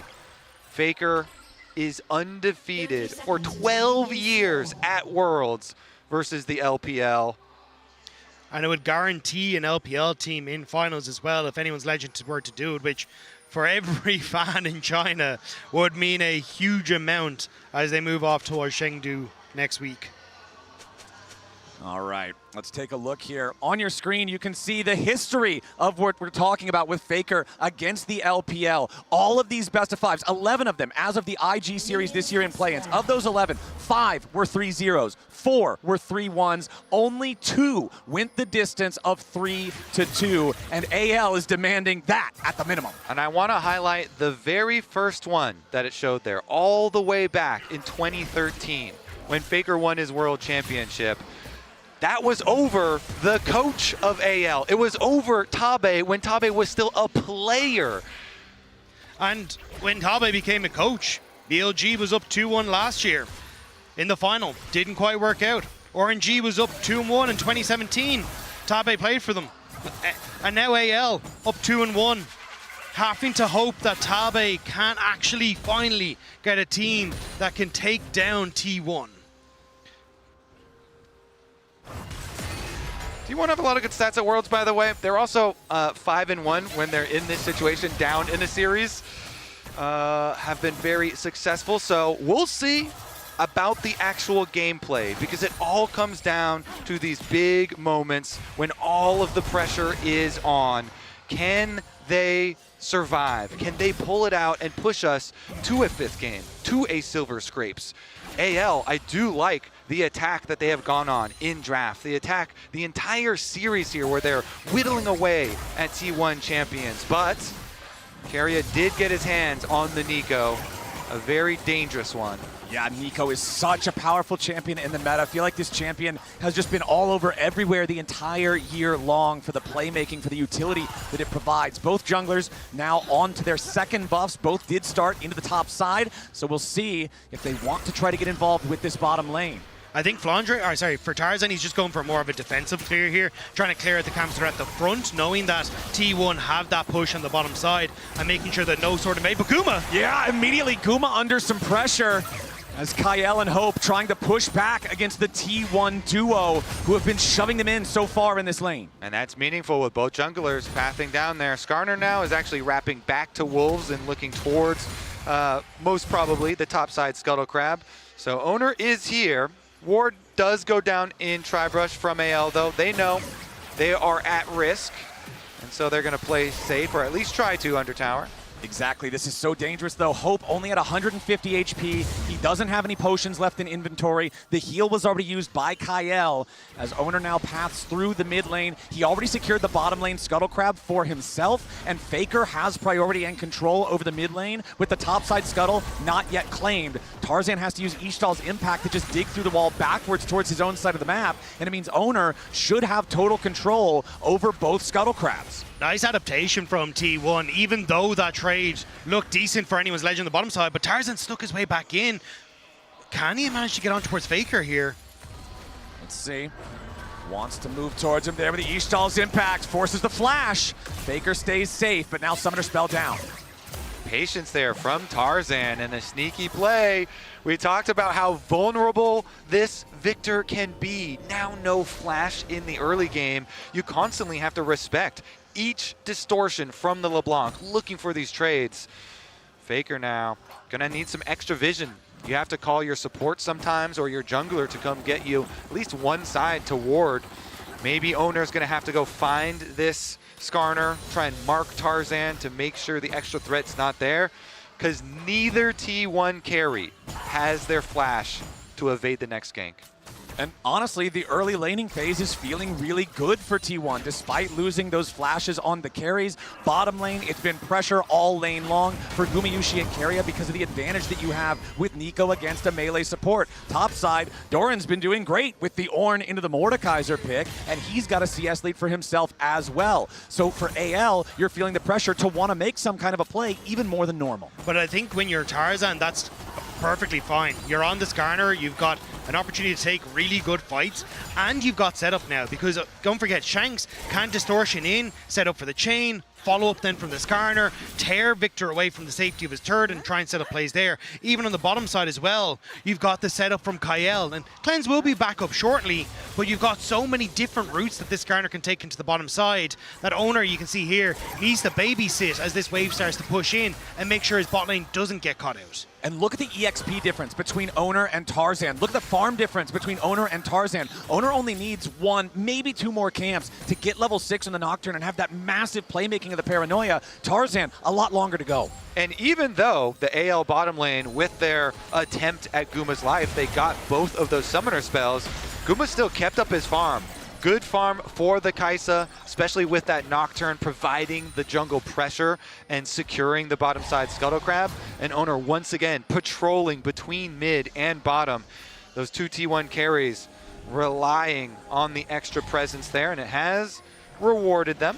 Yeah, Doran also level 6 was teetering down towards the mid lane in case anything kicked off, but going to make his way back up towards that top side. So T1 trying to shift to control Tarzan, which was the big focal point for the game wins that anyone Legend were able to take. I like what Guma did there, you know, going through, grouping up the minions to try and focus fire and deny one of them during the recall. It is going to be a reset after that recall, by the way. Hope going for the swap first into the top side. Flandra with his level 6 on Mordekaiser comes down into the river, and that means that Owner does not have the chance to try to contest this Scuttle Crab at all. So Tarzan's going to claim that one, and now the EXP advantage that Owner had in the jungle pretty much entirely alleviated, as Tarzan will also hit level 6 as soon as he clears these Krogs. They also lost the wave on bot lane as Flandre had late reset, now TP'd into the bottom wave. So this was in the hopes that they could actually set up their Corki for success in anyone's Legend, but there's so many members on the top side of the map for T1, and they don't know Doran's here. Yeah, Doran's still there, the call of the Forge God, the Paranoia over the top. Hope tries to get away with the flash, but he's still caught up in the fear. He waits to use the cleanse. Hope locked up by the Ornn, but he gets enough distance. AL staying alive for now. Kyle and Hope both get away. T1 goes in. Gumayusi with a killer instinct, but Hope still lives underneath the turret. Doran's going in with a bellows breath, and it's first blood over to Keria. Kyle tries to counterattack with Zenith Blade, but he does not have what he needs. Doran now the target. Shanks doesn't hit him with a chain. He's got to try to get away as Tarzan wants to kill Doran. Shanks still in the back part of the fight. Tarzan with a 3-man impale. T1 still trying to fight as Faker arrives in. Shanks down to 150, and the blooming burst from Keria gets him. It's a 4-2 game, 8 minutes in, and T1 take the fight. And the only thing they have to pay for it is the bottom side. Mordekaiser did get left alone with this tower, but it is so good for T1. It is Guma that does not give up on the play. Even though Hope was able to escape from the Ornn ultimate, Guma says nobody's getting out of this. He ults in, he continues to play for T1, and all of T1 commit to the top side. And it nets them so much. The extra kills, the Void Grubs, and it's a great call from Doran to stick around to find this pick. Owner and managing to get the lockdown as well, and Kyle gets hit by Keria, so can't actually get underneath this tower to protect Hope. So they're so low, and Gumayushi shotguns himself into the back line, makes sure that they can finish off these kills. And Tarzan tries his best with Shanks to bring back this play, but there's just not enough consistent DPS. Tarzan doesn't have it. Shanks has to wait on his distortion cooldown, and despite the great ultimate, again, you only manage to get barely enough back on the end of it. Yeah, Tarzan is able to set up for the 2 kills back for AL. Of course, T1 very happy with this still. They get the first 3 for the feats, they get a bunch of extra gold, and they got the 2 grubs out of the 3-pack. And now we're right back into it though. Keria in some danger. Shanks misses the chain, so Keria will stay safe for now. Also did still have the flash, but the vast majority of the gold lead, it's almost a 2,000 gold lead for T1, but 1.3 thousand of that is on Gumayushi's Kai'Sa. 2-1 and 2, set up in a great spot here in game number 4. He truly is.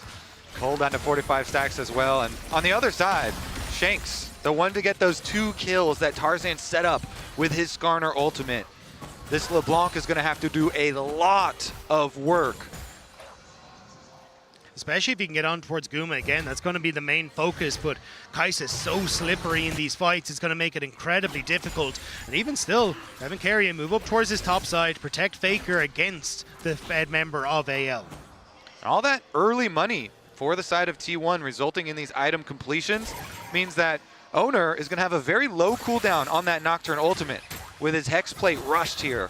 So he can start to spam out and really apply this pressure to AL across multiple lanes. Of course, the Mordekaiser lane's not the best one to go to because, of course, he has ultimate and can remain fairly safe. But it does put more pressure onto Hope here. You know, the Corki trying to remain safe in mid lane, but he still has no flash. Shanks has no flash as well for the LeBlanc. And if Owner can just ult and apply some pressure or even hover around, he can reduce the income of those carries on the side of AL.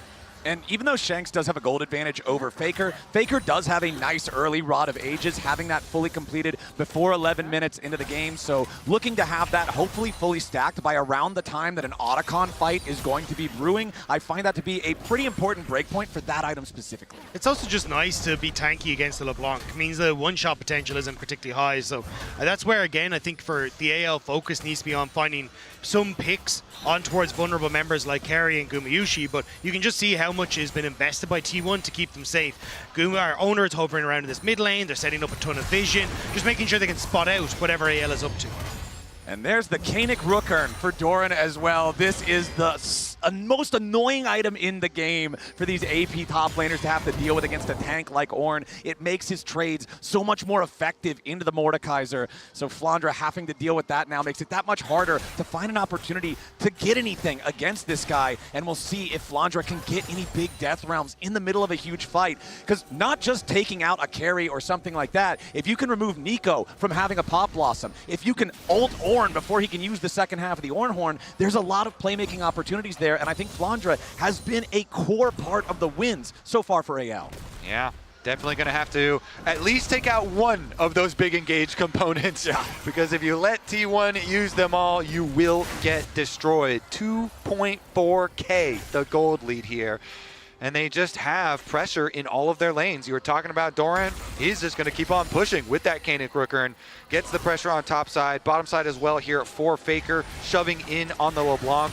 Even though the LeBlanc is this champion that can go in for some scary moments, it does not have great wave clear unless you are forced to use everything on the wave itself, and then that takes away from the attack mode that you're supposed to be in. So should allow Victor easier wave control as long as you've got a Nocturne to cover you. Yeah, Owner is just providing so much safety for the lanes, for the team. Yeah, and you got 50 seconds until that Dragon, so resets coming through, first items completed, like T1 feeling in a good spot. They just continue that pressure to the lanes and then move that over into some vision control that's already been established and continue to make it difficult for AL to set up on the objective and look for plays with Shanks or, you know, Tarzan finding a good angle of attack and making it easier to just find picks of your own for T1. 25 seconds until the next Drake spawns. I don't think since he's purchased the Koenig Rookern, I have seen the shield break on Doran's health bar. He just goes up, he gets bonked a little bit, but now Tarzan is looking to change that around. Nice use of the Bellows Breath, but he is pulled back by the claw from Flandra. He tries to get underneath the turret. Doran flashes away. Flandra does secure the kill, but now he's got to get away from the turret. His teammates coming up to guarantee he survives. It's AL overloading the top side, and T1 are bringing in backup, but they've already lost their top laner. It's a nice timing window from AL. Right as Dragon spawns, they go for the play, they get the kill, and sure, Faker will get some damage on the bot tower, but now they can actually reset and get back out onto the map and look to contest the Dragon. Well, I don't think it's just going to be damage on this bottom tower. It looks like it's going to be the entire turret, but that means they could try to have a teleport punish here. Flandra coming around. He did not have to use the Death Realm to get the kill onto Doran, so he still has it, but Faker backs away in time, and critically for AL, they keep that turret alive, so no feats of strength for T1. Faker trying to now move in to recontest onto the position. Dragon was started by Flandra, but will end up just being pulled out for a little second. Still waiting to see now if they can move in with no Ornhorn and no Nocturne ultimate, though. It's a little spooky for T1 to contest onto the objective.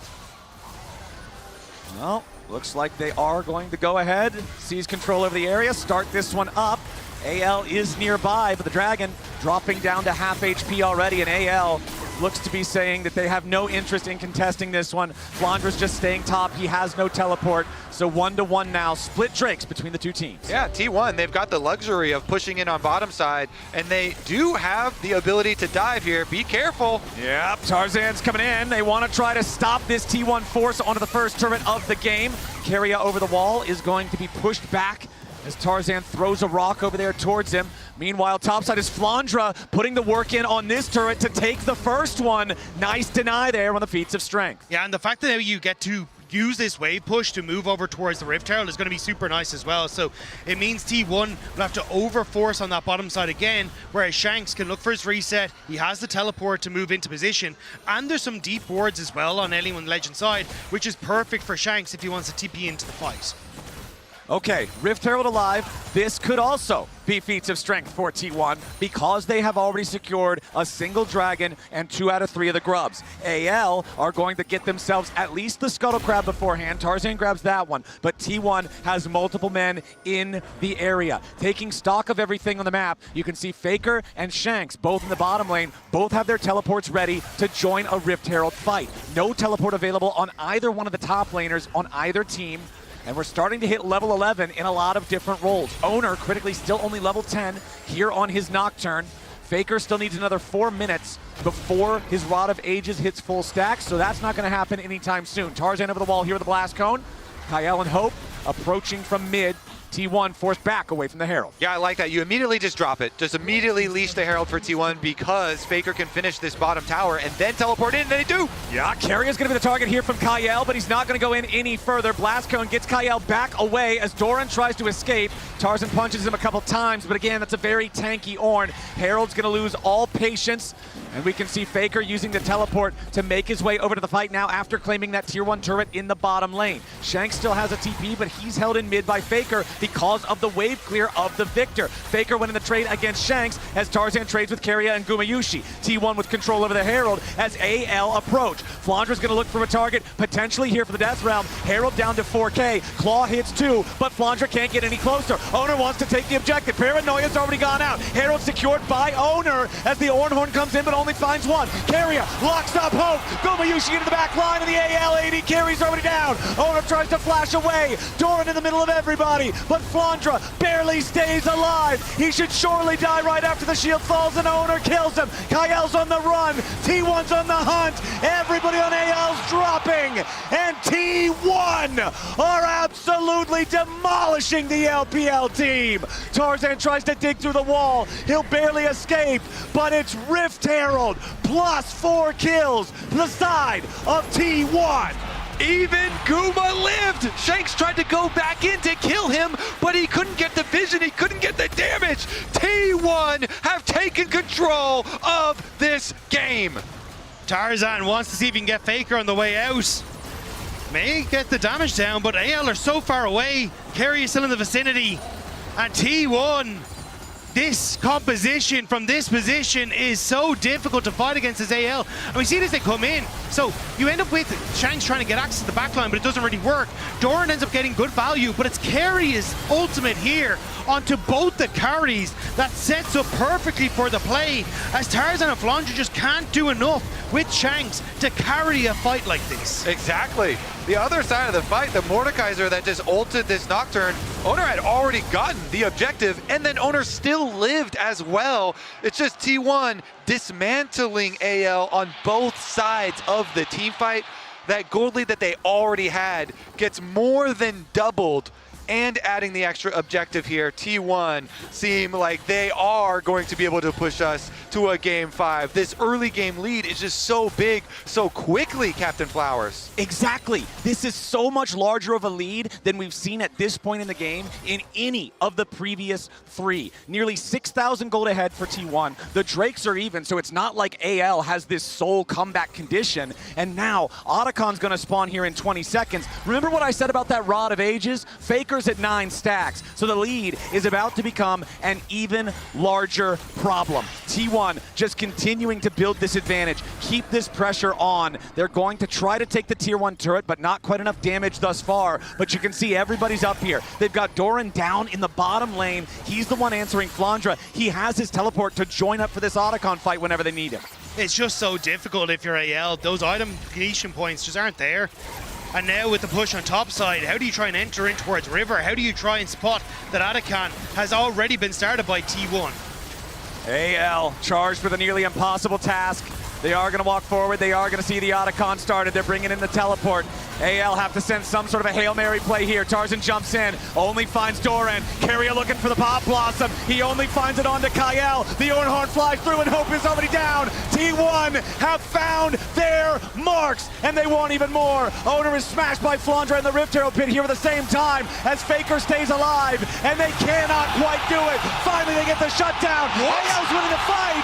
T1 may have overplayed. They may have overstayed. AL find their way back into the game. Flandra chasing after the lone survivor as the Otacon will be taken by anyone's legend. AL, they deleted Carrier, and then they set their sights on Owner. They chunk him so low that Flandra is then able to follow, and Mordekaiser ult does kill the jungler this time around. Here's another look at how it all started. Carrier tried to get in here, but he got locked up by Kael. It was just so good peeling there from Kael. He basically nullified that ultimate from Carrier, and then Owner, you see him in the pit, completely trapped here. So AL, they did a very good job dealing with this engage of the Nocturne plus the Nico, and they did it at the most critical moment. The Otacon that they claim in the aftermath. The Otacon is so dangerous. The shred that it applies to everybody on the team creates the opportunity for AL to come back into the game. 33 flowers to 8 now is about 2,000 gold's worth of adaptive force that AL has over T1. The lead that T1 had, that 5,500 gold, may as well be nullified now because of the Otacon throw. The big deal in this game is still Gumayushi with a personal 3,000 gold lead over Hope. If T1 wants to win this one, it's all Guma all the time. But that's what we just saw in that last fight, was Guma wasn't able to get into positions to do what he needed to, and then eventually it was Faker who fell with the dive in the back line, and Shanks was able to finish off Guma. Like, there is so much damage, even from the beefcakes now on Anyone Legend. that you need to deal with everyone. I mean, only really Tarzan isn't going to deal much damage in these fights. And for Gumayusi, that is a terrifying prospect. What a game.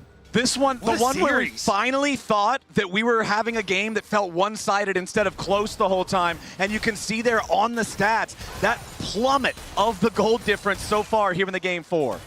Just such a critical fight to play out like that. And so many eyes been on Kyle here, such a young player, and performing that well in a critical moment. They have to win that fight, and they peel the Nico, they kill the Nocturne, they push back. The beefcakes, as you said, looking good, Dagda. I'll have to see if they can continue it, because still, even though AL won the fight, T1 still finding their pressure in the lane, still pushing the waves in. Yeah. And it's anyone's legend trying to hold and bunker down in towards these choke points to deny T1 any sort of deeper access in towards the vision control that they need. Also, flashes starting to come up crucially for people like Keria, making him a little bit more vulnerable in these upcoming fights. Taking a stock of where we are with levels, Flandra about a level up over Doran, Tarzan 2 levels up over Owner, about to just be 1 because Owner nearly level 13. Faker 1 level up over Shanks because of that Rod of Ages we were already talking about. Hope almost has his Muramana fully stacked up here on the Corki. 24 minutes in, that feels very, very late, and it has been a very tough game for Hope. 0-3-2 on the Corki. Gumayusi has been going after him nonstop. Yeah, certainly has. All right, let's take another look at this, though. Top tower so low. Ale trying to use it. Okay, they go in. The solar flare from Kyle. Tarzan wants to swoop around, but the Impale misses. AL threw a lot out there. The Arcane Storm from Faker going to fully push back anyone's legend. Shanks all the way down in the bottom lane. Not going to teleport up for this. AL wanted to defend their tier 1, but when they swing and miss, it's easy for T1 to finish the job. AL ever so slightly desynced on the play. The stun lands, but Tarzan not there to follow up. It means that T1 able to step away, don't have to burn any of those crucial summoner spells. And now T1 going to continue, reset, move back out onto the map. Especially when I look at, like, Faker being a target is so hard with this build that he's gone for. He is so tanky. Yeah, I mean, most of this game, he has been just standing and trading with the LeBlanc. He's not flinching at all, and he has been able to trade quite effectively. We'll see if they're able to create another pick, because T1 still have the cover of darkness here with this Nocturne ultimate, and that with all of the engaged threat that they do have, should basically guarantee applying plasma to somebody for Guma to come in and kill. He's 3-item Kaisa, 3-item plus some to only the 2 of Hope at the moment. So this Kaisa really should be able to shred, and they do have the Baron in their sights. They're trying to draw AL to them. This is going to be a turn from T1. Watch out for the engage. Yup, keep your eyes on Keria specifically here with the Nico. Teleport coming in from the AL side. Also T1 ready to reinforce. Ornhorn sounds off. Doran goes in. They're going to knock up Kyle here at the very start, but into the back line. T1, Faker under pressure. The burst over the mid laner. They found him, but Hope is also already down. Shanks next to die.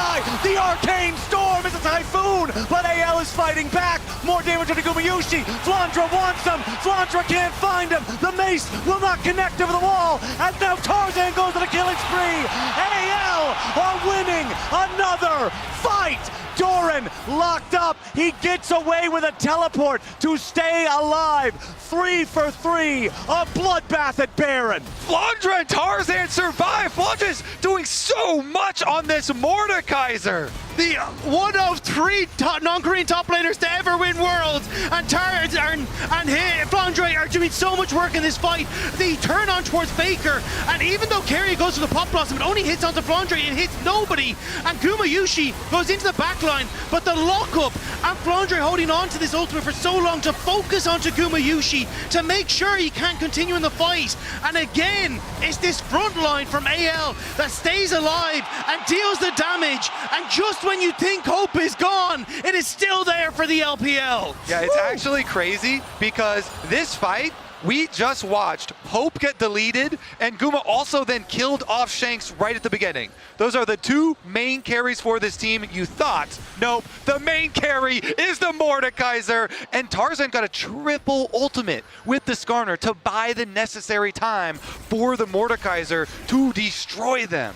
Hope did 100 more damage than Kyle did in that team fight, and full tank Skarner did over 4,000. The Mordekaiser cracking 5,000 damage as AL now moving into this topside river yet again. Solar Flare used by Kyle does not find anything meaningful here. Taking a look at summoner spells, there are no flashes available on T1. There are none available on AL except for Kyle on this Leona, so keep your eyes on him. AL are trying desperately to pull T1 away from the Dragon, but T1 just going to walk down the mid lane, keep this pressure up, and AL, they're looking at a little split. Yeah, Gumayushi's going to take down the tier 2 turret.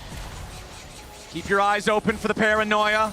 That's the sign that T1's going to look for something, but they don't want to use it here. Instead, it's Gumayushi off on a solo mission looking to take the Drake. It's not Soul Point just yet, but if he can secure this one, it's going to put AL in a very difficult spot. The Kaisa clears this very effectively, just as a lone unit, and it looks like they're going to grab it here. The Scryer's Trinket used to see what T1 is doing. Shanks goes after Keria, chunks him out, but doesn't chunk him super low. T1 takes the Drake, and now they're ready for the 5v5. Doran summons up the Ornhorn. They're going in after Flandra. They want to focus the Mordekaiser. They've got him locked up in the CC, and Faker strikes him down. AL have lost their strongest player. Tarzan with the Impale, and Owner continues moving forward. AL in a 4v5 have got to be mindful now. T1 may try to go for the Baron as they clear out mid-wave. Flandra's still dead for 35 seconds. T1 found the thorn on their side and they yanked it out immediately. Now anyone's legend have to defend the Baron. 4 versus 5.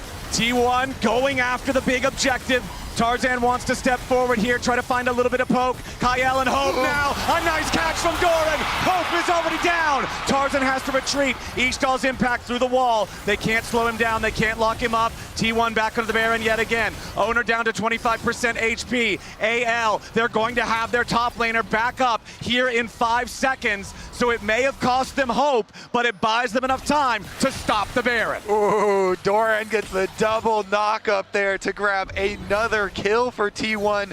But, as you say, the Baron goes unkilled here, still on the map. So we have to get the reset and the return to the objective. T1, though, they did such a good job at the beginning, keeping this Mordekaiser at distance and actually chunking him down, then going for the full commit there. Owner goes in, they remove the biggest threat from them in the previous fight. See about round 2 though. That was the thing, as long as they remove Flandre before he gets that ultimate off, they're in a good spot. And even there, you can see Flandre didn't want to pull the trigger on the ultimate, thought he could maybe survive and then find a higher value target. But if T1 continue to focus Flandre, it becomes a little bit more difficult for anyone's legend.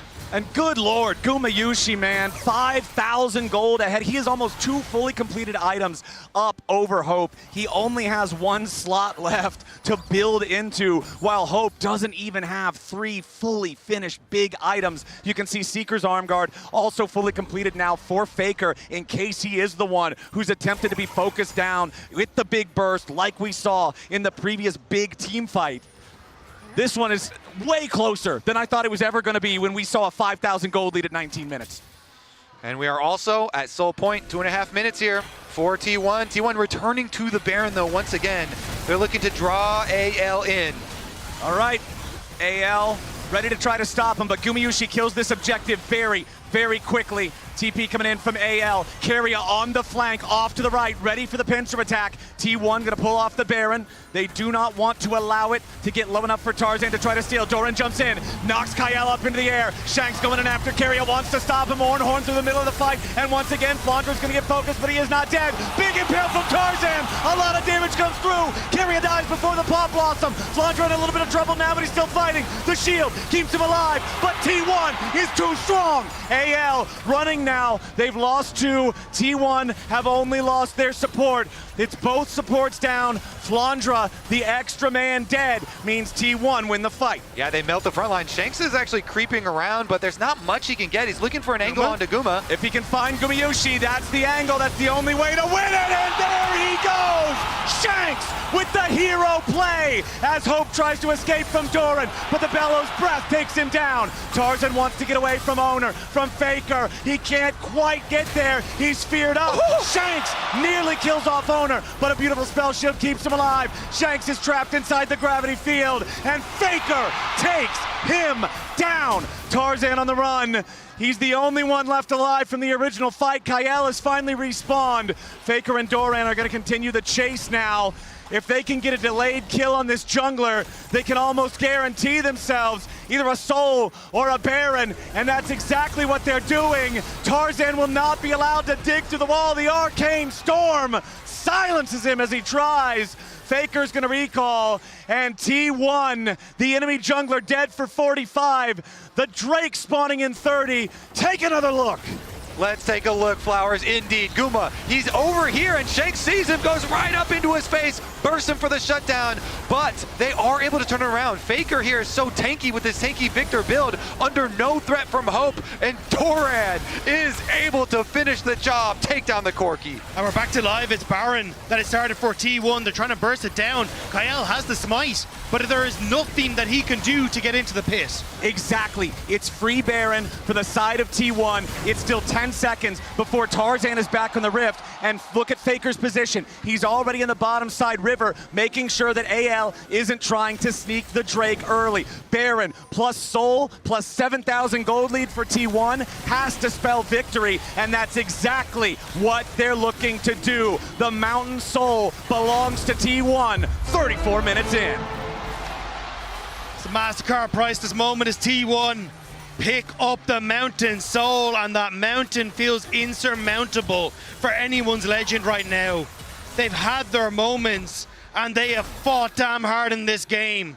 But now T1 will march on the Nexus and march towards a potential Game 5 here. Yeah, honestly, I think a Mountain Dragon does seal it for T1. How is a LeBlanc supposed to burst through all this extra durability on these T1 members? It's going to be very, very difficult. There is also a Skarner flanking on Vision. Tarzan's just going to keep going, though, because hell no, they don't have a lot of good angles to go for in the first place. Owner level 16, maximum range paranoia, so he knows he can join any bottom lane fight from the mid lane.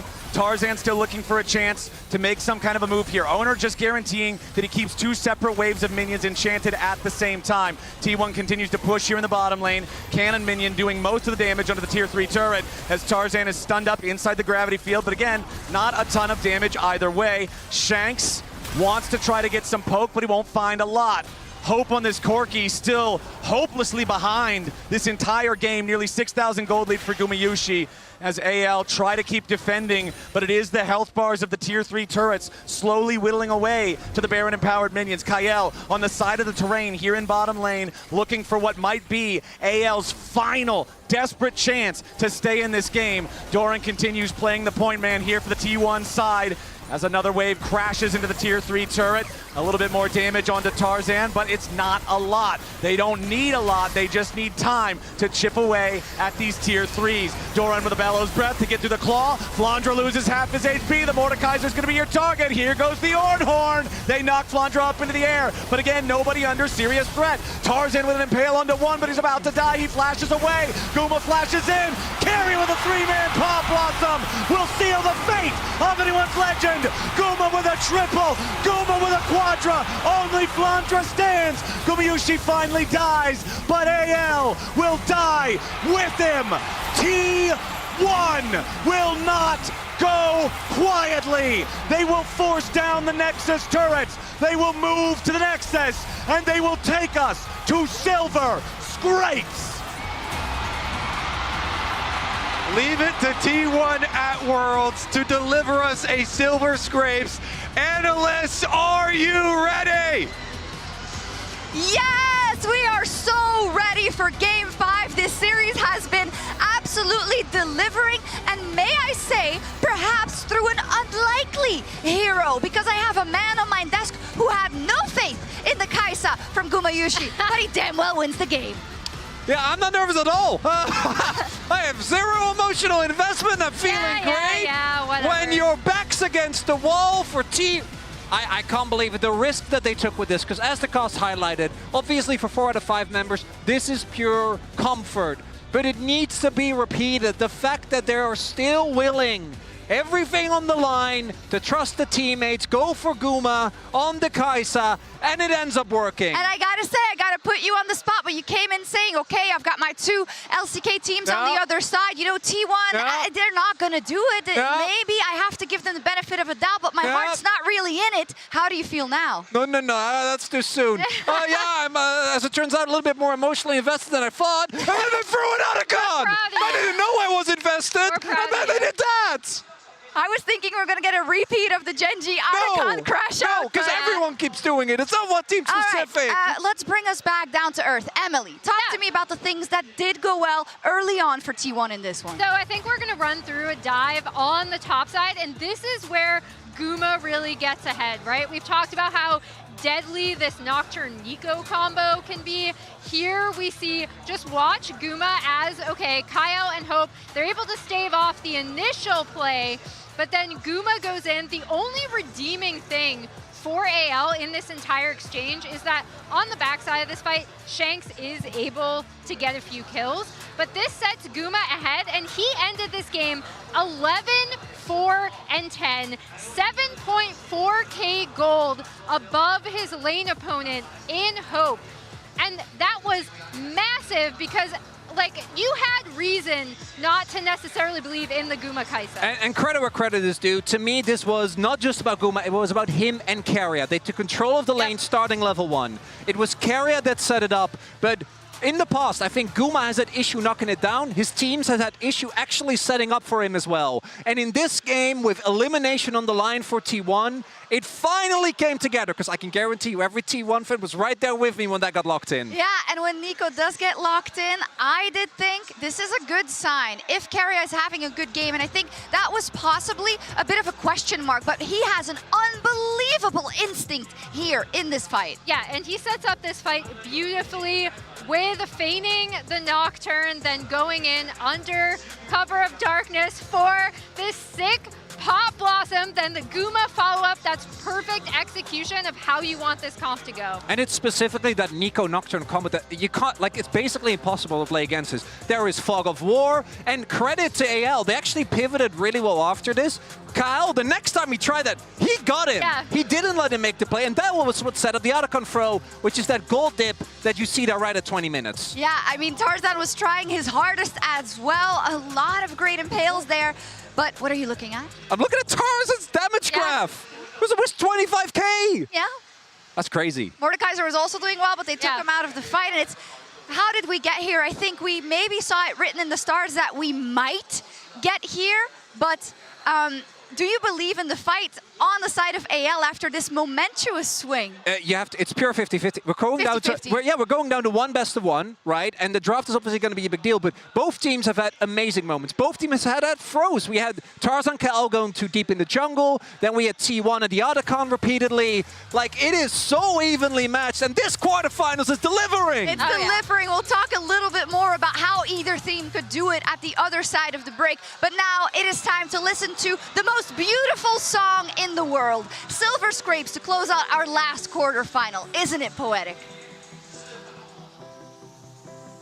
To get low enough for Tarzan to try to steal. Doran jumps in, knocks Kyle up into the air. Shanks going in after Keria, wants to stop him. Horn through the middle of the fight, and once again, Flaundra's going to get focused, but he is not dead. Big impale from Tarzan. A lot of damage comes through. Keria dies before the Pop Blossom. Flaundra in a little bit of trouble now, but he's still fighting. The shield keeps him alive, but T1 is too strong.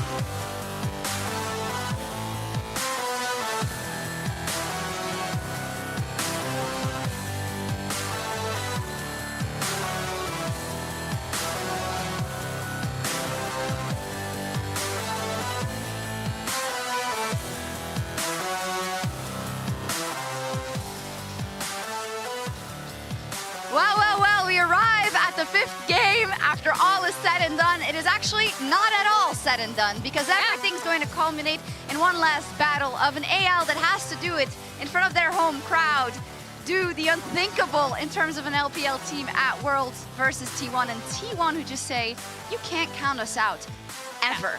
And as we talked about, the Nico Nocturne composition, they ran incredibly well, something they're super comfortable on. Previously, we'd seen Nico banned out. I want to take a look at the support picks throughout this series because I feel like we talked going into this about Karia's performance, how he has really stepped it up in this matchup. As we look at the supports each of these guys have played, I am curious to see if we might start seeing maybe hyper carries, maybe like an Aphelios Lulu angle, something like that coming out of these teams. And there are 2 picks I'm looking towards if they're not banned away. That's Alistar and Rel. There are still these really big, high-profile wombo combo engage supports, because in Game 5, in a fearless format, I think a lot will come down to the draft as the crowd goes crazy, because there isn't as much goes into everything, easy pickings for picks. You need to figure out a way to get an upper hand in this game. You need the better drafting. You need to lock in whatever the pick may be, as Silver Scrapes also hits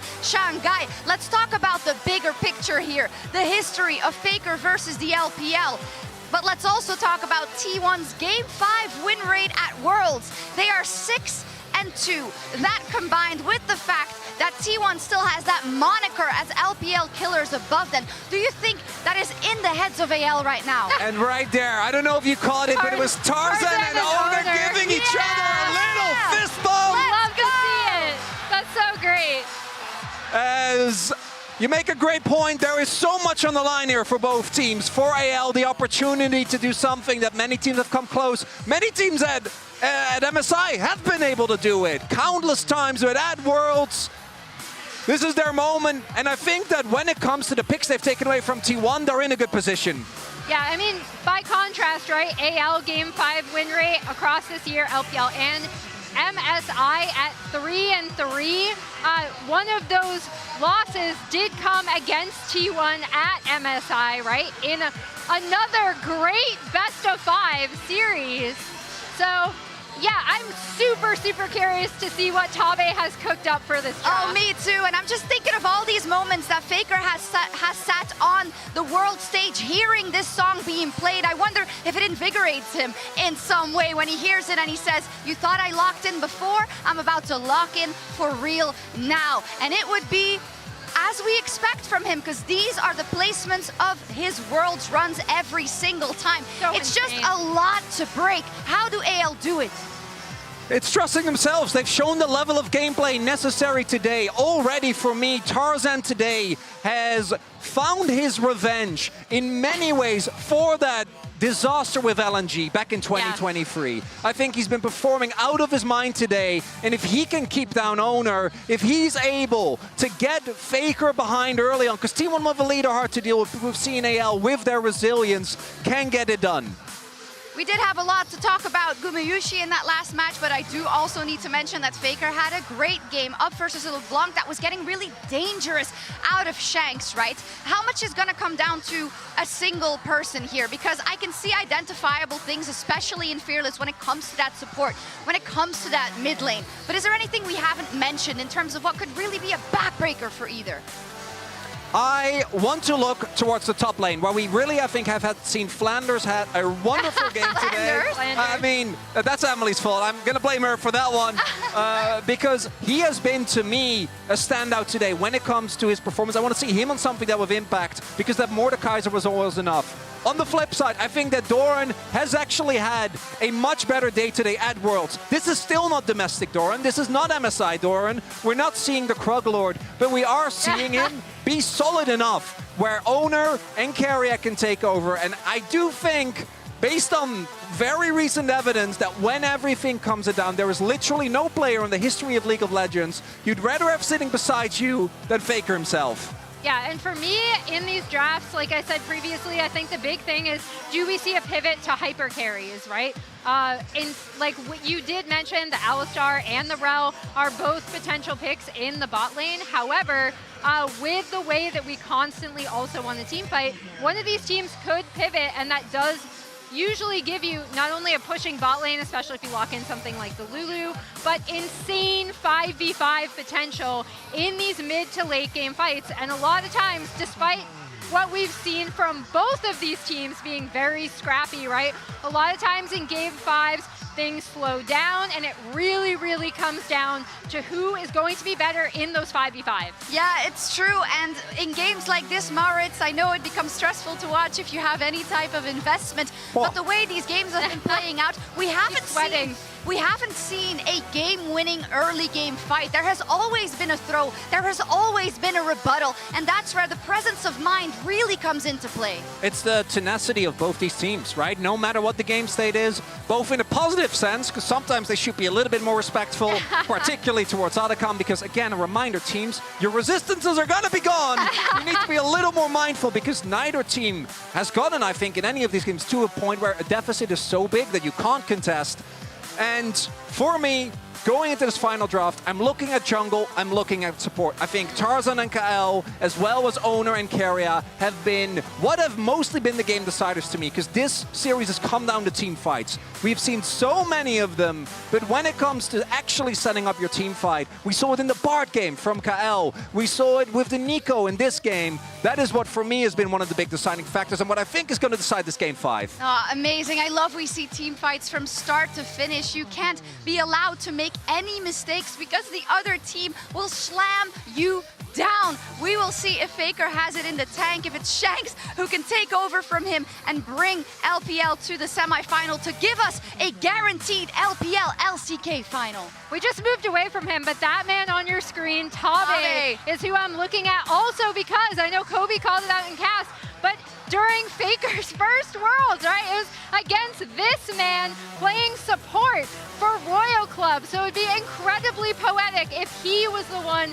to finally step up coaching this AL team and potentially move on past T1 in this bracket. We've been going to a Zenith a couple of times, but I just got the word we still have a little delay before getting to the stage. Obviously, you want to make sure that the teams are in their best capabilities going into that game 5 indeed. I'm wondering, Maurits, if the doubts that you had coming into this best of 5 being, right, can they attack that early game? Can Keria have a standout performance? Can the top lane have a stable performance? How many of that has been shored up? Well, I mean, we've gotten to game 5, right? I want to echo what I said earlier. It really does feel like these teams are insanely evenly matched. A lot of the questions that we had for T1, I think for me were answered after game 1 already, because I knew that if, and that was by no means a guarantee, but if T1 played the way they have done at MSI, they have played domestically for a large part of the year, particularly towards the main part of summer, I knew this was going to be a close series.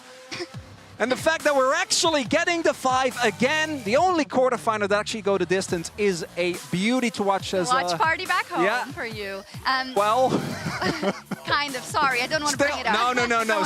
Still in spirit, and I can't wait to see what we're gonna get in this game 5. We'll see indeed as we get into this draft in just a second. But Emily, real quick, Anyone's Legend jumping up as an unexpected hope for the LPL from Rogue Warriors to today.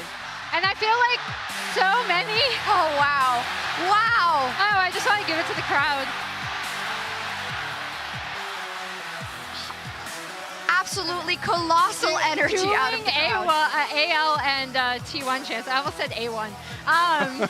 The big thing for me is every single player on this team kind of was seeking to make their name or kind of strike out and get revenge for being passed over, right? Like Hope replaced for Viper, replaced for Ruler, Kyle trying to make a name for himself on a different team, Tarzan seeking redemption from some of his international performances, as we talked about, Shanks being on WE for so long, being stuck there, coming to this team, and then Flandra, I think Flandra's always just kind of vibing, but he's proving still that he is a top LPL top laner. Oh my gosh, the energy is absolutely electric. You know, this is the thing that when you get to a World Championship, these are the unquantifiables. When you step into an arena like this, and I'm so glad that we had hoped that it would come to this for this specific matchup between the hope of the LPL and the LPL killers on the side of T1. It's absolutely beautiful.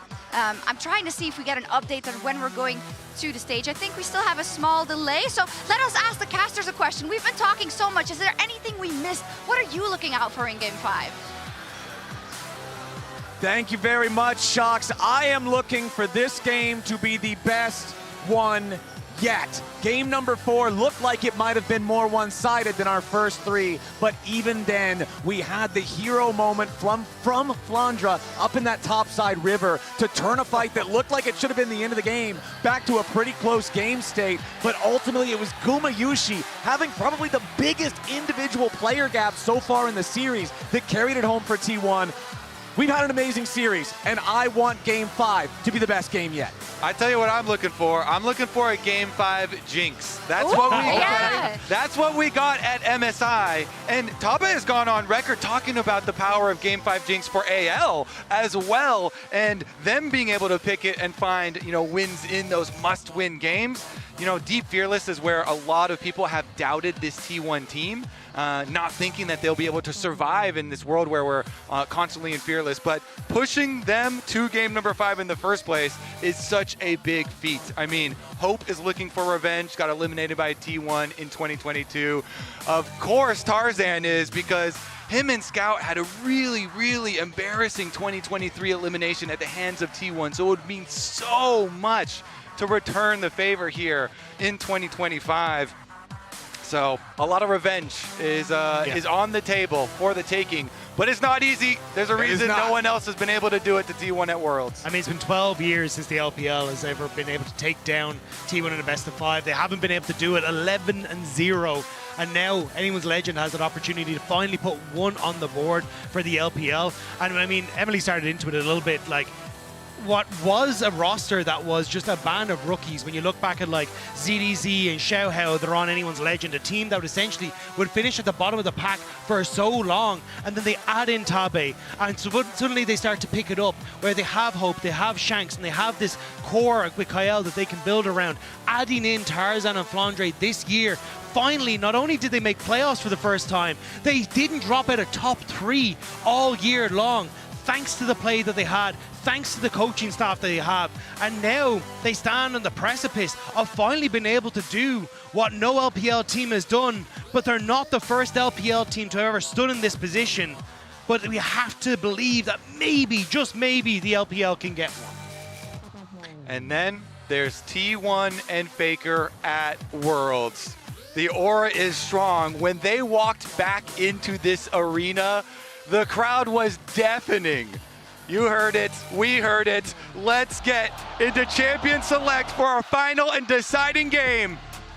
I am so ready for this, and Azir and Orianna throughout the entire series have not been allowed. That will not change in Game 5. The Trundle remains banned as well. AL, having lost Game 4, are choosing to play from the blue side here in our 5th and final game. Caitlyn and Misfortune, double marksman bans in the first half of the draft from AL. When you're already on Game 5 in Fearless, that AD carry pool is shrinking to a puddle. Also, potentially setting up for something like a Lucian first pick, which is the other AD carry that we've seen in this meta that is still rising up in priority. Something that you can have that flexibility with, especially as the desk was already talking about, like both the Alistair and the Rel still up and available if they want to try and go for it.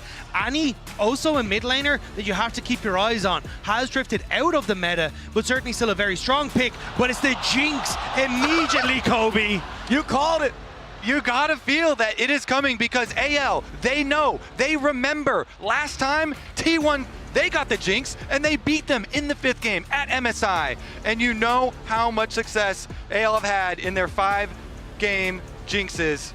They get it, first pick, it's worthy. Now you have to protect it though, okay? Jinx in itself is not a team comp. You have to be able to keep that Jinx up. You have to be able to get the first kill to get excited and stay alive. Meanwhile, the response from T1, a tried and true evergreen top laner that has made it all the way through Fearless up until now. It'll be Doran piloting the Renekton in the deciding game. But it was the Renekton and the Lee Sin that in that game 3, I believe, at MSI was able to get T1 that very early lead where they played through that Renekton on the top side, got the kills, and then were able to start that snowball for themselves. So wonder if Owner wants to fall back towards that style. This would be crazy though. Skewmond, is that you? Owner on the Mundo. The front line here looking pretty beefy so far. T1.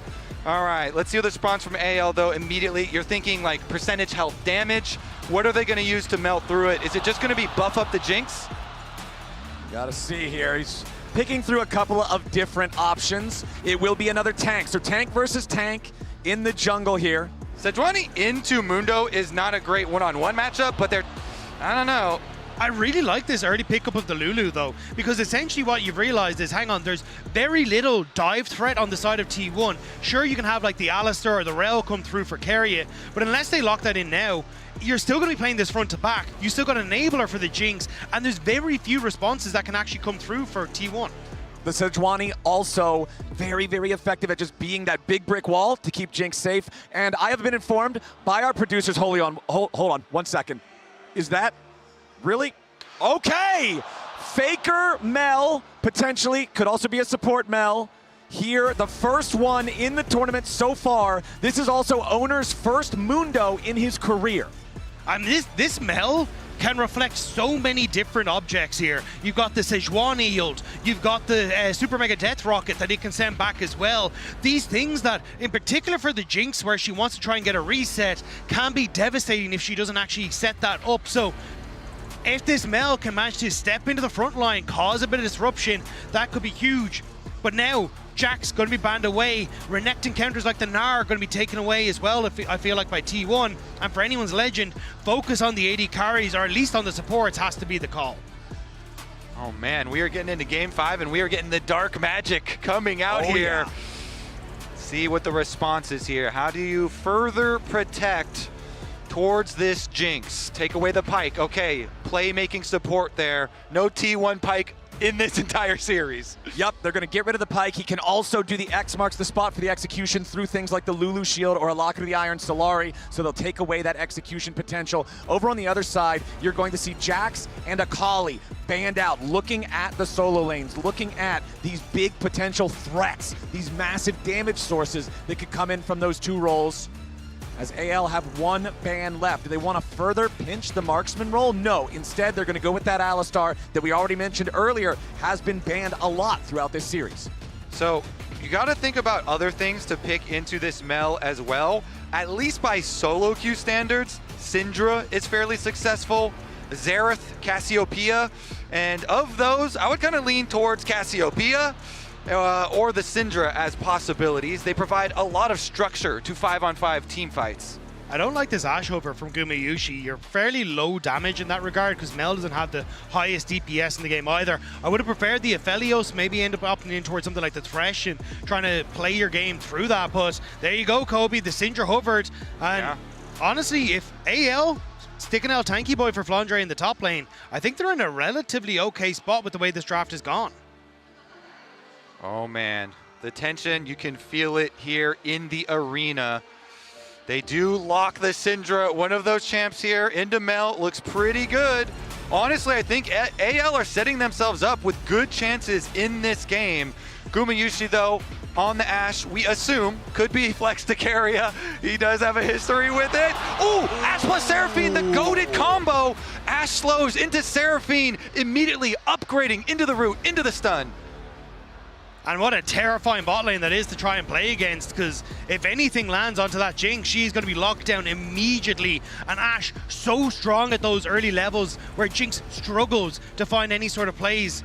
So for AL, it is definitely a hope that you can get your Jinx online and play for these massive team fights. But for T1, a lot resting on a strong mid game into hoping that Owner can actually be an unkillable Mundo later on.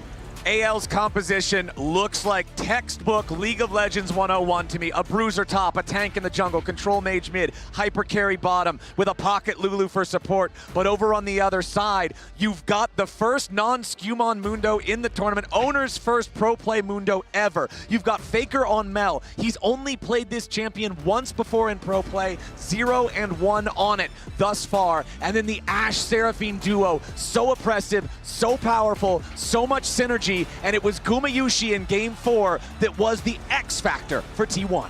But it is a different story from what T1 found themselves here with. It was Owner stepping up for T1 so regularly to carry the early game. Now on the Mundo, he doesn't have that pressure. So instead, T1 have gone back to their roots. These hyper-pushing bot lanes that made them win 2023 Worlds, that set them aside from the rest of the LPL. And they started that play in quarterfinals, and the LPL could not find an answer. Now it's on anyone's legend, 2 years later, to see if they can take down a T1 that no one else could. I want everyone to soak in this moment. This is what esports is all about. We're in China with LPL looking to try and for the first time ever eliminate T1 from Worlds. The fifth and final game here between AL and T1. Everything on the table. And once more, just a reminder to everyone here, so far, Faker has faced the LPL in a best of 5 11 times, counting the play-in match against IG earlier this tournament. They have not lost a single time. They 3-0'd their opponents 5 times, 3-1 4 times, 3-2 only twice. And even if T1 wins this one, that will still be the 3rd time that an LPL team has taken them the distance in the best of 5 stage. Anyone's legend has as good a chance as anyone's ever had at stopping T1 here. All right. Looks like we're going to get opposite side jungle clears. Mundo going to be clearing towards the Ashe Seraphine lane. This lane is so strong because Ashe, with the guaranteed slow, can upgrade the Seraphine. And the poke damage is also very substantial. Definitely going to make it tough, especially because you have to go for a cleanse in this lane with the slow and that setup then. So it means you don't have access to the barrier. So when you hit that level 6, the combo, even though you can get rid of the ult from the Ashe, you still have to deal with Keria. There's so much follow-up. And even trying to play team fights as Hope, if that cleanse is ever burned, becomes so difficult to do. And interestingly enough, no summoner spellbooks on either side this game since we're running double enchanters. Means it's just the heals for the supports the entire game long. Faker stepping forward, trying to maybe steal away these chickens from Tarzan, but no, not gonna get them. Yeah, able to get some of the small ones, I think, though. Yeah, it denies the level 3, which is crucial for Tarzan. Yeah, gets them execute. I mean, Mel, the passive, is the bane of so many junglers. The overwhelm, yeah. And Faker goes in. Faker's able to apply that little bit of extra pressure. It's those small things that do end up adding up. And Mundo into Sejuani is a good one-on-one matchup because you can just shrug off a lot of the immediate Sejuani CC and look to scale. Yeah, missed the big chicken, but the little ones are enough to slow down that Sejuani clear and just try to set up a good situation for Owner here on his Mundo. Down in the bottom lane, we can see Gumayushi and Keria having control over the lane like we would expect them to. Jinx is going to need time to scale up. Owner with his double buffs going to now walk towards mid lane.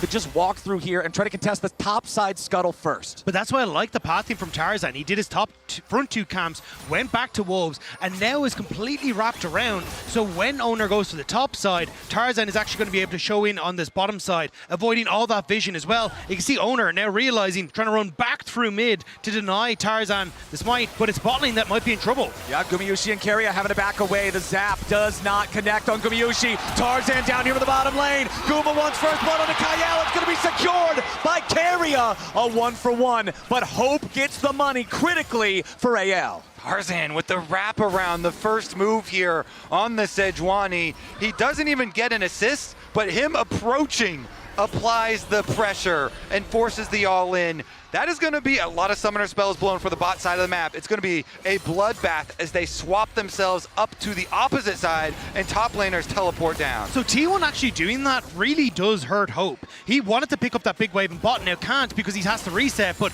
you see here Kyle, an offensive Lulu, trying to crack down on Gumayusi on the Ashe. Hope flashing forward to set up the play in for KL. Gumayusi in these early stages has so much damage on the Ashe, is able to take him down, but look at that big wave there at the end. Like Hope resets because the TP from Doran, and look at the CS at the bottom of your screen, that's how much he's now behind because of it. So even though you get the kill, it's still Gumayusi with the gold lead. Exactly, the farm matters so much down there in the bottom lane. As we see Hope and Kyle, Gumayusi and Keria, both bottom lane duos, swapped up to the top lane now, as Flandra and Doran will head down to the bottom side. You can see a lot of wards here in this topside river, along with the Scuttle Crab vision in both parts of the river for the T1 side of things. And again, there's that powerful burst. If Keria ever catches you, the follow-up damage is guaranteed to be huge. And T1 have a long history with very potent duo lanes. Back in the double AD carry meta, they were the ones most feared. And now, although it's not 2 AD carries as a duo, it is very, very annoying poke damage. Tarzan here as well is going to find his way back to that lane that is just constantly going to be under attack. Great heads up from Gumayusi though, ends up spotting him with the hawk shot, and it means that then Tarzan has to run away. Now on the bottom side, because they spotted the Sejuani top end, Owner able to sneak away this Drake. Well, sneak away, he's on vision, but able to steal it away. And it'll be a nice little early game for T1. Yeah, and I think that's the comms there. Hey, I'm gonna just take this neutral objective, maybe play some defense on my top side jungle, and they see him as he's going in. So first dragon for T1, gold lead for T1 out of lane phase here. They do look comfortable, but AL, they learned from MSI. They're the ones with the Jinx, and they even added a Lulu on top of it. If they can get some money into Hope, then they can look to take over the team fights that way. And that's what T1 did at MSI, was gank for Gumayusi, get him ahead on the Jinx, and make sure that he was able to be a major threat. And that's what Tarzan's trying to do, but Keria spots him out. Yeah, Keria sees him right there, walking into the tri-brush with the sweeper. Yes, Tarzan can tag him with the W, but it doesn't matter. But the thing is that it's very difficult to continue to play for Hope in this scenario. Getting spotted out consistently by the hawk shot by Keria. Also then, you would like to go for some sort of swap here with a minute until the Void Grubs, so then you can trade Void Grubs for some pressure on the bottom side, for plates on towards Jinx. But with the pushing lanes, it's so hard to get that moment to reset. You can see they've even had to cancel the reset in the top side again, and it's constantly putting AL under pressure. T1 just maintaining this massive farm advantage here in the 2v2 top side as Gumayusi 20 CS ahead of Hope. So nice for Mundo. Just power farming away when you got your pushing lanes to work with. Push, push, push. It works on towers. It works with your lanes as well if they're going to do it for you. The farm here looking good for him, and the timers on those dragons are going to be very quick. It's actually good that the second one is a Chem Tech dragon here. We'll see though. Shank's going for his reset now as well after T1 have rotated Guma over to mid. This is the swap I was talking about though for Hope and Kyle. I think you need to get them out of this matchup and hope then you can push in bot side into getting some turret plates for them. But look at the vision that's already been set up by T1 on this bottom side, right? They know if Tarzan ever tries to make a play on the bottom side, and Gumayusi and Keria clear out mid, get a farm advantage, now rotate bot, can match that push, and are constantly matching anyone's legend in those plays. Yeah, and they're going to have a big advantage for the Void Grubs. Guma at the moment on Ashe is walking away. He can throw a long-range Ashe ultimate up there, but he's actually throwing it to stop the bottom lane recall. Very, very, very high value here. Two of them interrupted. They have vision. T1 no. these objectives are ours. Yeah, the kills are only 1-1, but T1 is solidly controlling the side lanes. They are controlling the objectives. They are controlling the tempo of the first 9 minutes of this game. That is both early neutral objectives claimed by T1. No contest from AL for that first Drake. Any attempted contest stopped, like you're saying, by the arrow from Gumayusi. And it's not like it gets easier. T1 spikes so well off of a single item that at least when you look towards like both Mel and Gumayusi, and even Keria as well, the next couple of objectives kind of feel like they're T1 favored. And at that stage, it's T1 pretty much out of control before AL can really get online. Like, Hope is so far away from completing his items, completing the cull. You're heavily reliant on can Shanks and Flandre do enough, but Flandre slowly starting to fall behind to Doran as well, not having the best of times. AL's early game off to a bit of a struggle here in the 5th and final game of this series. You'd have to think that MSI is in the back of their minds getting to this same point against T1, nearly qualifying for that MSI final, but missing out. Owner looking maybe to try to set up for a dive down here, but Tarzan reads the play. He's ready to defend here in a 3v3, but it's still going to be another turret plate going the way of Gumayusi and Keria. The Ashe Seraphine so strong. And Owner kind of losing some health. He misses every briefcase. He lost his passive already as well. Okay, Tarzan still moving forward, and Owner and the rest of T1 push back a little. But the triple void grubs are doing so much value. Guma with the ultimate, trying to see if they could go for Kael, don't get anything. But even if they don't, I mean, the Ashe and, well, Kalista, I mean, Caitlyn, I mean, Seraphine, like, this looks like we've seen it so many times before from T1. And as long as they can continue to chip away at this turret, they're getting the goal they want. Hope is being denied some of that CS, and you're even sharing some of that experience with Tarzan. Tarzan's not done. Yeah, Tarzan wants to make the play here yet again. Gumayusi and Keria trying to get away. Once more, the zap doesn't connect. Gumayusi sidestepping that the same way he did in the last time Tarzan came to the bottom lane. Gumayusi and Keria, again, reinforced by Owner here. They can't just throw out the Glacial Prison on Gumayusi because he has the cleanse. Exactly. He can just hover on that side. He's not scared of the Sejuani at all. They complete the push, and they do get the early rotation over to the Dragon that we are talking about, and the stacking should continue. Topside, Doran continues putting that pressure onto Flandre, who immediately pops the World Ender. Q1, Q2, both not going to find a lot, and Doran has more than half a bar of Fury, so he has an enchanted spell if he wants to try to make a move. Doran's going to have ult advantage. That is actually pretty big for the one-on-one. Owner. Yeah. Tarzan wants to try to steal away this Drake. Keria and Owner, though, they don't care about that at all. They will smite it down, and that is 3 neutral objectives to 0 for T1. And what you start to think about in moments like this on the big stage is how people will deal with pressure when all of the eyes are on you and you have to perform, and it just comes down to a single game. And sometimes even in that game, a single moment. AL right now are losing so much on the map.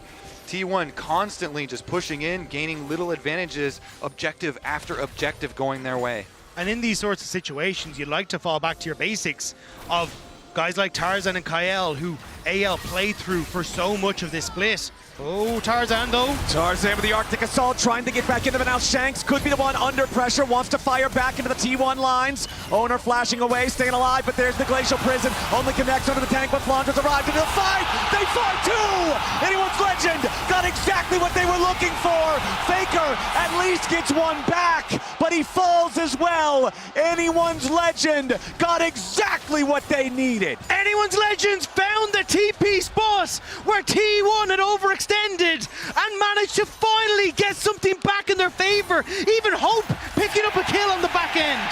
And who is it in the big moments we're talking about? Flandre, he finds the teleport, and he is able to make this flank. Look at him go straight for Keria. He's able to lock him down, even with the Seraphine ultimate only hitting one. It just hits Tarzan. Flandre's able to get him. They get the first 3 kills. They get even more than that. And AL, they are back. There is a reason that this man is one of 3 non-Korean top laners to ever win Worlds. There's a reason why the LPL has relied on him before, and just now, Anyone's Legend once more find themselves being carried in the back of Flandre. It's not just Europe that has nightmares of Aatrox at Worlds this time. The LPL Aatrox is such a raid boss in so many huge moments in the history of League of Legends Esports. It looked like back in that fight, it was Faker's rebuttal on the Mel that guaranteed that he got the kill back onto Shanks to not just make it a total wash, but Hope getting 2 kills there. This is so big for the Jinx to not fall behind and make sure that he stays on tempo to be relevant in this game. 4 stacks left on the call before he cashes in, and Hope's going to have a gold lead over Gumayushi. And that is incredible with the way that this game started. Anyone's Legend getting the perfect gold in the places they needed. Vlondre started to fall behind, he's now up. Hope has started to find, he's now going to be up as soon as this call pops. And now, when it comes towards the Rift Herald, when it comes towards Dragons, Anyone's Legend have a fighting chance to contest T1. Vlondre, he did so much work on the Mordekaiser in the previous game. Yeah. But in the end, it wasn't enough. This time around, setting up for the team as well and trying to put as many resources into the Jinx as they possibly can. Jinx as well with a nice little interrupt here onto Doran, which is going to give Vlondre a little bit of extra tempo. They continue to interrupt again, I believe. That was the redemption used to interrupt the second recall from Doran. It's a 1-to-1 game for the snipes from the AD carries to interrupt these recalls. Now Doran popping the Dominus to make sure that he can clear the wave and stay healthy enough to avoid the dive that he knows is coming. If they're using Super Mega Death Rocket and the redemption, you know they've got to have some kind of a follow-up. So that'll force the ulti of the Renekton, and it forces it right as the Rift Herald spawns. And that's what I was going to say. Hope's ultimate will be back up sooner than the Dominus. Same when you look at that redemption. But the timing for AL, it feels like, is not about the Rift Herald. It's about going for this bot lane turret instead. Exactly. This is the first turret of the game. That's going to win them the feats as well. There's already the monster slaying for the side of T1. There's already warfare for the side of AL. They're saying, fine, take the Herald. That'll get you a turret later. We've already got a turret now alongside feats of warfare. And how far do you want to push? Is T1, you see Faker trying to clear out that top wave, but you have to be so careful. And excited Jinx starting to rip through that play on the bottom side. T1 don't overcommit for the top lane, instead respecting it, and they will just back away. AL coming to life here, putting pressure back onto T1, and now there is a dangerous extended lane here that T1 are going to have to deal with. Doran trying his best to get some defensive vision for himself. This is also a map with the Hex Gates, so you have to worry about some of those very quick plays, getting right back out and trying to take advantage of those small timing windows. At the moment, the side lane, the long lane, is actually the Syndra. Shanks is all the way down there for AL, so he's got to be very cautious about pushing that one out. He bides his time in the brush before deleting the minion waves and then can rotate over to the rest of the team. And even though they did throw the lead that they had when AL was able to punish with Vlondre's TP to join the fight in the last big engage that we saw in that topside river. T1 still has the first 2 Drakes to their name. If they can secure this third one that has just now spawned, they'll be on Soul Point on a Hex Tech Rift. A very scary situation for AL to then have to deal with. AL knows it, and they've brought everybody to the party nice and early to control the bottom side river. Now Doran is still up on the top side of the map, taking down that tier 1 turret, but he's going to go ahead and decide to teleport now to join up with the rest of the team. The Rift Herald is summoned up mid. Vlondre separated from the rest of AL, and there's chunks under the AL health bars. T1 staying mostly grouped up. Keep your eyes on Keria over the wall. The arrow collides, but it's only onto Shanks, and he's at a safe distance, so no real value there. Redemption coming in. Seraphine ulti, no value. Owner's going to be in some danger as immediately Tarzan jumps in the middle of everyone and has to try to flash away. Vlondre on the flank. Drake owned now by T1. They will force AL back, and they will earn themselves Soul Point. I feel like you can tell they are on a knife's edge right now. Everybody very antsy with some of these abilities being thrown out. In the end, though, T1, they win out. They get the dragon. They're going to get the tower as well. This is going to chop down on the gold lead. Yeah, and they're basically getting top tower as well because that so much damage went through before Doran TP'd. That'll go down with a stiff breeze. So at this stage, Anyone's Legend, they really needed to try and find something there. But again, like, your Jinx hasn't come online. You're sitting on 1 item on Shanks. You did get 1 hero play, but in the straight front to back, this is where T1 are just so strong with the composition that they have. Yeah, you can tell. So Tarzan had to play the mind game with Mel, and he goes in with the Q, and then Faker's going to go for the reflection, so then he holds the ultimate, but then they've already taken enough damage, so then as he's going out, he throws his ultimate back, and there's no engage there. But we also saw, you know, T1 themselves, just throwing out Ashe ultimate, not having anyone in place to follow up there, and then Keria trying to snipe over the wall, but that one also not finding the engage. And then if all of that is down, then T1 are just going to win out with the pure brute force on the Dragon and set themselves up with a Dragon Soul point. Yeah, I wasn't sure if Keria failed to flash over the wall or was trying to flash to reposition to catch Hope as he stepped backwards, but either way, he wasn't quite able to connect, and still, T1 get the objective. They're going to continue to push out waves, and now we just wait 3 minutes until 3:30 until that Dragon is up, that potential Dragon Soul for T1. And as long as they don't end up over-forcing that Atacon and anyone's Legend find a fight, it feels like T1 should be able to brute force their way in once more.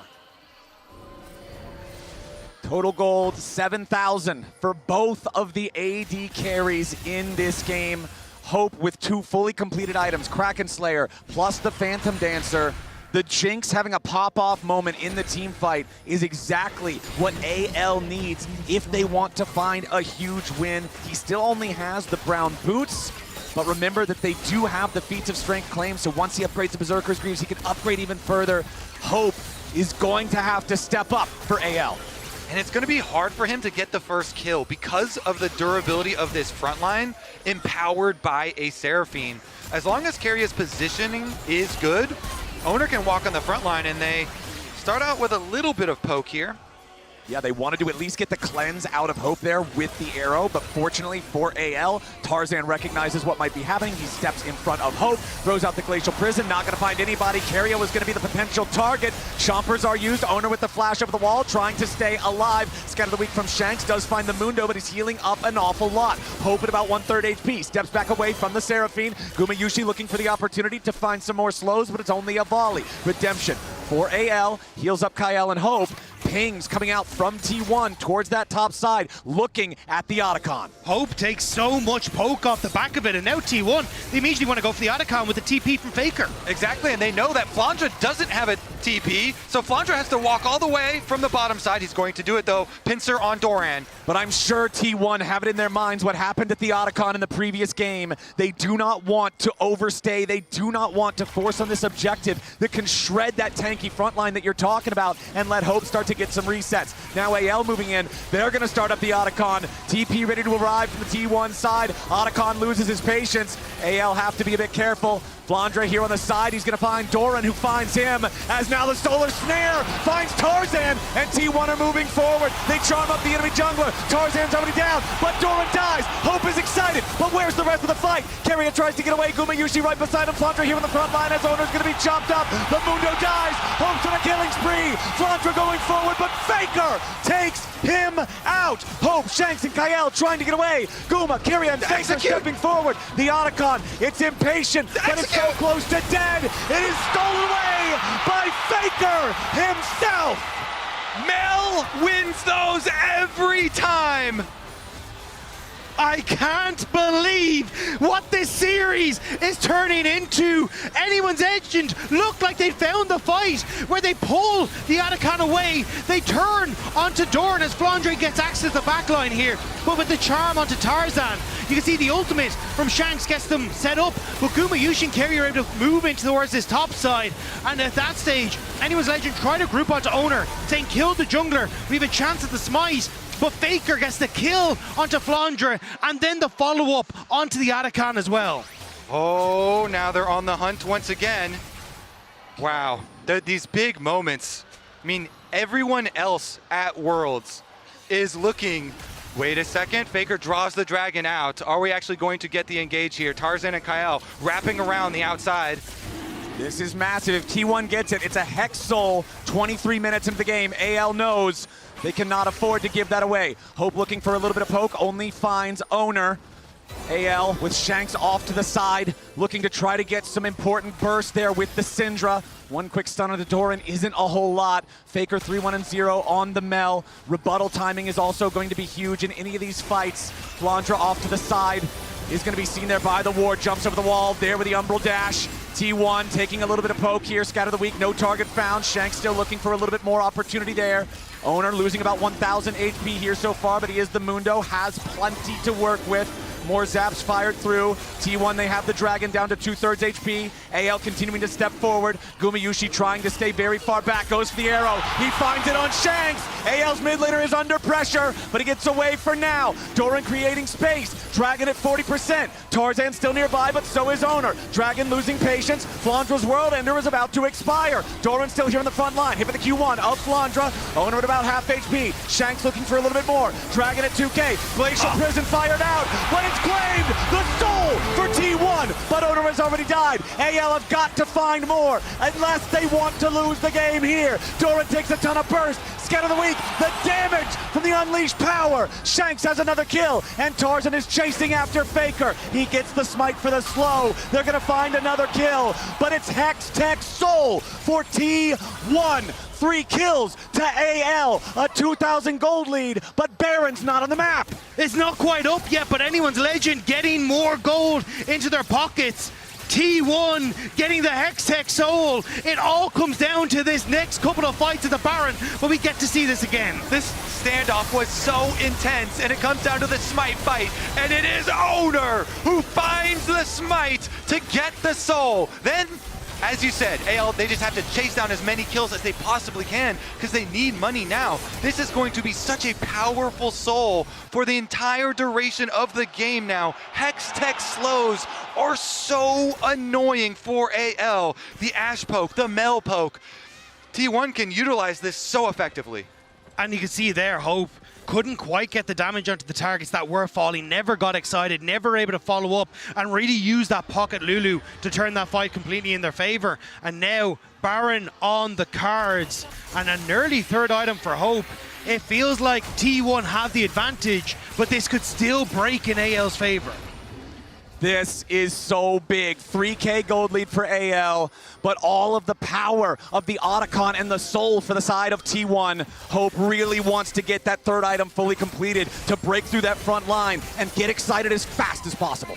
Clutch moments, Flowers. Faker secured the Otacon. Owner secures the Dragon Soul. Gumayushi. But AL... Oh, Gumayushi hit by the Scout of the Week, but there is enough distance and the shielding from Keria to make sure that there's no follow-up from AL after. Still, I like this from AL. See if they can find those picks. See if they can play off a vision. That's some damage onto Owner. Yeah, they're going to commit onto the Doctor. Mundo! Shanks has killed him. Owner is dead. You want to talk about clutch moments? There you go. Tarzan and Flandra going forward. Faker's going to be caught. So much damage from AL. Faker about to die. Shanks in a rampage. Anyone's legend. 2 huge kills. The soul is not enough when the heart of the LPL is with anyone's legend. They will move over towards the Baron as Shanghai erupts. Doran, Keria, and Gumayushi, 3v5 if nothing else. They need to stop the Baron from going over to AL right now. Shanks on the side, no ulti available for the Syndra here just yet. Tarzan over the wall wants to go in after Keria. Infernal Chains are going to connect. This Seraphine is down. Tarzan is traded, but Doran has died too. It's Gumayushi against anyone's legend as he tries to kite and fight, but he's stunned. Good night, the kill for Shanks. AL delayed ace. Oh my God! AL are still in this! They increased the gold lead. It's almost 5,000. T1, they stopped the Baron though, critically. AL just delete Dr. Mundo. And they managed to end up turning this, but there was so many clutch plays. Shanks with the stun onto Doran, Tarzan with the lockup onto Keria, Hope able to kite back, and Flandre setting up for another stun to barely clip onto Gumayushi and set up for the play.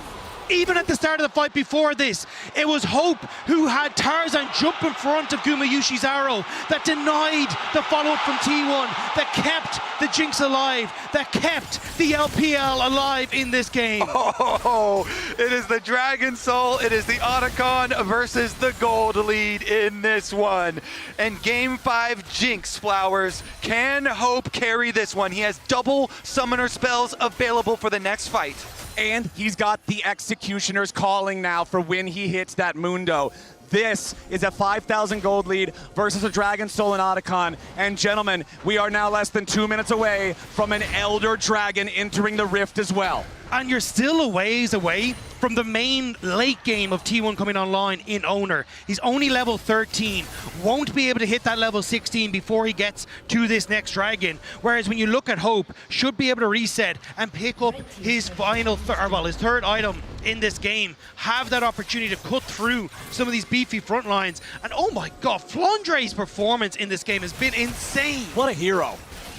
Shanks as well has hit the execution threshold on Syndra. He's over 100 splinters. He has 10 stacks on the Dark Seal.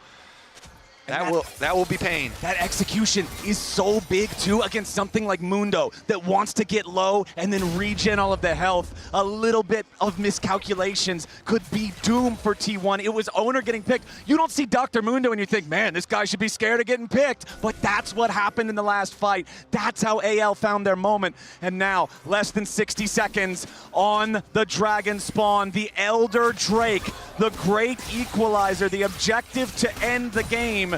We're not even 30 minutes in, and this thing is about to spawn. Pings coming out from both sides. As you can see, AL take to the bot side, River first. All eyes on Hope. Kael is sticking with him. The pocket Lulu to keep him safe. Cleanse at the ready, flash at the ready. You think of the teams that have stood in this position before. Billy, Top Esports, LNG, so many teams that have fallen at the hands of T1, and it's this band of misfits that are taking T1 the distance that may just find their chances this Elder Dragon. Okay, Tarzan eating a little bit of damage there, will lose the Arctic armor. Hope does not want to suffer any poke here as T1 will strut into the bot side River. Shanks taking the Hex Gate, making sure he doesn't get caught out. Does not want to try to stay there and look for a pincer that could get him caught. AL backing away from the pit now with Keria starting up the Elder. Just a little bit of damage over the wall to make sure that AL are not going to begin that one themselves. Elder aggroed by T1 here, as now it's going to reset. AL, they send Flandre into the mid lane to answer the wave, clear that one out. The rest of AL remaining by the Drake. You have to be so careful as AL. One of these spells lands and that Hextech so slows you, it can give T1 the opportunity to chase you down. As Flandre on the reset picked up his GA.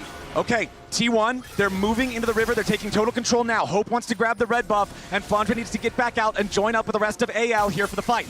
Red buff secured. Elder Drake started, but so slowly. Flandre gonna move forward, try to clear away the control ward. They're going in after the Aatrox. They set him up with the arrow. Flandre has been caught at a critical moment. Over the wall goes Tarzan. Wild growth coming in from Kael. Guardian Angel will blink Flandre back, but where is the damage on AL's side? Doran into the back line. Kael is already down. Doran killed in response. T1 pushing forward. Shanks the next kill. Hope trying to kite. He needs to get away because T1 have won the fight 2-1. Flandre is trying to reset and teleport back in. He's trying to link up with the team. The minions are here. They need to turn it. That's the teleport. Okay, T1, they've got to understand this Aatrox is probably their target. Flandre arrives. Solar Snare looking to lock him up. Owner taking a ton of damage. Hope is excited. Flandre's got the kill. Solar Snare on Hope, but it's not going to do any more. Flandre's going to try to get away. Goes back in here for the Q1. Tarzan wants to engage on the Gumayushi, but he cannot find him. Flandre over the wall. Wants Faker. Can't get the damage. Hope can't do it either. Gumayushi's still alive. T1 out team fighting to Legend for another delayed ace. T1 kite into the alcove of death. They take down AL and they're going to reset. The Elder is still on the table and the Hex Gates are at the ready. The Syndra is up. It's Kael that is up. But can they stand against so many members of T1? Doran going to start to push out this wave, and in just a moment, all 5 members of T1 will amass around the Elder. There's no way to contest for AL right now. Everybody on T1 ready to go. Owner going to join up in just a moment. Kael and Shanks, even with the level 16 Syndra, there's just not an angle. And now, with the Elder in their possession, you would have to think that T1 is going to take a stroll up into the top side of the rift and add Baron to it. This now becomes a game of delaying, of trying to deny T1 from taking down the Nexus. Having both of these buffs means that they can tear through anyone's legend. With the power of the Elder, they've got to secure this one. AL, what are they even going to do? You have to try and turtle and wait out these super powerful endgame buffs now. the Elder, the Baron, the Soul, the Otacon, every possible advantage you could have in League of Legends, T1 commands for the next 2 minutes. While everyone else at Worlds are trying to earn their legacy, Faker knows his has already been cemented in history, and T1 will assault the base. Here comes the push. Baron empowered, Elder empowered. T1 are on the warpath. T1 just going straight to the enemy base. Tier 3 turret doesn't stand a chance. Inhibitor knocked down right after. Tarzan and Hope meaning to join up with the rest of the team. The Tier 2 over in mid still standing for now. There's still half the duration left on the Elder Dragon. That's all that anyone's Legend are trying to do. They will lose the top inhibitor, but they managed to take out the wave in mid. Flandre pushed in that bottom wave, and with just a little bit of time left on this Elder Dragon, how much more can T1 get?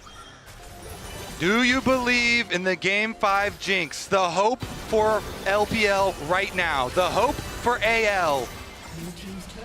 Well, it's gonna need a lot more than just some hopes, some dreams, some prayers. They're gonna need this Elder timer to expire if they want to have a chance against T1, who now have nearly a 3,000 gold lead on top of all those buffs. Elder getting down very low, about 20 seconds or so left here on this buff. The next wave about to arrive, and you know T1 are going to force their way in for a second lane of super minions. Doran guiding the top lane minions up now as well as the second inhibitor falls, and T1 are looking for the end of the game. The Elder's got 15 seconds left on it. T1 guiding the Baroned up minions toward the Nexus turrets.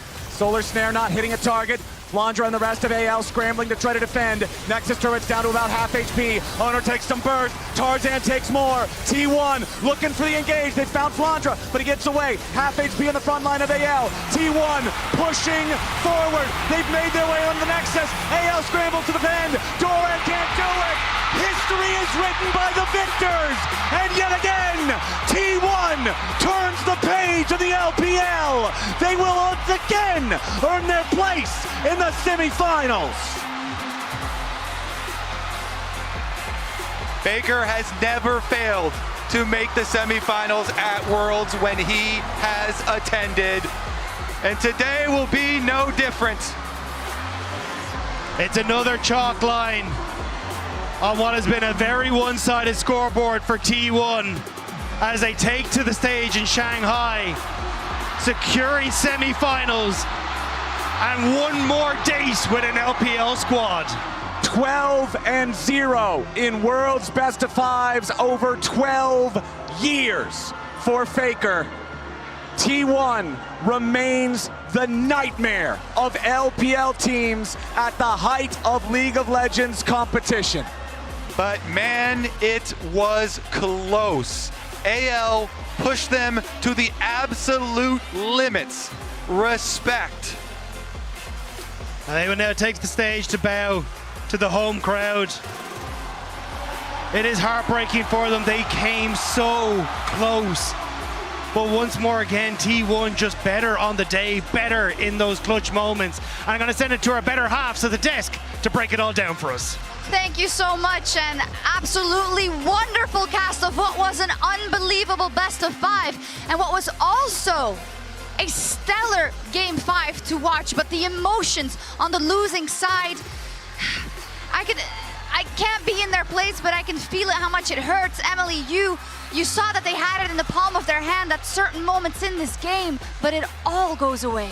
Yeah, I mean, this team has accomplished so much throughout the year. I know that's not a comfort now, but like I said, this team, with adding Tarzan, adding Flandre, the things they were able to accomplish throughout the season, they were my personal favorite team to watch in LPL because of their play style, because of how they could punch up against teams that, like, on paper should have been better than them, right? So it's a very crushing loss.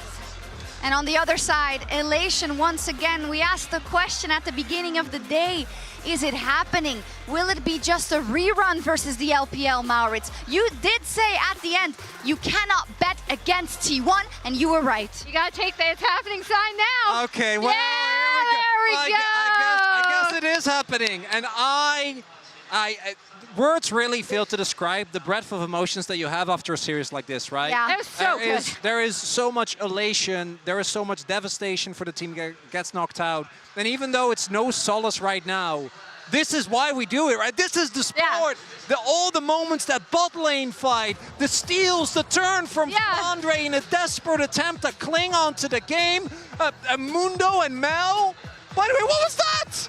Yeah, I mean, we were going in the drafts. I saw the Jinx lockdown. I was like, yeah, me and Kobe were calling for hyper carries. Let's go. And then this comp that they put together, the Mel actually did so much against what AL wanted to do. So it was a really interesting Game 5 draft. This is like a series that makes me so, like I feel so lucky to be here, right? This was amazing.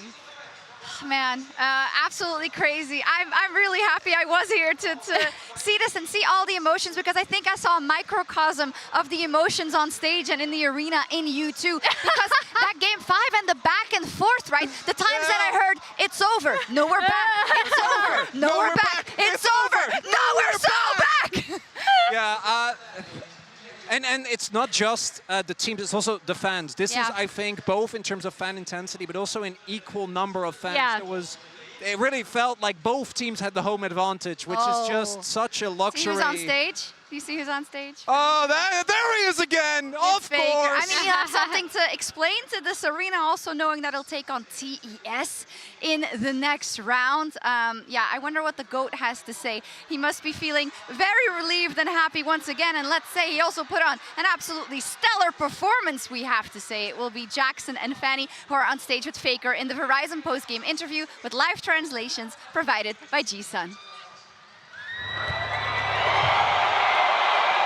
各位好，欢迎来到赛后采访环节，我是主持人刘航。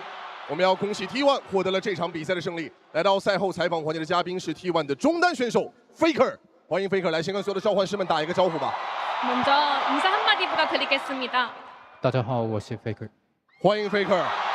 Thank you so much, Faker, and thank you so much for joining the interview. 鏖战5局，最终 T1 拿下了比赛的胜利，而且也成功进入到了本次全球总决赛的4强。我想知道的是，此时此刻 Faker 你现在最大的感受，在打完这个 BO5 之后是什么？ 먼저 승리 축하드립니다. Congratulations on the victory. It was a very, very close best of 5 series. 오늘 좀 경기 마친 소감이 How do you feel about the match today, and how do you feel about advancing to the semifinals? AL이 워낙 강한 상대라서 오늘 굉장히 즐거운 경기를 할 수 있을 거라고 생각했는데 실제로 너무 즐거운 경기를 했던 것 같고 또 상대팀이 강했기 때문에 오늘 좋은 경기를 했던 것 같습니다. Because AL is such a strong opponent, I was expecting a great series together, and it actually happened. Because the opponents were very strong, we were able to make this great match together. 也是给到了 AL 足够的夸赞。AL 在今天确实也展现了足够的韧性。那在此前的瑞士轮，他们也是接连战胜了来自 LCK 赛区的 HLE 以及真奇2支战队。所以你们在准备这场对阵 AL 的 BO5 之前，你们会认为这场比赛获胜的关键对于 T1 来说应该是什么？ 스위스 스테이지에서 사실 AL은 In the Swiss stage, HLE도 그렇고 젠지도 AL 그렇고 뭐도 상대해서 was able to beat HLE and Gen.G. 준비하면서 오늘 So 승리할 수 있는 how did 포인트가 T1 prepare for this 핵심점이 best of 5 무엇인가요? series up against AL? 가장 중요한 거는 이제 저희가 최대한 실수를 줄여야 된다는 점이었던 것 같고 그리고 또 이제 이런 경기에서는 좀 저는 운도 많이 따라줘야 된다고 생각했기 때문에 저희가 할 수 있는 최선을 준비하면서 실수를 줄이려고 하면서 그냥 최선을 다했던 것 같습니다. The most important thing was reducing our mistakes. And in this kind of a critical matches and important moment, you also got to get a little lucky. So we were doing our best in order to do our best in terms of preparation and reduce our mistakes. Faker 选择了梅尔这个英雄，有点出其不意。其实之前玩的并不多，最后一局把这个英雄掏出来，你当时是怎么去考虑的？ 사실 오늘 5세트 보니까 좀 T1은 매를 챔피언을 선택했습니다. 이 챔피언 선택한 계기가 무엇인지 들어보겠습니다. 5세트 같은 경우에는 좀 미드 챔피언이 많이 빠지기도 했고 좀 대치 상황이 좀 많이 나올 것 같다고 생각을 해서 그렇게 선택을 했던 것 같습니다.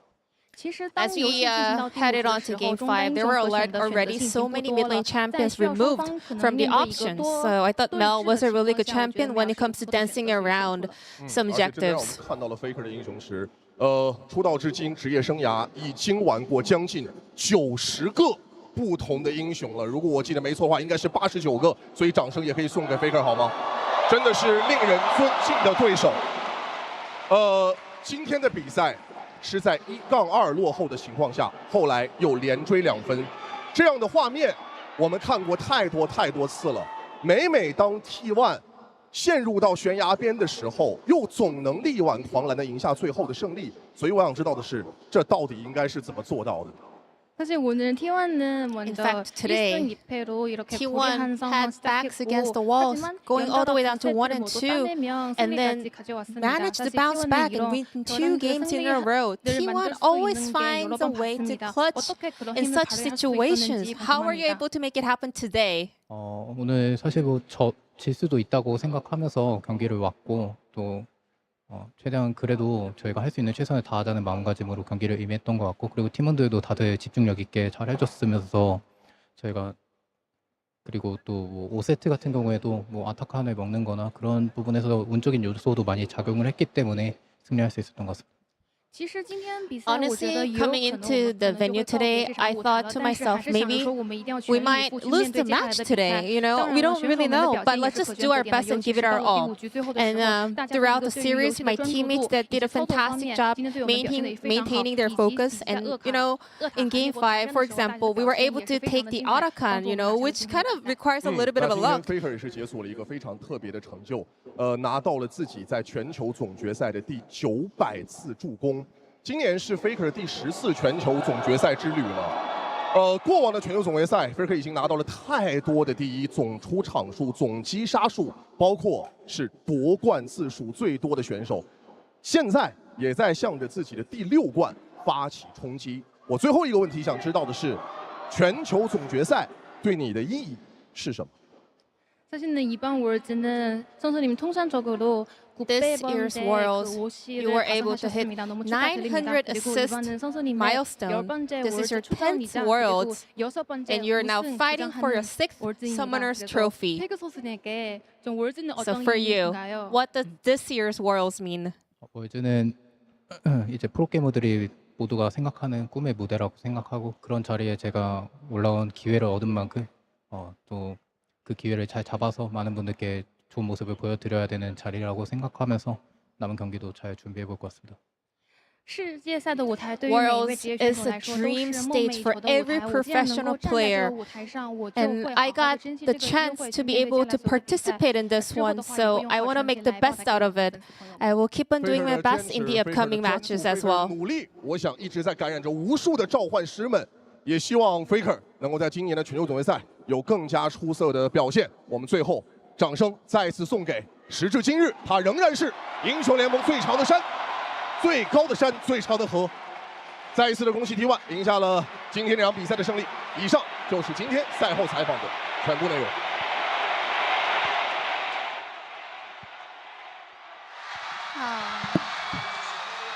They love him over here and everywhere, but our GOAT is only dropping PR. Yeah, come on. I know Faker. You're very funny. I've seen enough LCK content to know that you can do better. That was. We've heard these exact answers for 10 years. It's and true, to be but fair, it keeps winning. If you had the secret, you would not tell other people. But give us something. True. I like that. If you had the secret, he also said we got to be a little bit lucky. Let's be lucky. I think he makes his own luck. Yeah, let's be lucky. To be completely honest with you. You know, I thought we were going to lose that. What? This was a crazy best of 5! It was crazy, but what was also crazy is those supports, namely Keria, who really found his own in this match, and he is your Oppo player of the series because there were the biggest question marks next to his name, Emily, but he erased them. Yeah, going into this match, we were like, you know, of all people, Keria, who's been a world's mainstay, is not looking as clean or as strong as he did domestically or at previous internationals. He was so good today in setting up these fights, especially with this Nocturne Nico combo was insane. So yeah, I mean, shout out to Keria. The entire team played well, but I thought Keria was a huge difference maker alongside his lane partner Gumayushi. Yeah, that's really what I want to highlight. I think picking here was actually so hard. So hard. There were so many faker moments. I think if Guma didn't play the Ashe the way that he did, as the crowd at everybody is going crazy. We missed it because we were looking at Oppo Player of the Series, but Faker actually went around the stadium bowing to every part of the audience for the honor that they bestowed upon him. Skating. Yeah, that's really cool. It was absolutely lovely. Man, it's always so double, right? Because I really saw the AL story, you know, the treacherous journey that they have overcome, the fact that a lot of those members had the revenge that they wanted to exact upon Faker and upon T1, and to fall short at the final hurdle, because that is really what it was. It is what Worlds is all about, but it's tragic nonetheless. We were like 3 Jinx autos in some of these fights away. Not as a dig on Hope, but just more so to indicate how close it was. I think single auto at any point from anyone could have changed it, and it could have been Tabe, you know, sprinting around, crowd going crazy. And that is why, you know, moments like this you just don't forget. Like the heartache, the intensity, the back and forth, that we're so back, it's so over, the pendulum swings. It's up there with some of my favorite best of 5s in the history of Worlds, I have to say, and I hope it kicks us off for a bunch of best of 5s as we head people directly into the semifinals tomorrow. KT versus Genji, and then on Sunday, no break. And then on Sunday, TES, now really the last hope of the LPL. Oh my gosh. Versus T1, Emily. You guys can't see it yet, but Mao is staring at me to talk about TES. I do want to highlight, there are so many, like, yes, we're going to do the whole can TES do their thing, overcome the narrative of their organization, blah, blah, blah. No, I want to talk about Jackie Love, okay?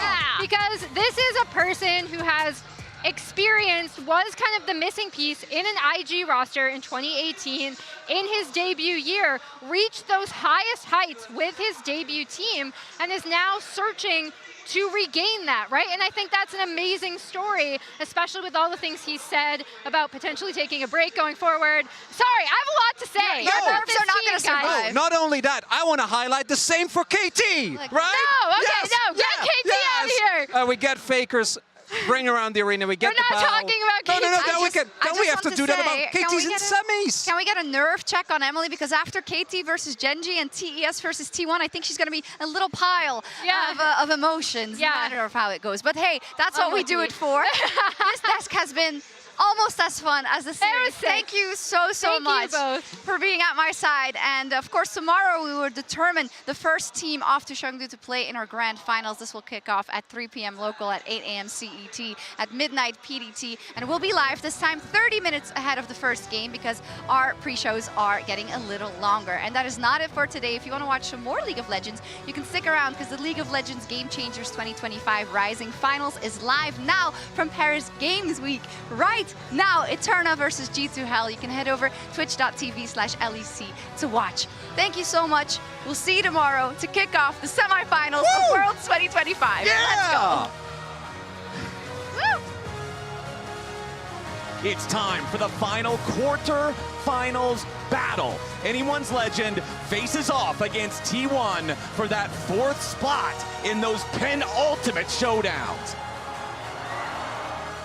Okay, T1, they've got to understand this. Aatrox is probably their target. Flandra arrives. Solar Snare looking to lock him up. Owner taking a ton of damage. Hope is excited. Flandra's got the kill. Solar Snare on Hope, but it's not going to do any more. Flandra's going to try to get away. Goes back in here for the Q1. Tarzan wants to engage with the Gumayushi, but he cannot find him. Flandra over the wall. Wants Faker. Can't get the damage. Hope can't do it either. Gumayushi's still alive.